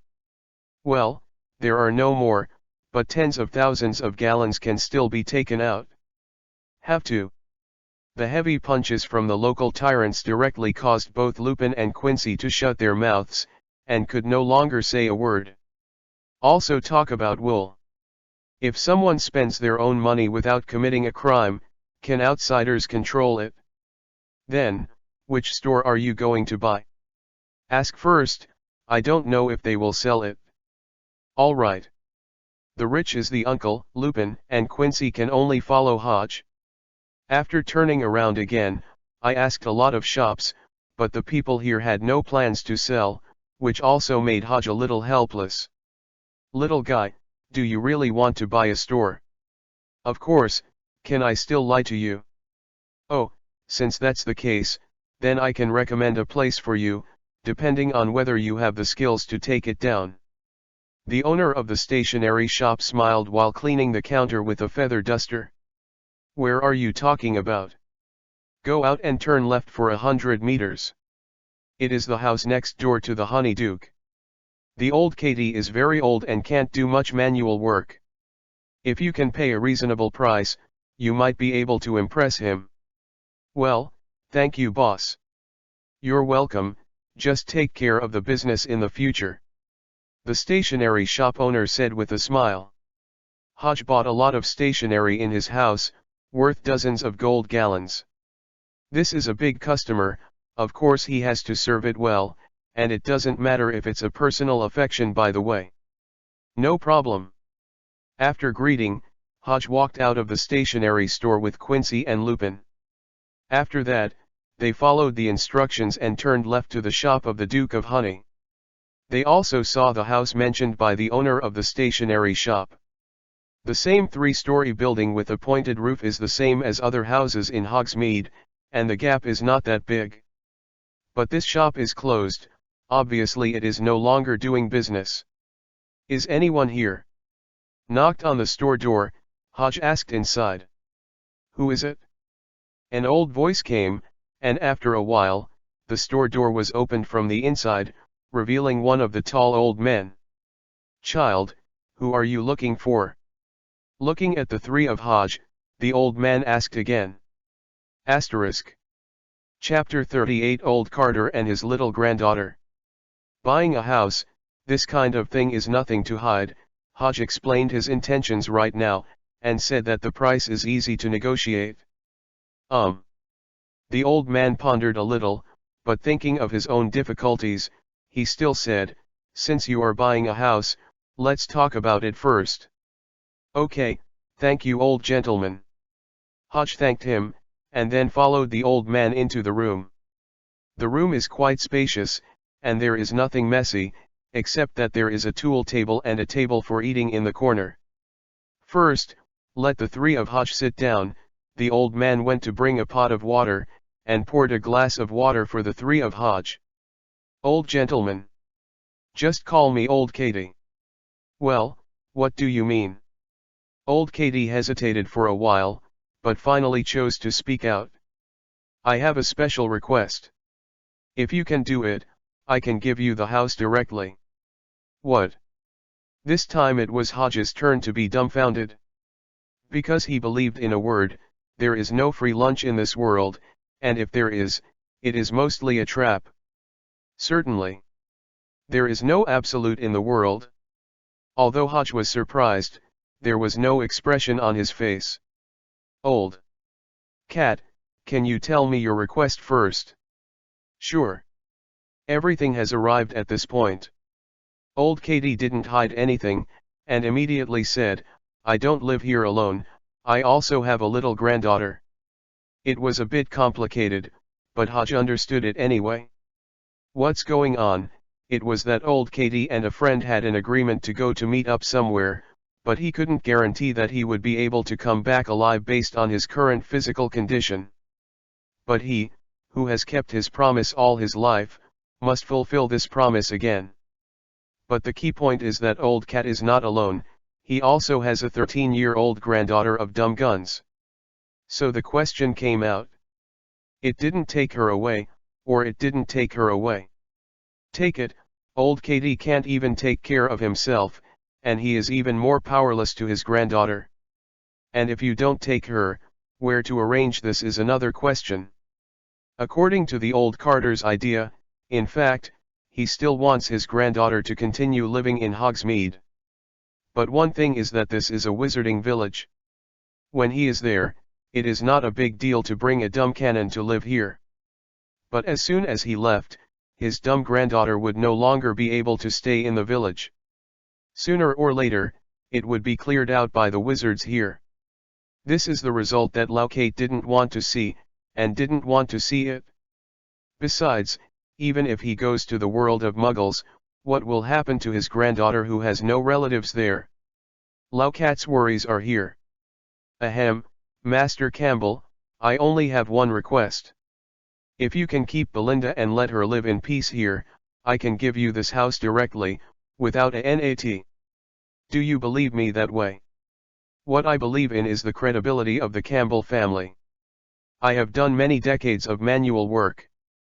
Back then, I had maintained a wand for Mr. Temple several times. I believe his vision is right. Do you know my grandpa? Fortunately to have seen it several times, that is a very good gentleman. All right. Coupled with this relationship, and a house as a reward, Hodge couldn't think of any reason to refuse. It just so happened that after taking down this house, he still lacked a person to watch the shop. Although the 13-year-old girl is a bit younger, she is not ignorant. If she trains more, she should still be able to just look at a store. Old Katie, I agreed to your request. I bought your house to make a small business, so let your granddaughter stay here to help me see the store. Of course, you need to tell her about things. I don't want to cause any misunderstandings. Hodge said. No problem. I will handle this. Belinda is very smart and sensible. I believe she will understand this. Old Cat sighed, although he was reluctant, but he had to do so. Because he was old, he was not far from death, and he could feel it himself. Sooner or later, Belinda would lose his protection. It might as well take this opportunity to solve this matter once and for all. After discussing the matter, Hodge and the three left together, handing over the remaining time to Old Cat, and let him go and bid farewell to his little granddaughter. All the way back to Hogwarts. Neither Lupin nor Quincy mentioned the matter again. The key is Lao Cat's own choice, and the two of them really don't know what to say. Mr. Campbell, you are not so good. As soon as he emerged from the secret tunnel, Hodge saw the one he least wanted to see, Dumbledore. It's really big. Hodge cast a corner of his mouth, and then he said, Oh, Mr. Principal, why haven't you rested yet? Aren't you waiting for us? That's not true. The disappearance of the three little wizards is indeed a headache, but fortunately, I didn't know this in advance. I just happened to pass by here just now. Then you are really lucky. I think so. Dumbledore smiled, and then said, Well, Mr. Campbell, just talking about this will not let you escape punishment. You'd better explain first, where did you go tonight? Asterisk. Chapter 39 Punishment from the Principal. No problem at all. Hodge turned his mind and said, Mr. Principal, I think you should understand one thing. Before I was a student of Hogwarts, I was first the head of the Campbell family. Well, I know about it, then what? Then, as the head of the family, as a young me, I had to worry about the livelihood of the family and had to find a way to make money. After all, many people in the family are counting on me to eat. I want to be the greatest magic in Britain. Mr. President of the college, you, who manage thousands of students, are understandable, right? Dumbledore twitched his mouth, feeling so speechless for the first time. Mr. Campbell, don't tell me that you sneaked out tonight, just to make money. Has Lupin Quincy seen it? Did you see it? The principal is the principal. How can this kind of intelligence be comparable to ordinary people?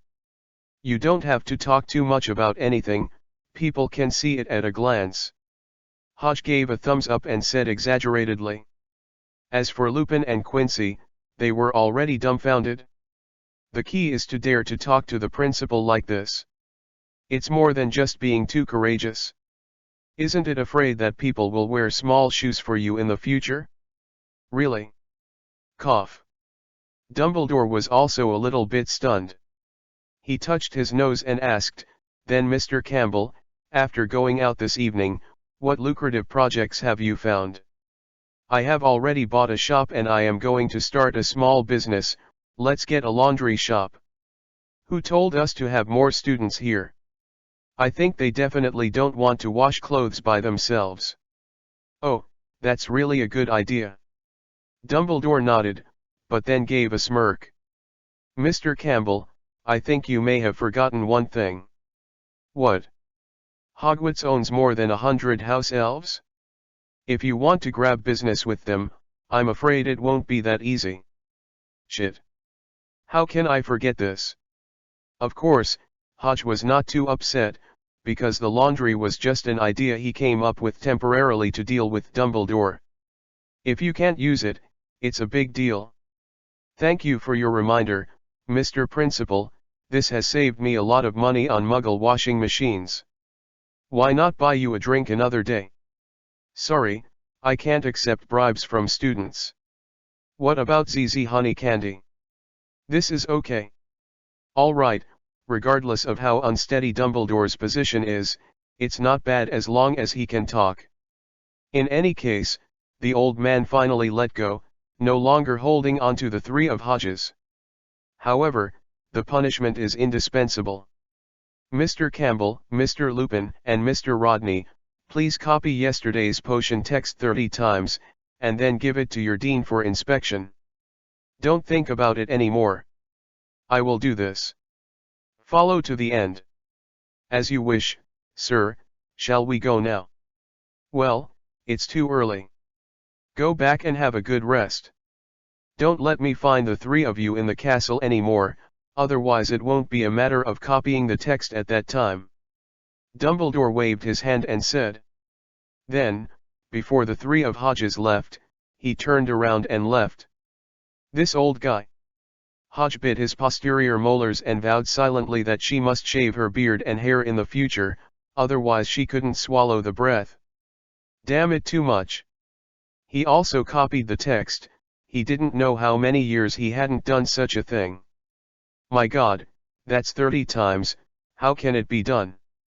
Quincy was even more desperate, almost crying with big pimps in his eyes. Lupin wasn't much better either.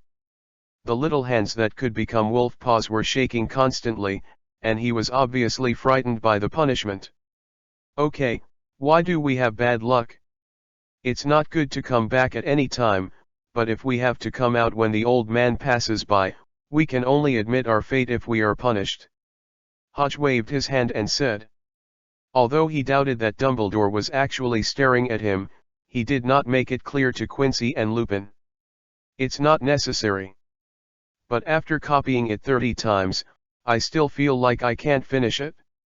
Idiot, forgot those shorthand quill pens that I bought. You two take one each, and the snacks are also divided. I can't eat that much by myself. Hodge showed the style of the local tyrants, and distributed a lot of the things he bought to Lupin and Quincy. Lupin was still a little embarrassed, but under Hodge's strength and Quincy's persuasion, in the end he could only accept it first. After that, the three of them separated. Lupin went to his Gryffindor dormitory, and Hodge and Quincy returned to Hufflepuff's lounge. Turn around. Although there was Dumbledore's warning. But after finishing the daytime classes, Hodge went to Hogsmeade Village again to complete the final handover with Old Cat. Okay, Belinda, learn to be strong. If I'm still alive after finishing that thing, I will definitely come back to see you. Touching the little granddaughter's hair, Old Cat smiled and comforted. Mr. Campbell, everything is up to you. Do not worry. After thinking about it, Hodge took out a small bag with Jinjialong from his arms and threw it to Old Cat at will. Count it as a gift to you personally. If you don't have enough money when you go out, you can't do it. If you finish the agreement but starve to death on the road, it would be too much of a joke. Haha, you are right, then I would like to thank you. Old Cat did not refuse this kindness. He held up the money bag in one hand and said with a smile, there is also a cellar in the house. I put a lot of things in it. Belinda knows where the entrance is and those things. It's useless to me, so you can handle it yourself. This can be regarded as Laucat's reciprocity. Asterisk. Chapter 40 Baby Experience Dan. Mr. Campbell, and my little Belinda, we are destined to see you again. The voice fell. Old Katie also turned around and left in strides. Belinda cried and became a tearful person in an instant, but she covered her mouth and did not disturb the old cat who seemed to be a hero on the march. It is indeed a very interesting pair of grandparents. Hodge shook his head. He didn't disturb Belinda, who was sad. He walked into the room first and checked the space here. There are 3 floors, one floor is 110 square meters in size. But in fact, only the first floor can be used to open the door for business. Because the second floor is a residence, and the third floor is an attic with clutter. It is too much trouble to use it, and Hodge is lazy to tidy up. After all, he just needs a place to conceal his playing prey. It's a secondary matter to open a store or not, even if there is only one story, it doesn't make much difference. Campbell, Master. Belinda finally came back after crying, and she was a little nervous facing Hodge alone. She didn't even dare to raise her head when she spoke. Don't be so nervous, although Laucato is gone, your life can still be the same as before. At most, you can look at the store for me. This should be possible, right? Yes, I can. Well, that's okay. You still live upstairs. As for what kind of business, I'll talk about it after I think about it. Turning his head, Hodge said again, by the way, old Katie said there is a cellar here, you take me to see it first. Okay. Belinda nodded, and then led Hodge to a small room on the side of the stairs. Lifting the wooden boards on the ground, a downward hole was revealed. It was Belinda who led the way and led Hodge into the cellar. As old Cat said, there are a lot of things in this cellar, but they are neatly arranged and not cluttered. Maybe this also has something to do with Laucat's career. He is a repair and maintenance of magic items. In the past few decades, he has served many wizards. There are big people and small people. When there are more people, things will definitely happen. After many people put their things here, there were some accidents, and they couldn't come back and take them back. After all, wizards are not a safe business. Not many people die every year in accidents and assassinations. But over time, there are more and more things left on Laucat's side, and this cellar is almost full. After walking past the shelves, Hodge also picked up the items on it and looked at it casually. Lunar probe, mystery device, memory ball, magic mirror, magic razor, panoramic telescope. Although the things are second-hand, there are many types and they can be used. Because Laucat has repaired them a long time ago, and they are well maintained. Belinda, I have a question for you. Well, you said. Did old Katie teach you the craftsmanship? In other words, can you repair and maintain these things? Grandpa taught me that I will also do maintenance work, but there are some things that require magic, which I can't do. Belinda said that the lower her voice became, and gradually it was almost inaudible. Obviously, not using magic makes her feel very inferior, and she doesn't want to talk about it. It's okay, Belinda. Hodge smiled and said nonchalantly, next, let's open a small shop that maintains magical items for people. It can be considered as inheriting your grandfather's mantle and preventing his craftsmanship from being lost. As for the repair work, I won't take it for the time being. I think at your level, you should still be competent just to maintain the magical items for the guests. Well, I can. As if trying to prove herself, Belinda quickly raised her head and said, That's all, let's go out first. Waving his hand, Hodge left the cellar with his head. In fact, having said that, Hodge still has a treasure that can change the entire wizarding world. That is the pill of experience from the Marfa continent. You can upgrade after eating, and then transform an ordinary person into a pseudo-professional with magical powers. Because there is no job transfer or learning skills, it is not considered a magician, or a warrior or Taoist priest. As for the wizard, that is even more wrong. After all, this is something from the Marfa continent and has nothing to do with wizards. However, after possessing the magic power, it will be much easier to learn the magic spell, so it is alright to call it a pseudo-wizard. This is the most important point. Think about it, if Hodge used a lot of experience pill to transform a large group of ordinary people into wizards, what impact would it have on the current wizarding world? You know, there are only a few thousand wizards in Britain. Compared with the number of muggles, they are far too few, and they are not comparable at all. So it doesn't need to be too much. As long as Hodge can create hundreds to 1,000 new wizards, it can also have a terrible impact on the wizarding world in Britain. Certainly. It is not easy to want to do this. Because experience points are all precious things to Hodge, he still doesn't use enough to count them. How could it be wasted on so many people? 1,000 trumpets. He is too exhausted to raise it now. As for the future, I will have to wait for Hodge to rise to level 40 or 50 and learn most of the skills of the 3 occupations. Asterisk. Chapter 41 Jealous Jampot. However, if you can't raise 1,000, it's okay to raise a few. For example, Belinda's looks are not the point, although she is really cute, a doll-like beauty.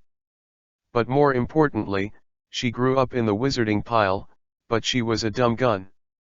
Because she was different from others, she had been under various pressures for more than 10 years, which also made her form a strong obsession with magic. If she was given a chance, Hodge wouldn't be disappointed. Of course, there is no need to rush to do this. Hodge also needs to observe the girl again to see what her character is. Cultivating talents is not difficult, but Hodge doesn't want to waste time and resources. In the end, it will be a waste of money. That would be a loss. Did not open for business immediately. Hodge gave Belinda a few days off first, and it was a good time for her to get used to the days without old Katie by her side. Back at Hogwarts, it was already past 9 o'clock in the evening. Hodge didn't wander around anymore, and went straight back to the lounge to rest. The next period of time. After learning to spawn monsters, Hodge ran several times to Hogsmeade Village. The main thing is to expand the cellar and dig a new passage by the way to connect the secret passage from the Honeyduke to Hogwarts next door. In this way, when going from Hogwarts to Wizard Village, Hodge can go all the way to the cellar of his house instead of going around the Honeyduke. In addition, he also completely sealed off the passage on the Honeyduke's side to prevent anyone from entering it through the cellar entrance. So the Deeter appeared on his side. There is also Hogwarts.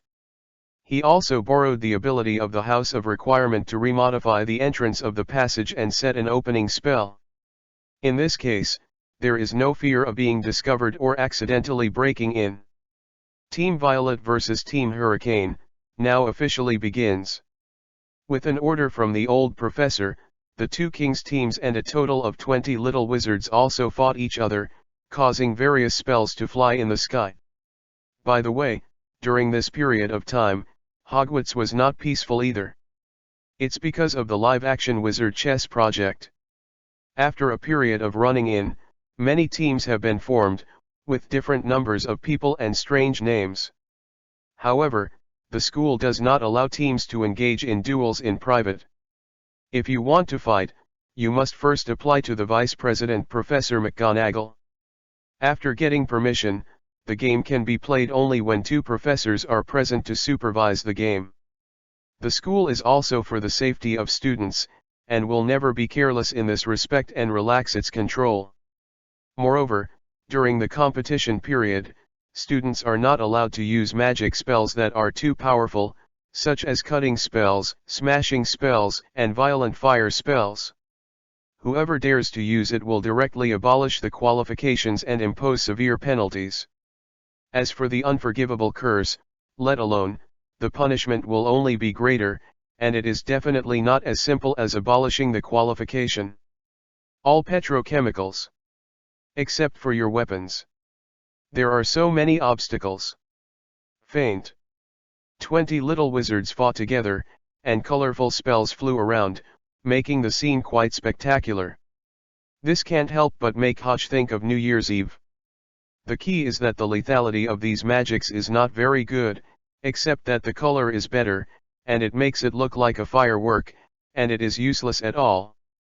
Of course, this is also because Hodge's strength is too high, far surpassing the little wizards in the duel, so he didn't think much of it. But in Lupin and Quincy's eyes, this scene is still very exciting, and this can be seen only by looking at their 2 screaming ghosts. I have never seen the world. Hodge shook his head, and took a few steps away from the 2 second fools by the way. Without him, I am afraid of being infected by them. Hodge, they are so amazing, they can use so many spells. Pulling Hodge's arm, Lily said a little excitedly. Yes, there is one more here. But what Lily said was not wrong, because the two teams in the game were both third-year students, one Gryffindor and one Slytherin. But no matter what college they came from, if they could learn so many spells during the 3 years of enrollment, they would be regarded as a bunch of little geniuses, not students. Fortunately, your talent is not bad, you can catch up with them sooner or later if you practice more. Then you have to teach me more. No problem. Hodge agreed directly. Anyway, he didn't plan to let Lily leave again. As his own tool, it wouldn't be a big deal to train him. A couple of dog men and women. Seeing Hodge and Lily chatting so enthusiastically, James Potter, who was some distance away, didn't know what was going on, he just felt very upset anyway. You don't really like others, do you? Sirius asked with a smile. Shit. How could I like that kind of bean sprouts? James Potter scowled and would never admit it. In fact, to be honest, James Potter, who was only 11 years old, did not really like Lily much, let alone love. But some things are like this. I'm not afraid that no one wants it, I'm afraid that someone will snatch it. It's a well-known thing that Snape likes Lily, plus Hodge walks very close to Lily, almost inseparable. This also completely inspired James Porter's unwillingness to admit defeat. Chapter 42 Agreed Game. Why? Lily can be friends with the two guys he hates most, but she won't find him. On the contrary, she hates him very much. There was a lot of anger in his heart, and James Potter was extremely aggrieved. He felt that if he didn't vent a bit, he might be suffocated and exploded. Go, follow me to write a war book. With a wave of his hand, James Potter walked towards Hodge, without giving Sirius a chance to hold him. Master Campbell, is your team formed yet? When he came close, there were 7 or 8 people behind him, and a group of James Potter, who were also dragging his attitude, didn't look at Hodge directly. Aside from other things, there is a bit of a stringent smell.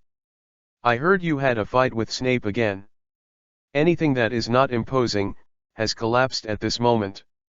James Potter blushed, and for a while, he said, "What's up with you? That guy owes you a lot, who keeps him coming to trouble me?" "Oh, what do you care about if I don't form a team?" Hodge asked again, digging his ears. For an instant, James Potter closed his mouth again.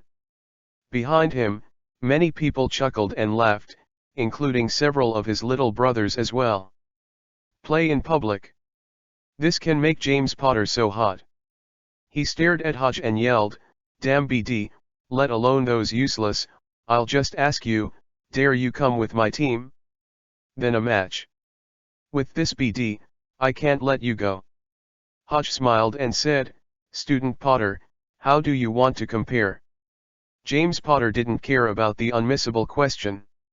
Just kidding, he wouldn't let Hodge, the guy who made him embarrassed in public, all right. Of course, compare it with the school's rules, and don't say I bully you. As many people as you want in your team, we only have 8 predators. Oh, then you are really generous. I'm telling you with facts. Learning well doesn't mean that you are also strong. Just wait for me to beat you down. James Potter made a gesture of cutting his throat, his arrogant attitude needless to say. Of course, this little threat is just like a kid acting like a baby to Hodge, it's not at all insignificant, and it doesn't have the slightest lethality. No, you want a duel, but it can't be that simple, it's too boring, I don't want to live with you. Hodge shook his head and said. What do you mean? James Potter furrowed his eyebrows. Raise, the loser gives the winner 1,000 gold gallons. I think such a small amount of money shouldn't be a big deal to you from the Potter family, right? This. James Potter blushed. As an ancient heritage, the Porter family, who was born as a pharmacist, and possesses numerous invention patents, is indeed very rich. Especially in the generation of James and his father, Fremont. Porter also invented the magical shampoo formula, and made a lot of jinjialong by this. But no matter what, James is just a kid. Even if he is very much loved at home because he is an old son and a lone seedling, his parents cannot give him too much pocket money at once. 1,000 jinjialong is equivalent to half a year's salary of the elite aurors in the Ministry of Magic, and he really can't get it for a while. Of course, it is even more impossible for James to convince Hodge that he has no money. "What's the matter, you're not rich, are you?" Hodge asks strangely. "Fart, how is that possible?" Never admitting this kind of thing, James Potter gritted his teeth and said, "Isn't it just 1,000 golden gallons? I can take them out as long as you dare to fight." "That's fine. It would be a shame for both of us. Let's sign a contract first, and then you have the final say on how you want to compare, and you will decide the time and place." Hodge didn't want to talk any more nonsense, waved his hand and said, "Humph, it seems that you can't wait to send me money, then wait. See you on the court in 3 days. I will also get someone to send you home in advance. I hope you will have the courage then. Bigger, will not evade and dare not sign. Let's go." After letting go of the cruel words, James Potter waved his hand and left with his gang of younger brothers. "Jamie, are you really playing?" After walking far away, Sirius couldn't help but asked. "Nonsense, do you think I am teasing him?" James Potter rolled his eyes. "But that's 1,000 gold gallons, do you have so much money?" "Heh, I don't have one, but as long as we can win, naturally we don't have to pay the bill." James Potter spread out his hands and said with a smirk. "FK, you guys want to have SX for nothing." Sirius' eyes widened, and he was stunned by James Potter's sorrow, and he didn't speak for a while. "No, are you so sure that you can beat him?" "Of course, don't you know my strength? I have never lost a fight or anything. With your help, we Gryffindor group, can't we win them and only serve as cheerleaders and rice buckets?" Hufflepuff. "As for that Hodge, it's just a fart for studying. He will only die of reading. After I get on the field, I can have 10,000 ways to make him kneel and beg for mercy." Asterisk. Chapter 43 Strong Team of Predators. This. Don't worry, there can be no mistakes in this matter. On the contrary, we can still make a lot of money. 1,000 gold plus long, not only can make me feel bad, but the one you wanted to buy a long time ago. The flying broomstick has also fallen, isn't it happy enough? Patting Sirius on the shoulder, James Potter said with a smile. "Well, I hope it's the same as you think." What can Sirius say? He can only nod his head right now. "No problem, yes, the tall skinny monkey standing next to that guy just now should be our Gryffindor, right?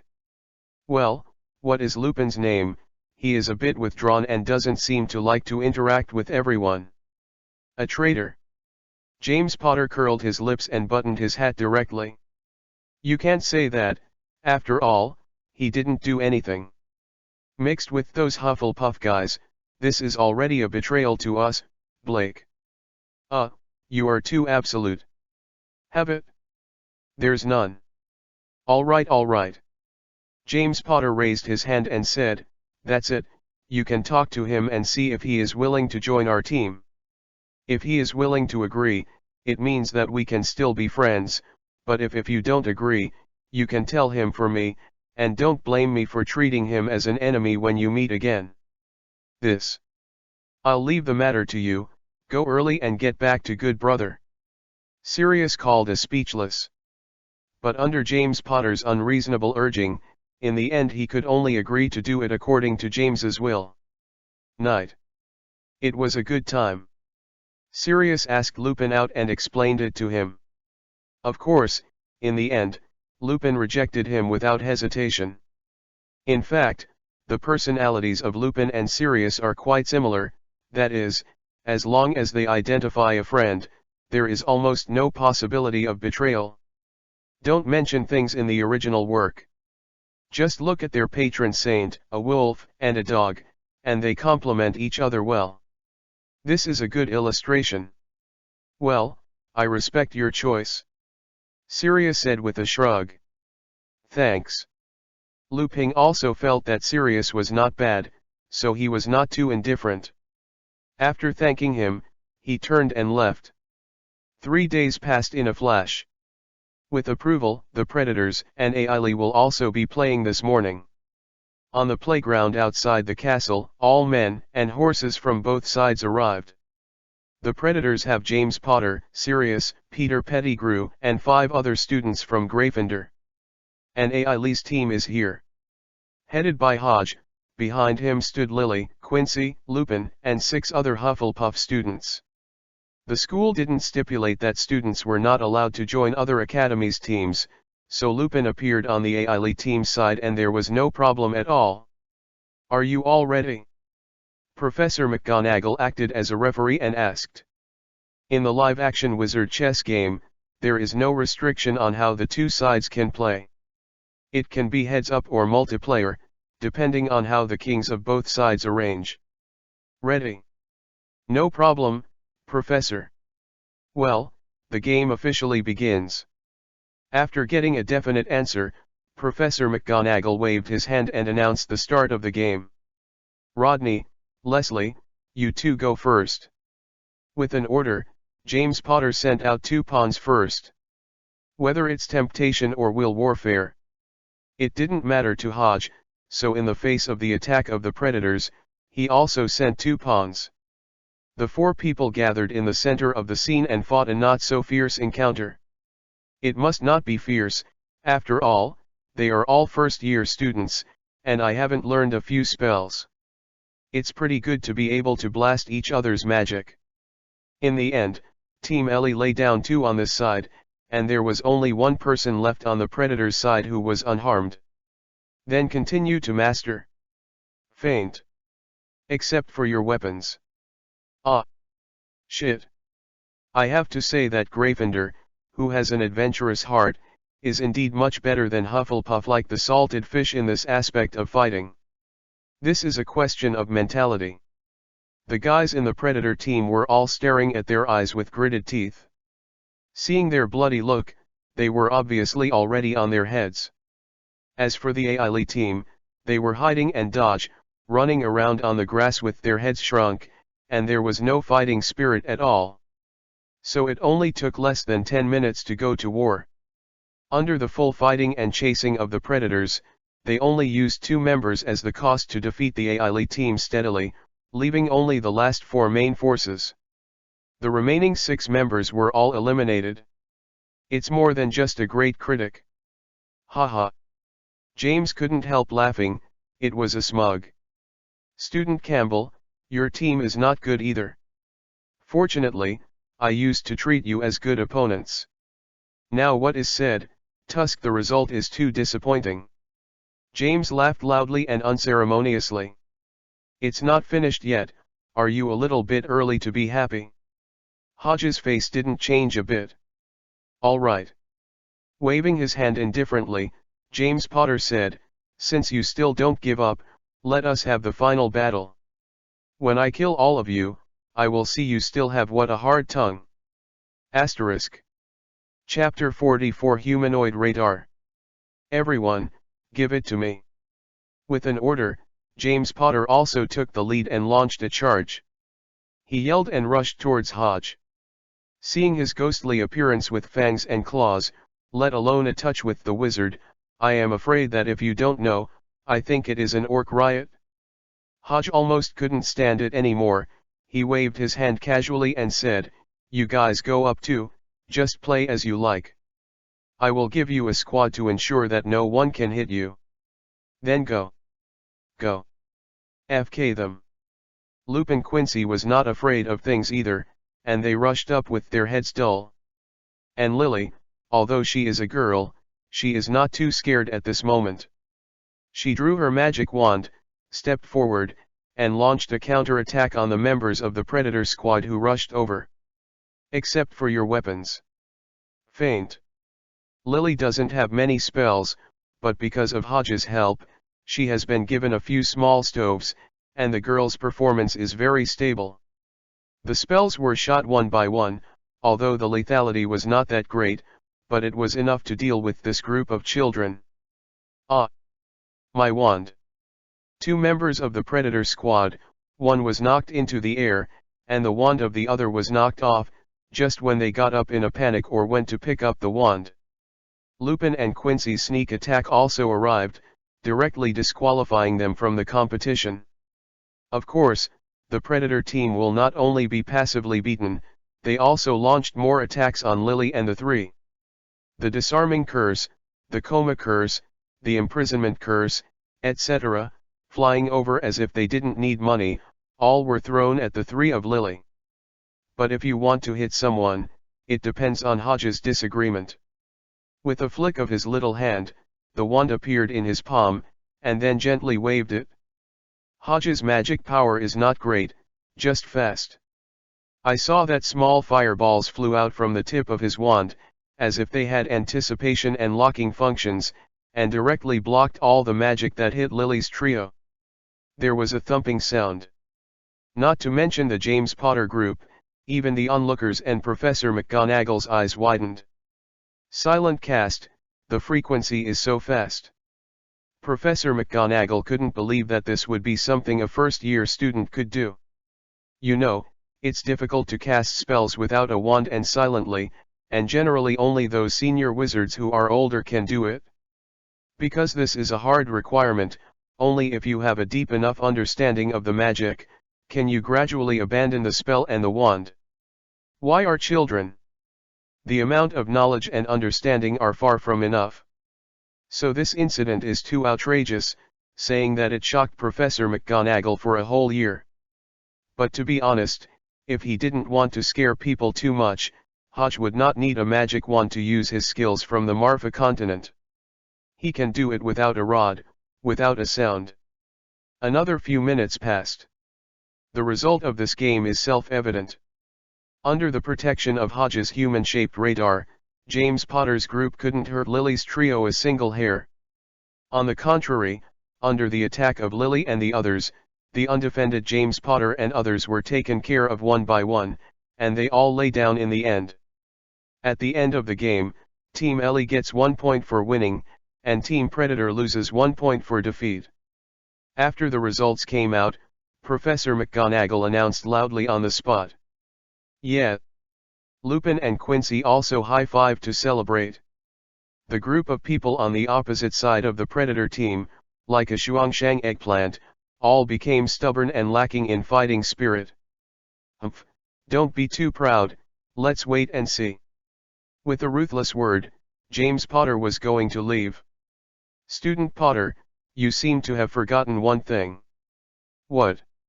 James Potter turned his head uncomfortably, but when he saw the contract in Hodge's hand, his face suddenly changed, and cold sweat was shed. The game that was said to be over was settled on the spot. Classmate Potter wanted to leave without saying a word. Are you planning to go wrong? Shaking the contract in his hand, Hodge asked with a smile. How is it possible? Don't lie to me. Oh, I misunderstood Classmate Potter, I'm sorry, but since it's not for debt evasion, please give me the money. This. James Potter's face collapsed, and he couldn't speak again. Why, you don't want to escape debts and don't want to pay? What do you mean? Or, this is how the Potter family does things. Tisk tisk, it's really eye-opening. Hodge glanced at each other and said tauntingly. Damn it. Come at me with everything, you are not allowed to insult the Potter family. James Potter was furious, gritted his teeth and roared. Yes, I don't have any grudges with the Potter family. As long as you can resolve the debt, everything is naturally not a problem. Hodge waved his hand and said indifferently. But the hard part is here. Okay, James Potter doesn't have so much money at all. Of course, if Hodge continues to speak ill of the Potter family, that is even more unacceptable for James Potter. No matter how arrogant he is, he doesn't want the family to be ashamed of this matter. After thinking about it, James Potter said, 1,000 gold gallons is not a small sum, who would carry so much money with him? I have it. While speaking, Hodge pulled out a small sack from his pocket.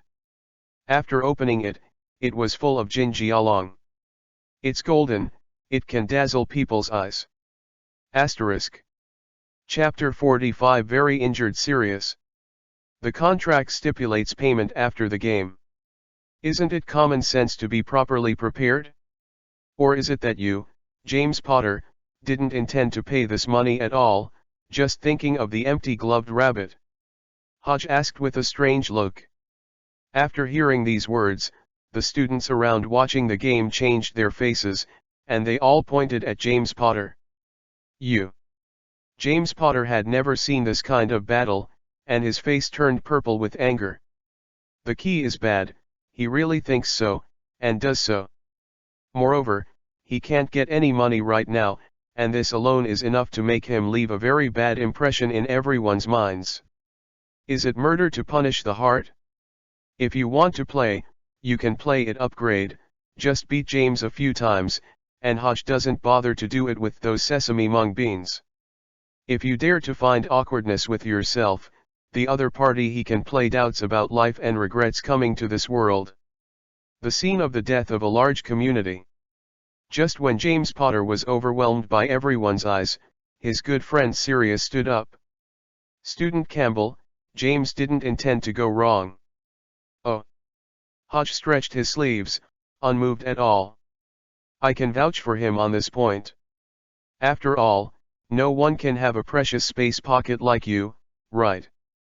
With a smile, Sirius continued, 1,000 jinjialong is too heavy. Owls can't be brought, and we can't leave school to get them, so we can only store them in Gringotts. Give us some time.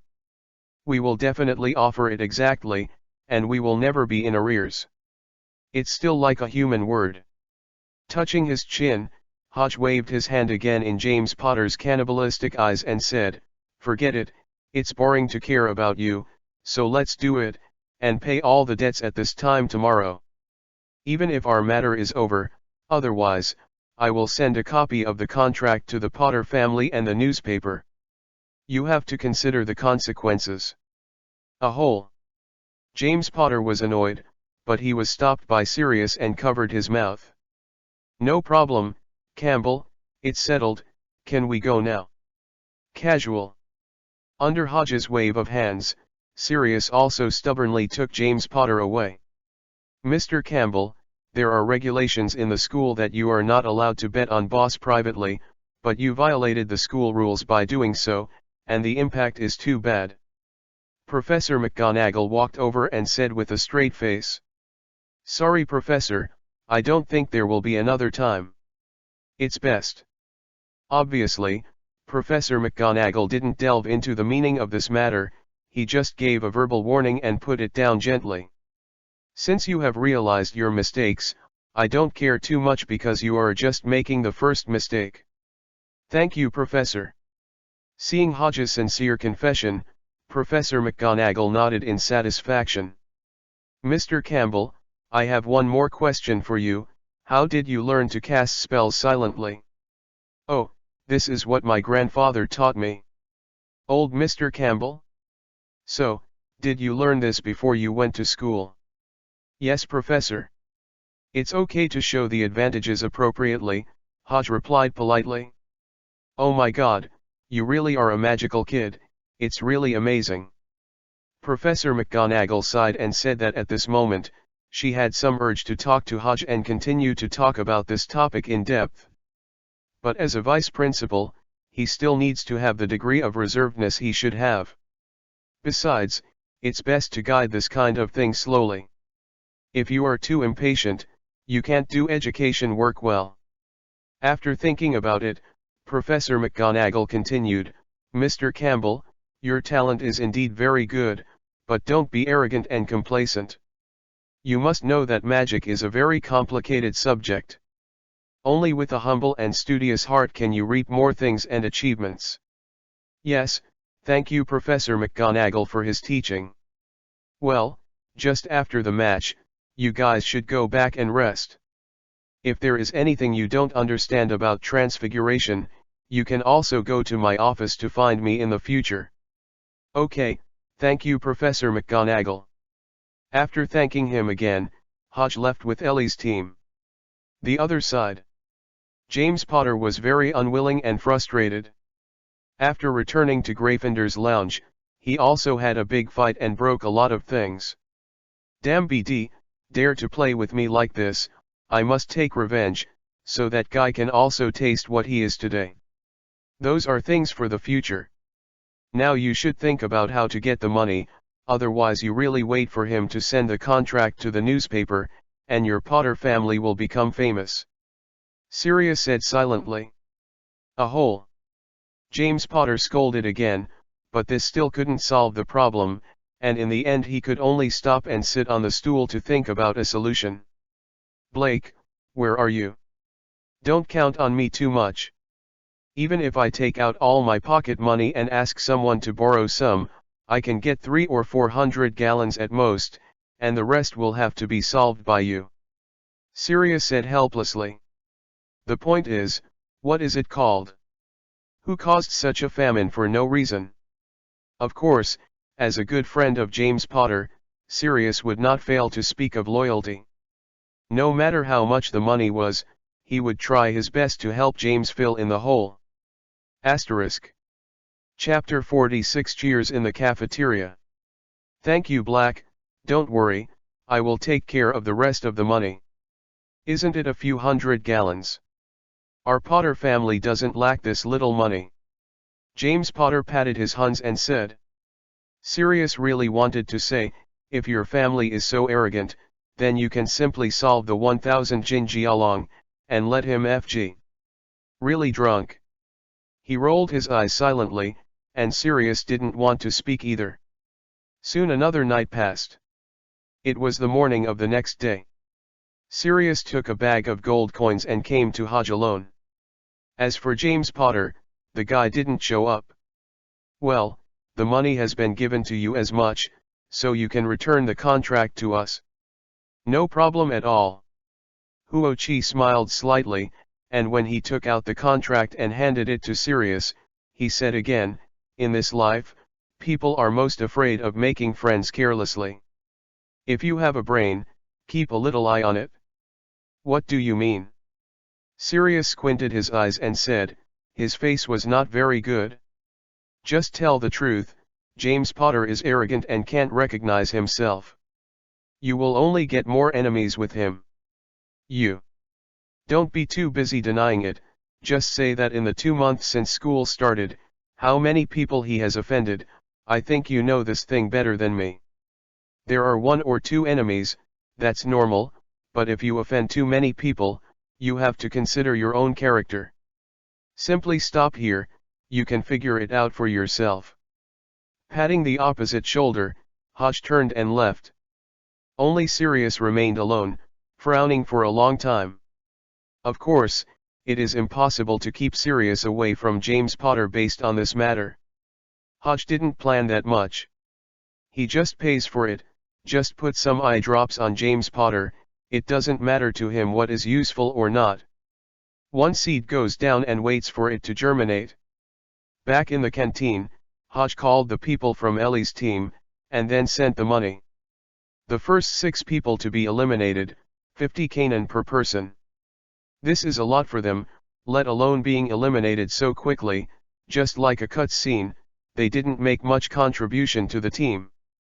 The key is the value of Jinjialong, even though civilians working in the Ministry of Magic, generally don't have that much monthly income. So after getting the money, it was too embarrassing to eliminate the 6-man team, and quickly thanked Hodge for a long time. Certainly. Hodge is not a silly group who only throws money. The reason why he did this in the cafeteria was to establish a sense of loyalty and generosity in front of many students. With the benefits, I will never forget the bold personality of the friends around me.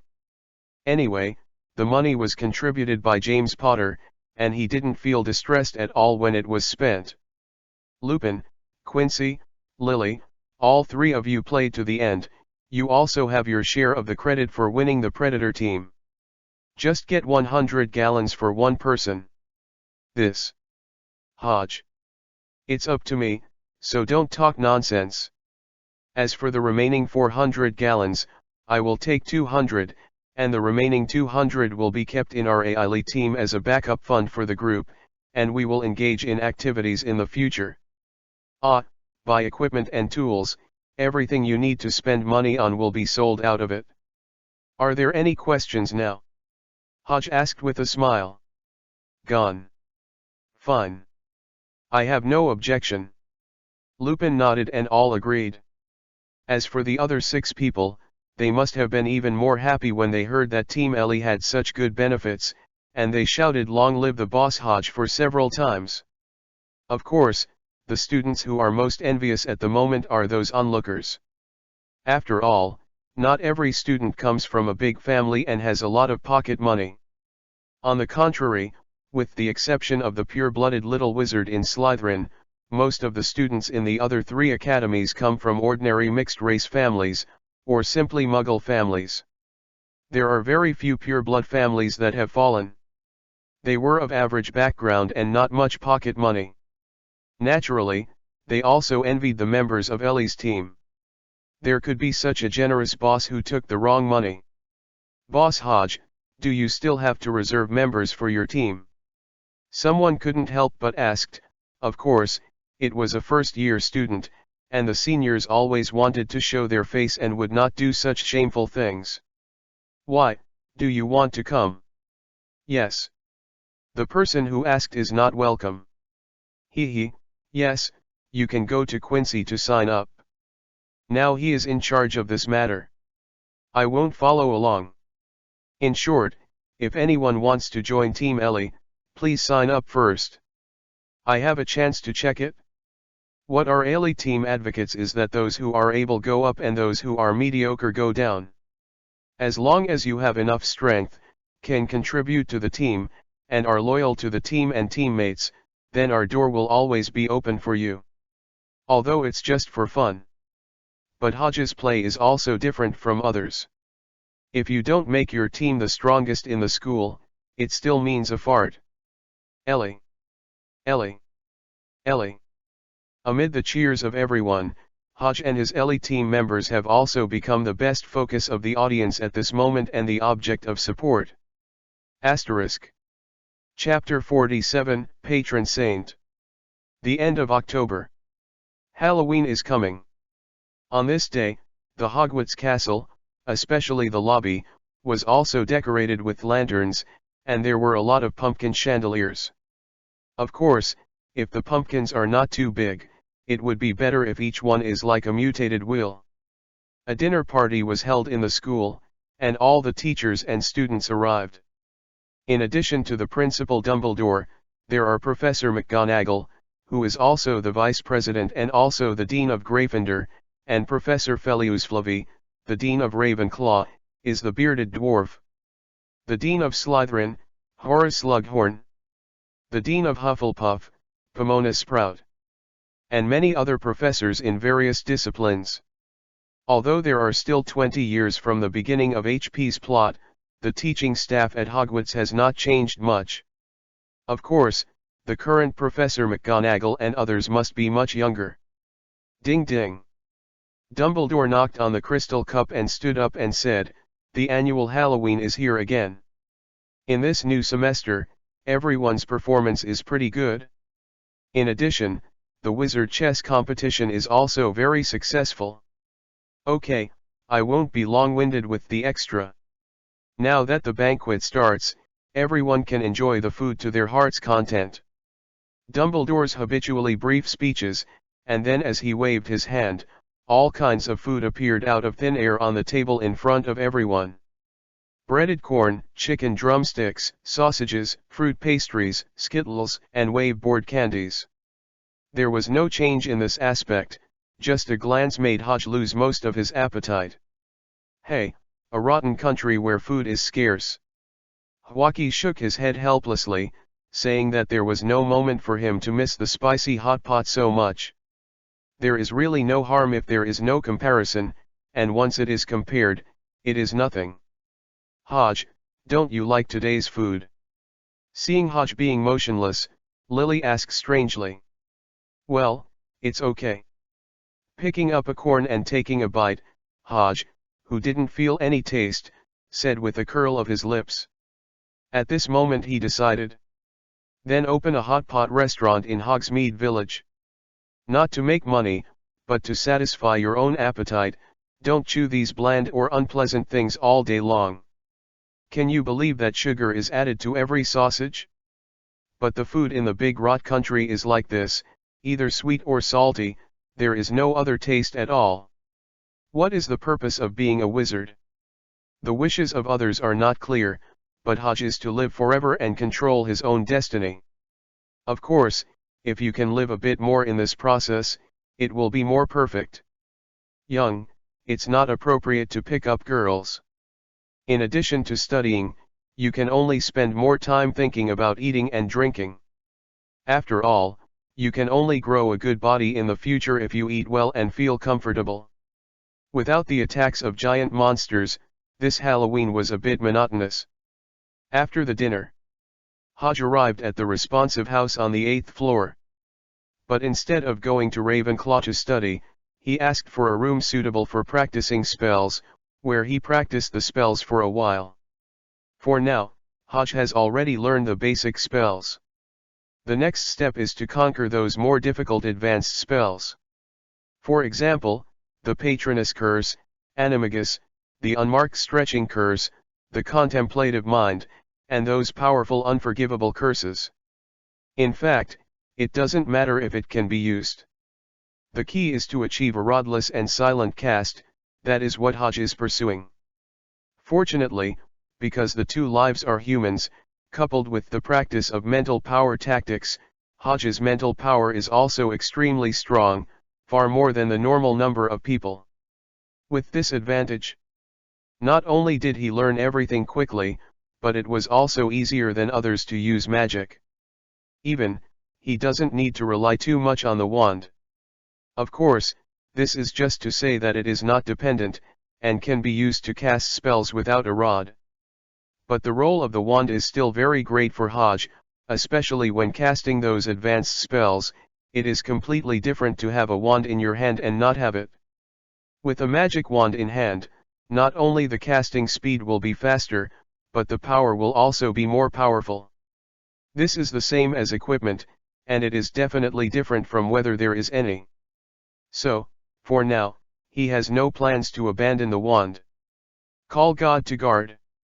Thinking of happy things in his heart, Hodge waved his wand, and the huge magic power in his body immediately surged, following his arm into the wand, reaching the tip of the wand. Brush. A white light appeared, and then slowly turned into an eagle. Using the curse of the patron saint is not difficult for Hodge, but as a traverser, he is not satisfied with his patron saint beast. The eagle shrimp is too ordinary. More importantly, the patron saint curse is also related to the change of Animagus. The former is an eagle, which means that when Hodge uses Animagus, the object of transformation will also be an eagle. Although he can fly, his lethality is really weak, and this is where Hodge feels dissatisfied. Forget it, learn to speak first. When the amount of knowledge comes up, you can think of a way to improve this magic. With the civilization of an entire Marfa continent as the backing, and the inheritance of Ravenclaw's knowledge, Hodge was not worried that he would not be able to do this. It was just a matter of time for him to improve the curse. Asterisk. Chapter 48 Open a hot pot restaurant. Waving the magic wand again, Hodge displayed the newly learned skeleton summoning technique, summoning 2 skeleton warriors out of thin air. Then, he launched a series of attacks on these 2 skeleton warriors. Faint. All petrochemicals. Torn apart. Drilling. Break 2, and 2 more, This can be regarded as practicing summoning, double happiness. And after this tossing, Hodge also experimented with a lot of information. First, skeleton warriors are not afraid of spiritual and spiritual magic, such as piercing ones, and they have no response after a few shots. In addition, the magic resistance of these skeleton warriors is also very high, far stronger than ordinary creatures. The only weakness is that the speed is too slow.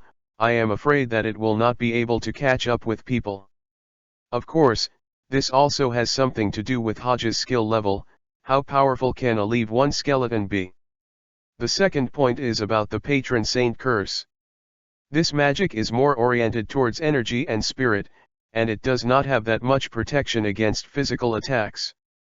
It is not as easy to use as the iron armor curse. In addition, the patron saint is a magic linked to emotions, and it is not unchangeable. For example, if you are very unhappy now, you may not even be able to cast the patron saint curse. If you lose your fighting spirit, the patron saint curse will also dissipate. If it suffers a major blow, maybe even the form of the patron saint will change and it will no longer be what it used to be. The eagle will also become a pig's head. You can describe it like this. The manifestation of emotion is the guardian god. Although strong, the weaknesses are equally obvious. If possible, this aspect must also be improved. It's not that Hodge has no confidence in his emotions. The key is that he doesn't like this kind of leaky things, even the slightest ones, let alone the magic used in battle. In the fight between the two sides, even a little loophole can be infinitely magnified. At that time, it will not only be a problem, it will be dead. After a few days, Hodge went to Hogsmeade again. This time, he completely remodeled the first floor of the house, and expanded a few hundred square meters of space with the non-mark stretching curse. In this way, the place is enough. Not to mention opening a hot pot restaurant, it's okay to open a car repair shop. At the same time, he also moved the entrance of the cellar to the second floor. In this way, even if people come and go on the first floor, they will not find the cellar and the secret passage inside. Even though the Ministry of Magic has expressly stipulated that private use of the unmarked stretching curse is not allowed. But that was only for wizards who were born in Muggles and had no backstage. In the territorial boundaries of the Great Corruption, everything is about one's origin and background. To put it bluntly, it depends on the size of the force. For the family of pure-blood wizards, the Ministry of Magic will only please, and dare not offend at all. And their laws are also prepared for wizards with bad backgrounds. Not only do they have a lot of loopholes, but they do what they want. Anyway, those low-level wizards couldn't resist them. And a wizard like Hodge, backed by a large family, and the head of the family, can summon dozens of wizard relatives with a single order. Not to mention just using the non-mark stretching curse. Even with the use of unforgivable curse to kill a few people, the members of the Ministry of Magic can only come and wipe him. It is impossible to drag him to trial. Shrimp Azkabans, then it doesn't even exist. As for, if the Ministry of Magic is so afraid of the pure-blood family, why did it capture the framed Sirius in the original book? Of course there is a reason. As I said before, Black is a very large family, belonging to the most typical Slytherin. They enthusiastically advocate blood theory and reject wizards from Muggles. Sirius' father, grandfather, and even older generations, they are all like this. They are wizards who graduated from Slytherin. And now, what did Sirius do? He devoted himself to Gryffindor and fooled around with that fellow James Potter, which was tantamount to betraying the faith of his ancestors and becoming a traitor. The Black family didn't remove him, which is good enough. How could it be that the Potter family was destroyed and stood up to support Sirius? Not to mention, Voldemort was responsible for the annihilation of the door. As a member of the Death Eaters and a loyal supporter of Voldemort, the Black family couldn't, nor dared to speak up for Sirius. Master Hodge, we really want to open that hot pot restaurant. Belinda, with blonde hair, a ponytail, and a pretty look, opened her eyes wide, and asked curiously. Of course, just set up a few tables a day, and more is of no use. Hodge waved his hand and said. Anyway, he doesn't rely on this to make money. There are 2 mines in the family, and the herbal medicine business is in business. He is now a daily income, and he doesn't lack this little money. That's right, another mine that was sealed by the Ministry of Magic, just a while ago. Hodge also asked someone to lift the seal and reopened it. In fact, this is not a big deal. In the past, Hodge's grandfather didn't deal with this problem, and it was not the Ministry of Magic that he was afraid of, but the dark wizards who were unattended. He was afraid that after he managed to manage the mine, he would be snatched away by those unreasonable dark wizards just like the other one. If so, rather than making it cheaper for outsiders, it is better to let the Ministry of Magic seal up and not do so much. Certainly. Now that Hodge is in charge, he doesn't have so many worries. Whoever dares to make his own idea, let's not say anything else, just send the other party a family bucket package, and see who has the courage to do so. Asterisk. Chapter 49. Do you want to be a wizard? Let's talk about the hot pot restaurant here. It doesn't matter if you make money or not. Hodge just wanted to change his taste and satisfy his stomach. Then, what do you need to prepare to open this shop? I don't understand. It's okay, I can teach you. Tell Belinda some tables, chairs, special tableware, and various ingredients needed to open a hot pot restaurant. While there was still time, Hodge created a few small private rooms in the lobby on the first floor to facilitate the use of himself and the guests in the future. As for the most important ingredients for hot pot, this is easier for Hodge. Because in his previous life, he was a shabu-shabu enthusiast, and he had also made a lot of seed ingredients. For such a simple thing, as long as the material is enough, he can make a lot of it in minutes, and it is not a problem at all. Night. Let Belinda clean up slowly, and Hodge returned to Hogwarts through the secret passage. Correct. Hodge suddenly remembered that he should get the pair of vanishing cabinets in the responsive house and the pair of vanishing cabinets in the Book store. Keep one at home and the other in Hogsmeade's shop, so that you will not be able to go back to the train if you go home on holiday in the future. Of course, this matter is not in a hurry, just do it if you have time. Stop. Suddenly, there was a cold drink from behind Hodge. It's really bad luck. How come you can be arrested every time you come back? Isn't it that you don't have the talent to be a bad student? Stubbornly resisting the urge to complain, Hodge turned around slowly, looked at the guy in front of him and said, "It turned out to be Mr. Filch. Is there anything wrong with me? Don't pretend to be stupid, now is not the time for you to run around, I'll be caught upright, you can only count yourself as unlucky, Holding an oil lamp, Filch's twisted shoehorn face also appeared in the light, smiling terribly. Isn't it just bad luck? Hodge rolled his eyes silently. But this is also to blame for himself, because he is too confident in his luck, and has hardly used the map of the spot after he got it. Otherwise, how could it be caught so easily? Which college are you a student? What's your name? Filch questioned loudly, enjoying this moment at the same time. Because he was a dumb gun, he was born unable to use magic, and after a long period of repression, his mentality also produced a more extreme change. Filch hated those students who had the aptitude to learn magic, but didn't know how to cherish them, and they just wanted to waste time playing and making pranks. In Filch's view, that kind of guy is not worthy of using magic at all, just an insult and blasphemy against the term wizard. Therefore, as long as all the students who made mistakes caught by him were miserable by him one by one, it was not only the physical torture, but also the soul. If you want to make a list of Hogwarts' most hated people, needless to say, in the minds of many students, Filch is definitely ranked first. And it's still the kind that far surpasses second place. Hodge Campbell. Very well, follow me obediently. Want to be a wizard? Mr. Filch. What? Filch's face changed.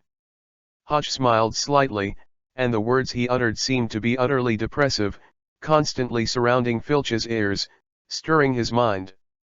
I can help you become a wizard, of course, provided that you have not given up hope and can believe in all this. This is not. Don't be too anxious to draw conclusions, Filch, there is no shortage of miracles in this world. If you don't understand, it doesn't mean it doesn't exist, okay? This. Filch hesitated, uneasy and trembling. It looks like your heart is in a mess, but it doesn't matter. I can give you time to think carefully. If you are still unwilling and have a little hope, then come to me after you figure it out. Waving his hand, Hodge just turned around and left in strides. On Filch's side, he watched Hodge leave, but he didn't raise the courage to stop him either. Because he really hoped that what Hodge said was true. Even if there is only such a slight possibility, a lost opportunity, he is not willing to give up. In fact, Hodge didn't let Hodge wait too long either. After only a day, Filch, with his head turbulent and bloodshot, but with a firm expression, found him in front of him. You really didn't lie to me? Filch asked hoarsely. I'm not so free yet. Besides, are you worthy of being deceived by me as a dumb gun? Mr. Filch. Yes. Filch was not angry, because he was the kind of person who hated and looked down on muggles the most.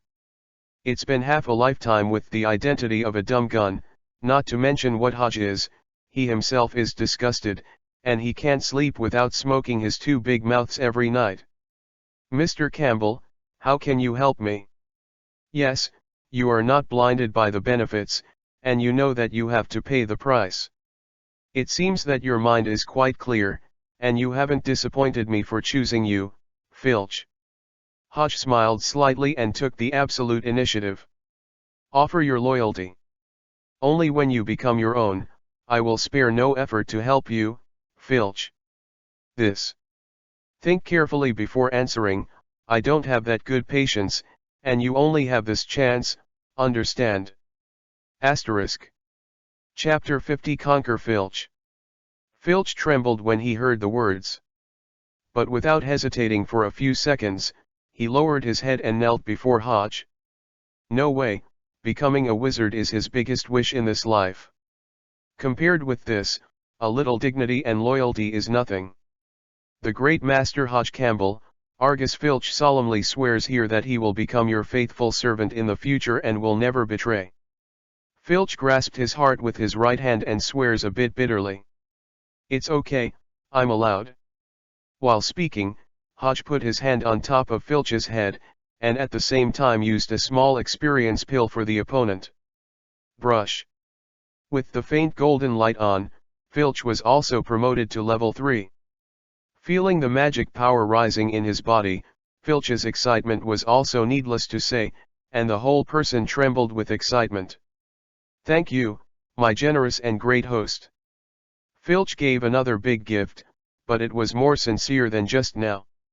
Well, let's help you improve so much for the time being. If the magic is too strong, the easier it will be for you to be exposed. I don't want to cause any more trouble because of this, no Argus. Hodge retracted his palm and said. Yes, I must hide myself well and never let anyone discover it.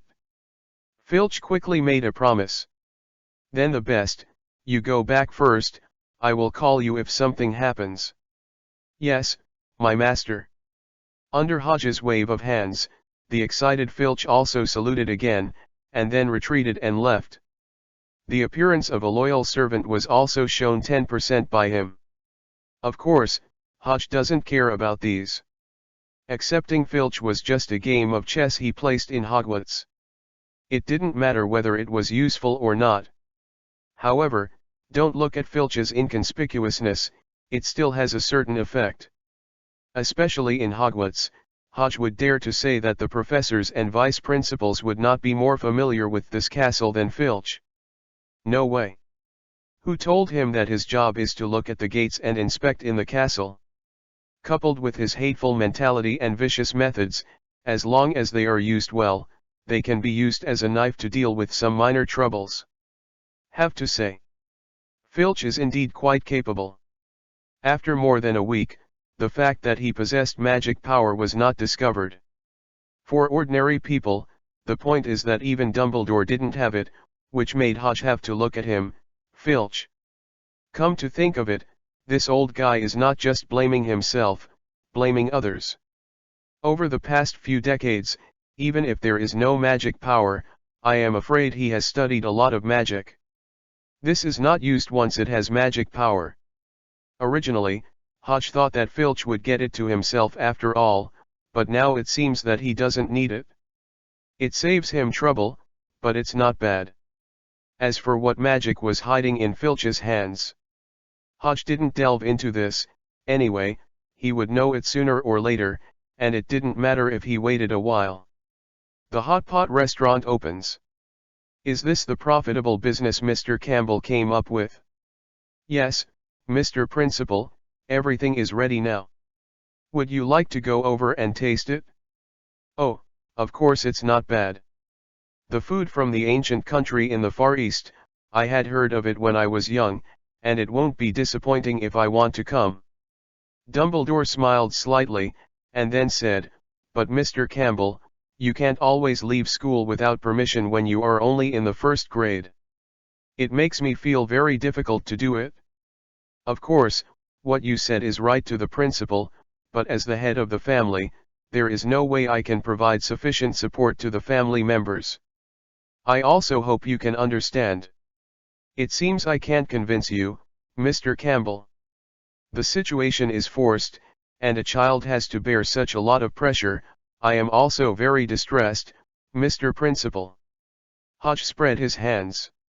All right, all right. Dumbledore was convinced. Of course he was not convinced by Hodge, but by his cheeky. He didn't know what happened to the Campbell family. There are two mines in which Rigindagen alone, and they also do the same pharmacy business with the Malfoy family as money grabbing. Isn't that pure nonsense, and say that there is no money after all this?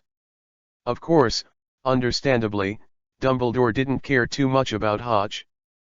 Because Hodge was right, he was really different from other students. At a young age, he has become the leader of a big family. With this status, he can talk to many adult wizards on an equal footing no matter what. This also includes Dumbledore. Therefore, Dumbledore could not always use his identity as the principal to restrain Hodge by restraining other students. What treats equally? Isn't Loudeng the kind of person who tends to be inflamed? This is true. However, if you don't become inflamed, it doesn't mean that you won't make changes. If he could truly treat him equally, then Old Den would not treat Harry Potter differently and treat him specially. To be honest, whether you can make a person compromise depends on whether you have enough capital and influence. Asterisk.